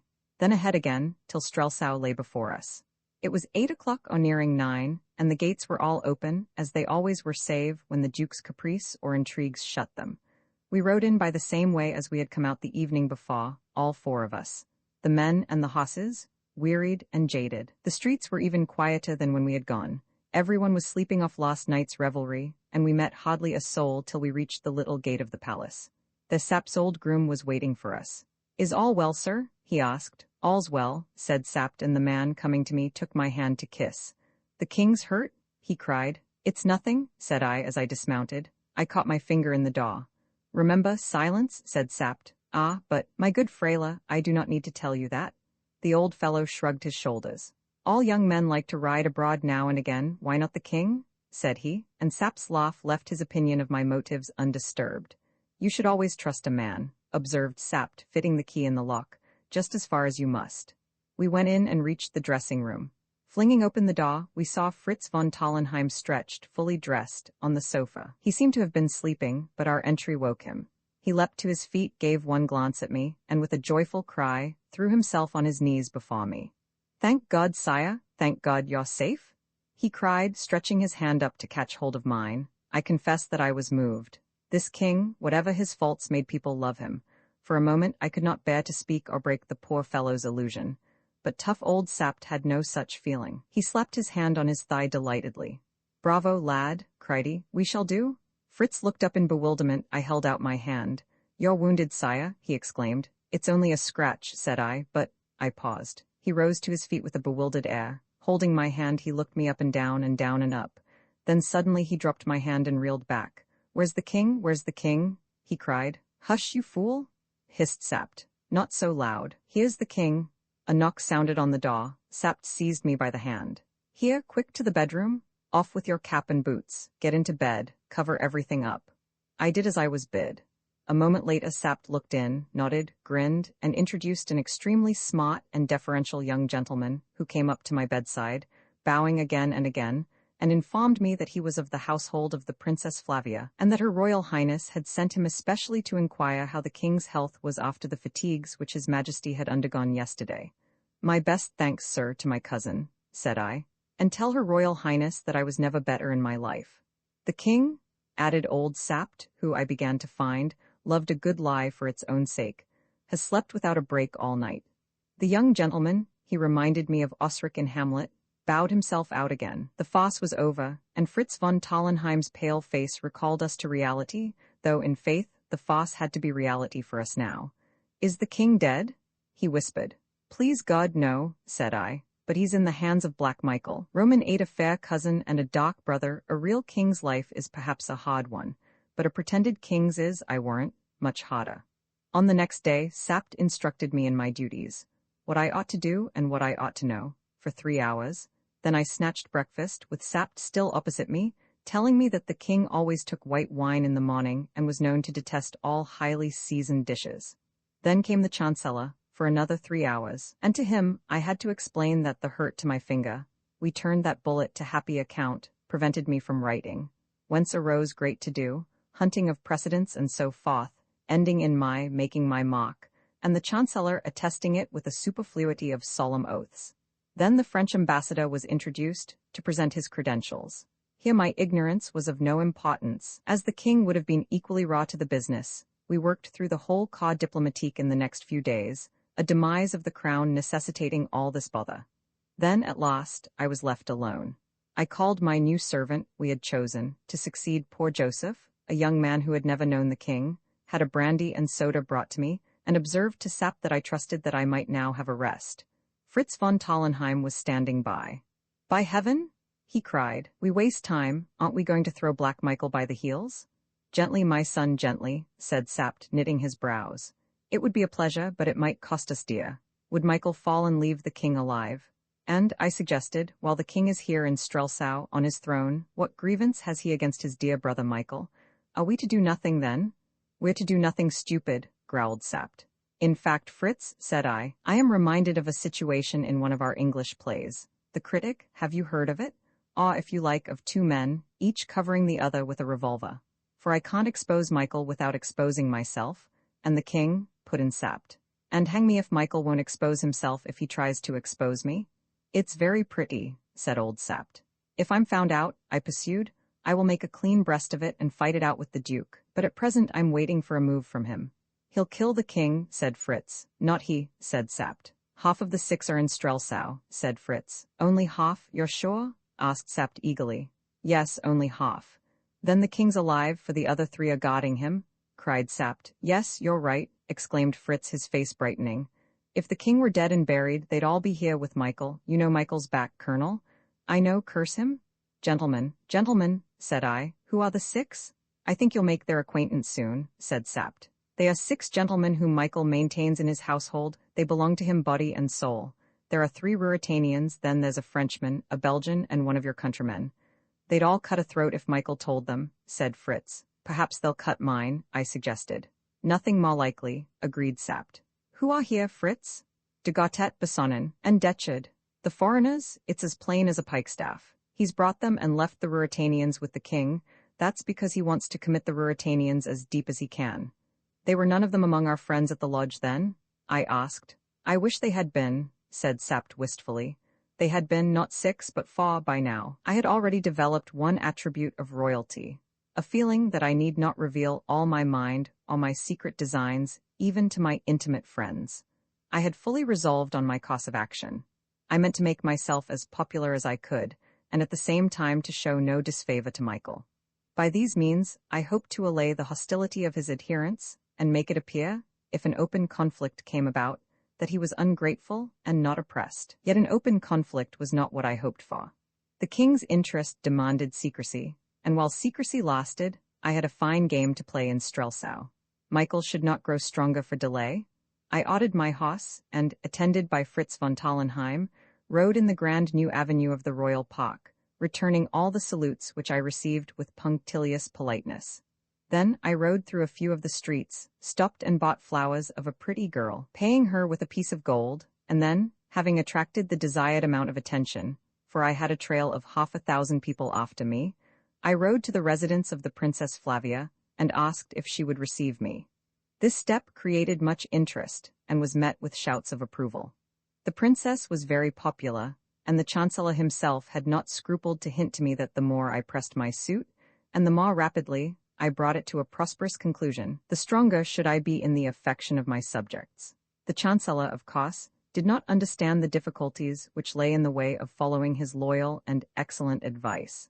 However, I thought I could do no harm by calling, and in this view, Fritz supported me with a cordiality that surprised me, until he confessed that he also had his motives for liking a visit to the princess's house, which motive was no other than a great desire to see the princess's lady-in-waiting and bosom friend, the Countess Helga von Strofsen. Etiquette seconded Fritz's hopes. While I was ushered into the princess's room, he remained with the countess in the antechamber. In spite of the people and servants who were hanging about, I doubt not that they managed a tete-a-tete, but I had no leisure to think of them, for I was playing the most delicate move in all my difficult game. I had to keep the princess devoted to me, and yet indifferent to me. I had to show affection for her, and not feel it. I had to make love for another, and that to a girl who, princess or no princess, was the most beautiful I had ever seen. Well, I braced myself to the task, made no easier by the charming embarrassment with which I was received. How I succeeded in carrying out my program will appear hereafter. You are gaining golden laurels, she said. You are like the prince in Shakespeare who was transformed by becoming king, but I'm forgetting you are king, sire. I ask you to speak nothing but what your heart tells you, and to call me nothing but my name. She looked at me for a moment. Then I'm glad and proud, Rudolph, said she. Why, as I told you, your very face is changed. I acknowledged the compliment, but I disliked the topic, so I said, my brother is back, I hear. He made an excursion, didn't he? Yes, he is here, she said, frowning a little. He can't stay long from Strelsau, it seems, I observed, smiling. Well, we are all glad to see him. The nearer he is, the better. The princess glanced at me with a gleam of amusement in her eyes. Why, cousin, is it that you can see better what he's doing? Perhaps, said I. And why are you glad? I didn't say I was glad, she answered. Some people say so for you. There are many insolent people, she said, with delightful haughtiness. Possibly you mean that I am one?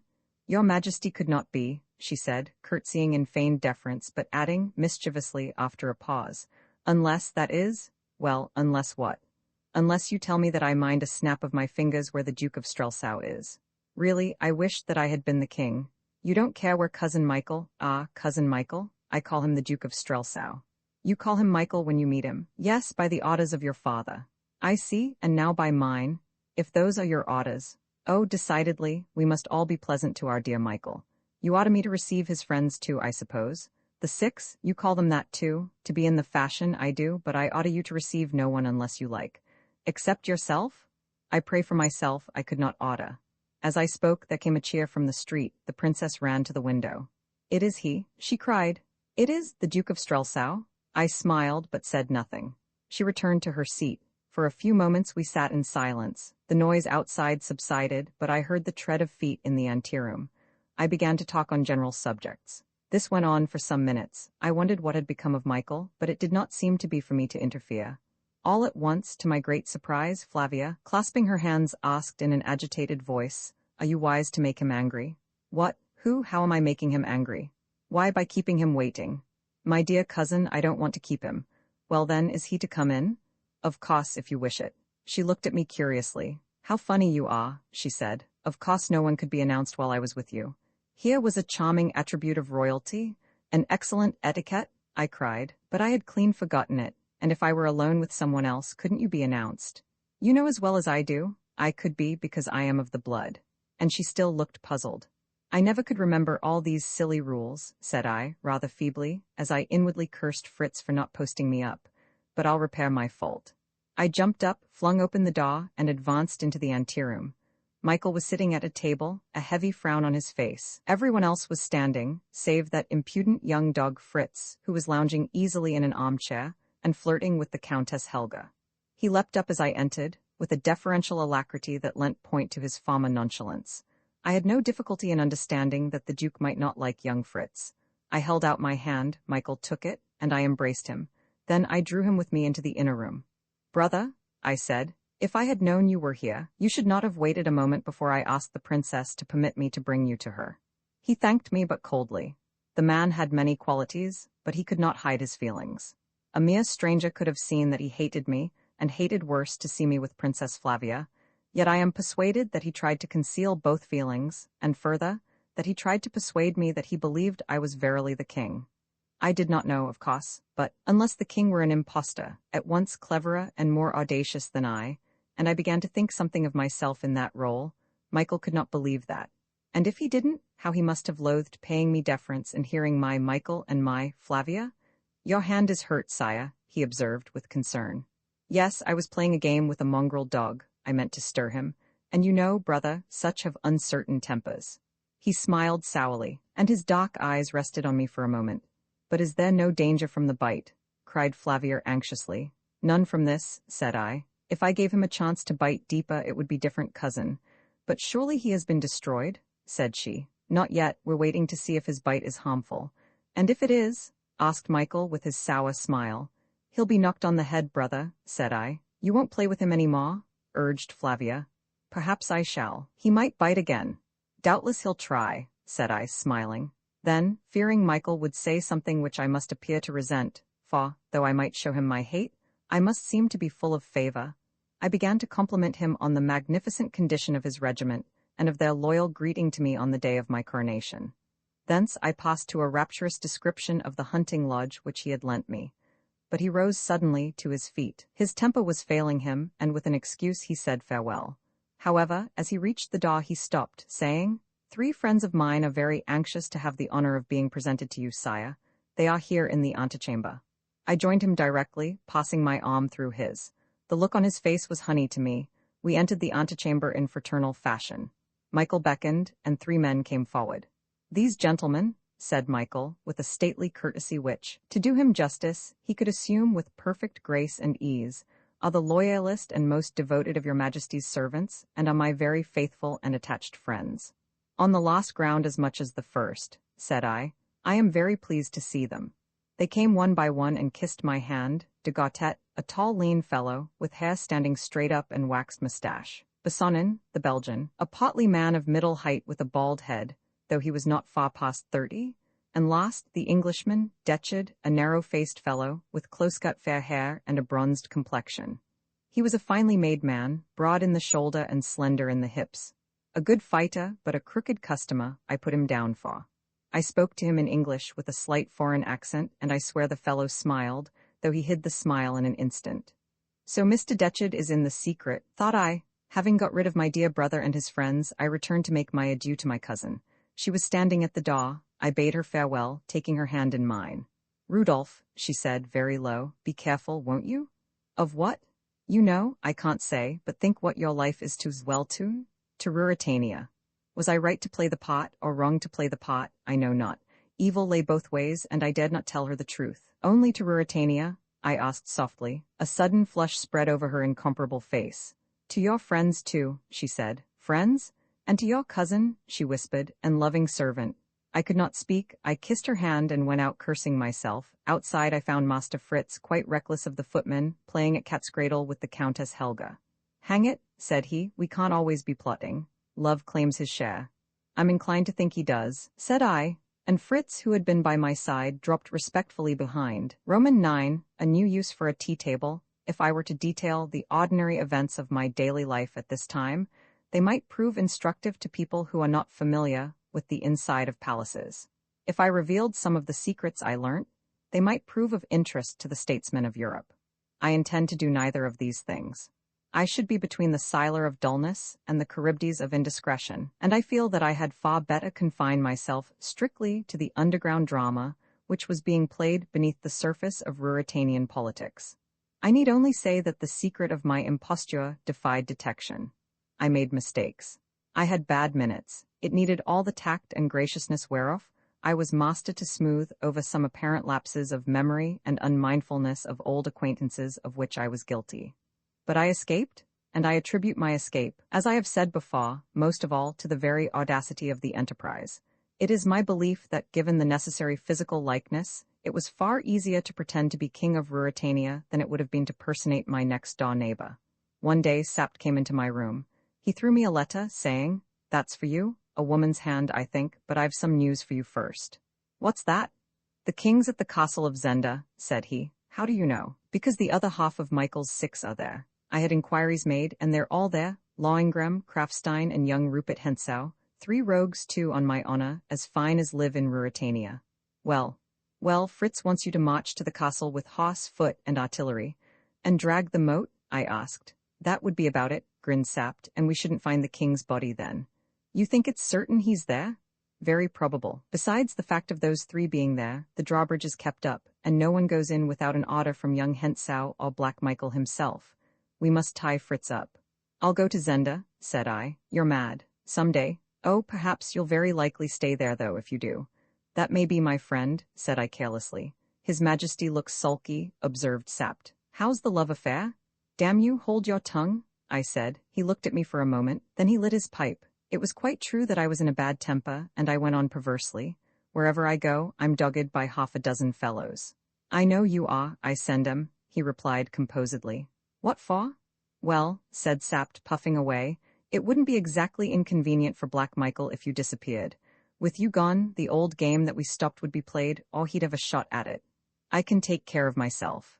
De Gautet, Bessonnen, and Detchid are in Strelsau, and any one of them, lad, would cut your throat as readily as I would Black Michael's, and a deal more treacherously." "What's the letter?" I opened it and read it aloud. "If the king desires to know what it deeply concerns the king to know, let him do as this letter bids him. At the end of the new avenue there stands a house in lodge grounds. The house has a portico, with a statue of a nymph on it. A wall encloses the garden. There is a gate in the wall at the back. At 12 o'clock tonight, if the king enters alone by that gate, turns to the right, and walks 20 yards, he will find a summer house, approached by a flight of 6 steps. If he mounts and enters, he will find someone who will tell him what touches most dearly his life and his throne. This is written by a faithful friend. He must be alone. If he neglects the invitation, his life will be in danger. Let him show this to no one, or he will ruin a woman who loves him. Black Michael does not pardon."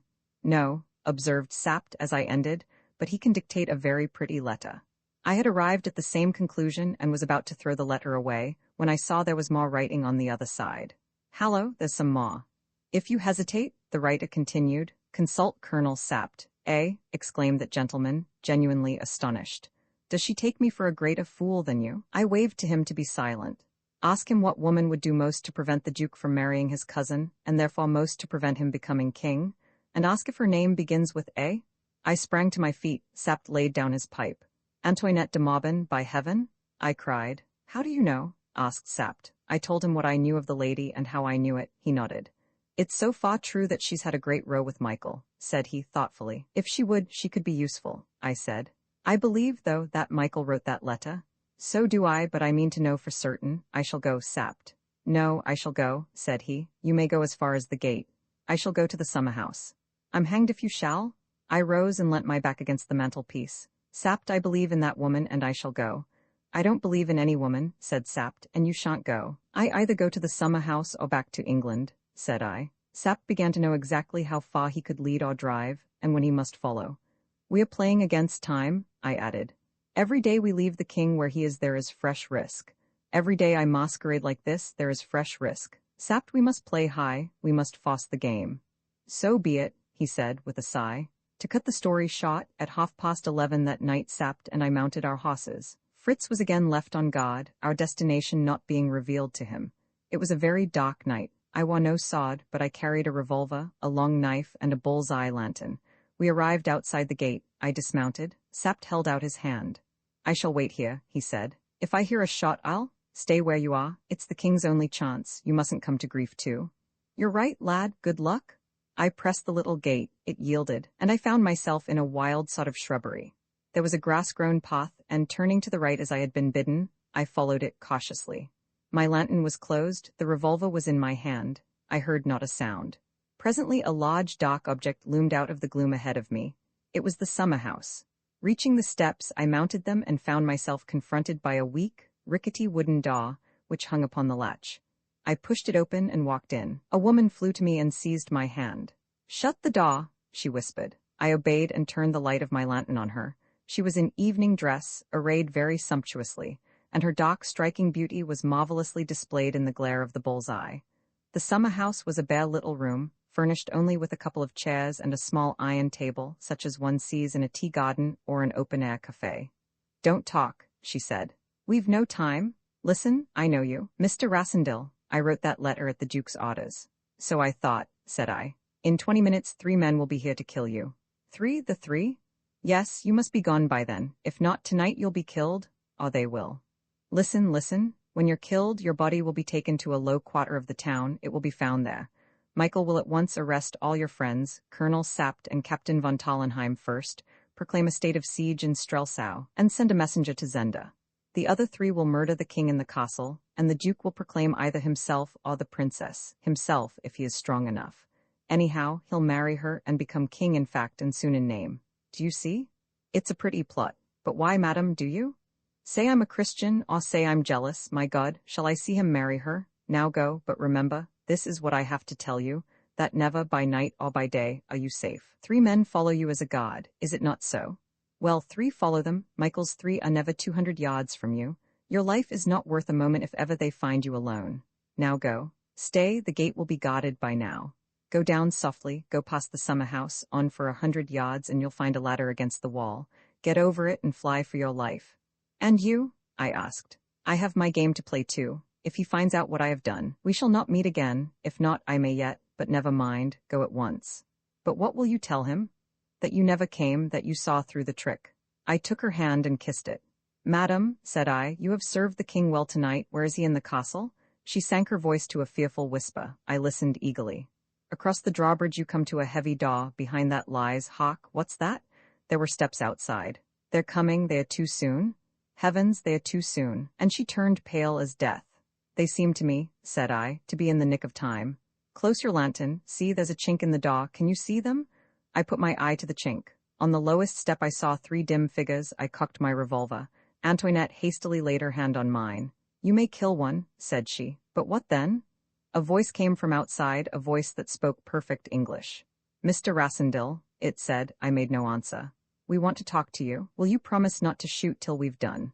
"Have I the pleasure of addressing Mr. Detcherd?" I said. "Never mind names." "Then let mine alone." "All right, sire, I've an offer for you." I still had my eye to the chink. The 3 had mounted 2 steps more, 3 revolvers pointed full at the door. "Will you let us in? We pledge our honor to observe the truce." "Don't trust them," whispered Antoinette. "We can speak through the door," said I. "But you might open it and fire," objected Detcherd. "And though we should finish you, you might finish one of us. Will you give your honor not to fire while we talk?" "Don't trust them," whispered Antoinette again. A sudden idea struck me. I considered it for a moment. It seemed feasible. "I give my honor not to fire before you do," said I. "But I won't let you in. Stand outside and talk." "That's sensible," he said. The 3 mounted the last step and stood just outside the door. I laid my ear to the chink. I could hear no words, but Detcherd's head was close to that of the taller of his companions, de Gautet, I guessed. Private communications, thought I. Then I said aloud, "Well, gentlemen, what's the offer?"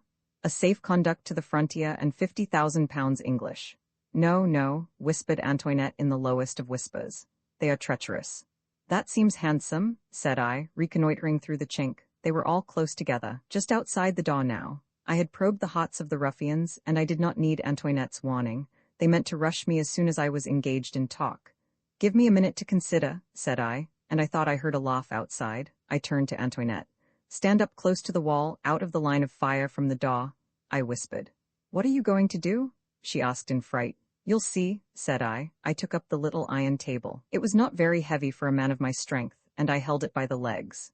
The top, protruding in front of me, made a complete screen for my head and body.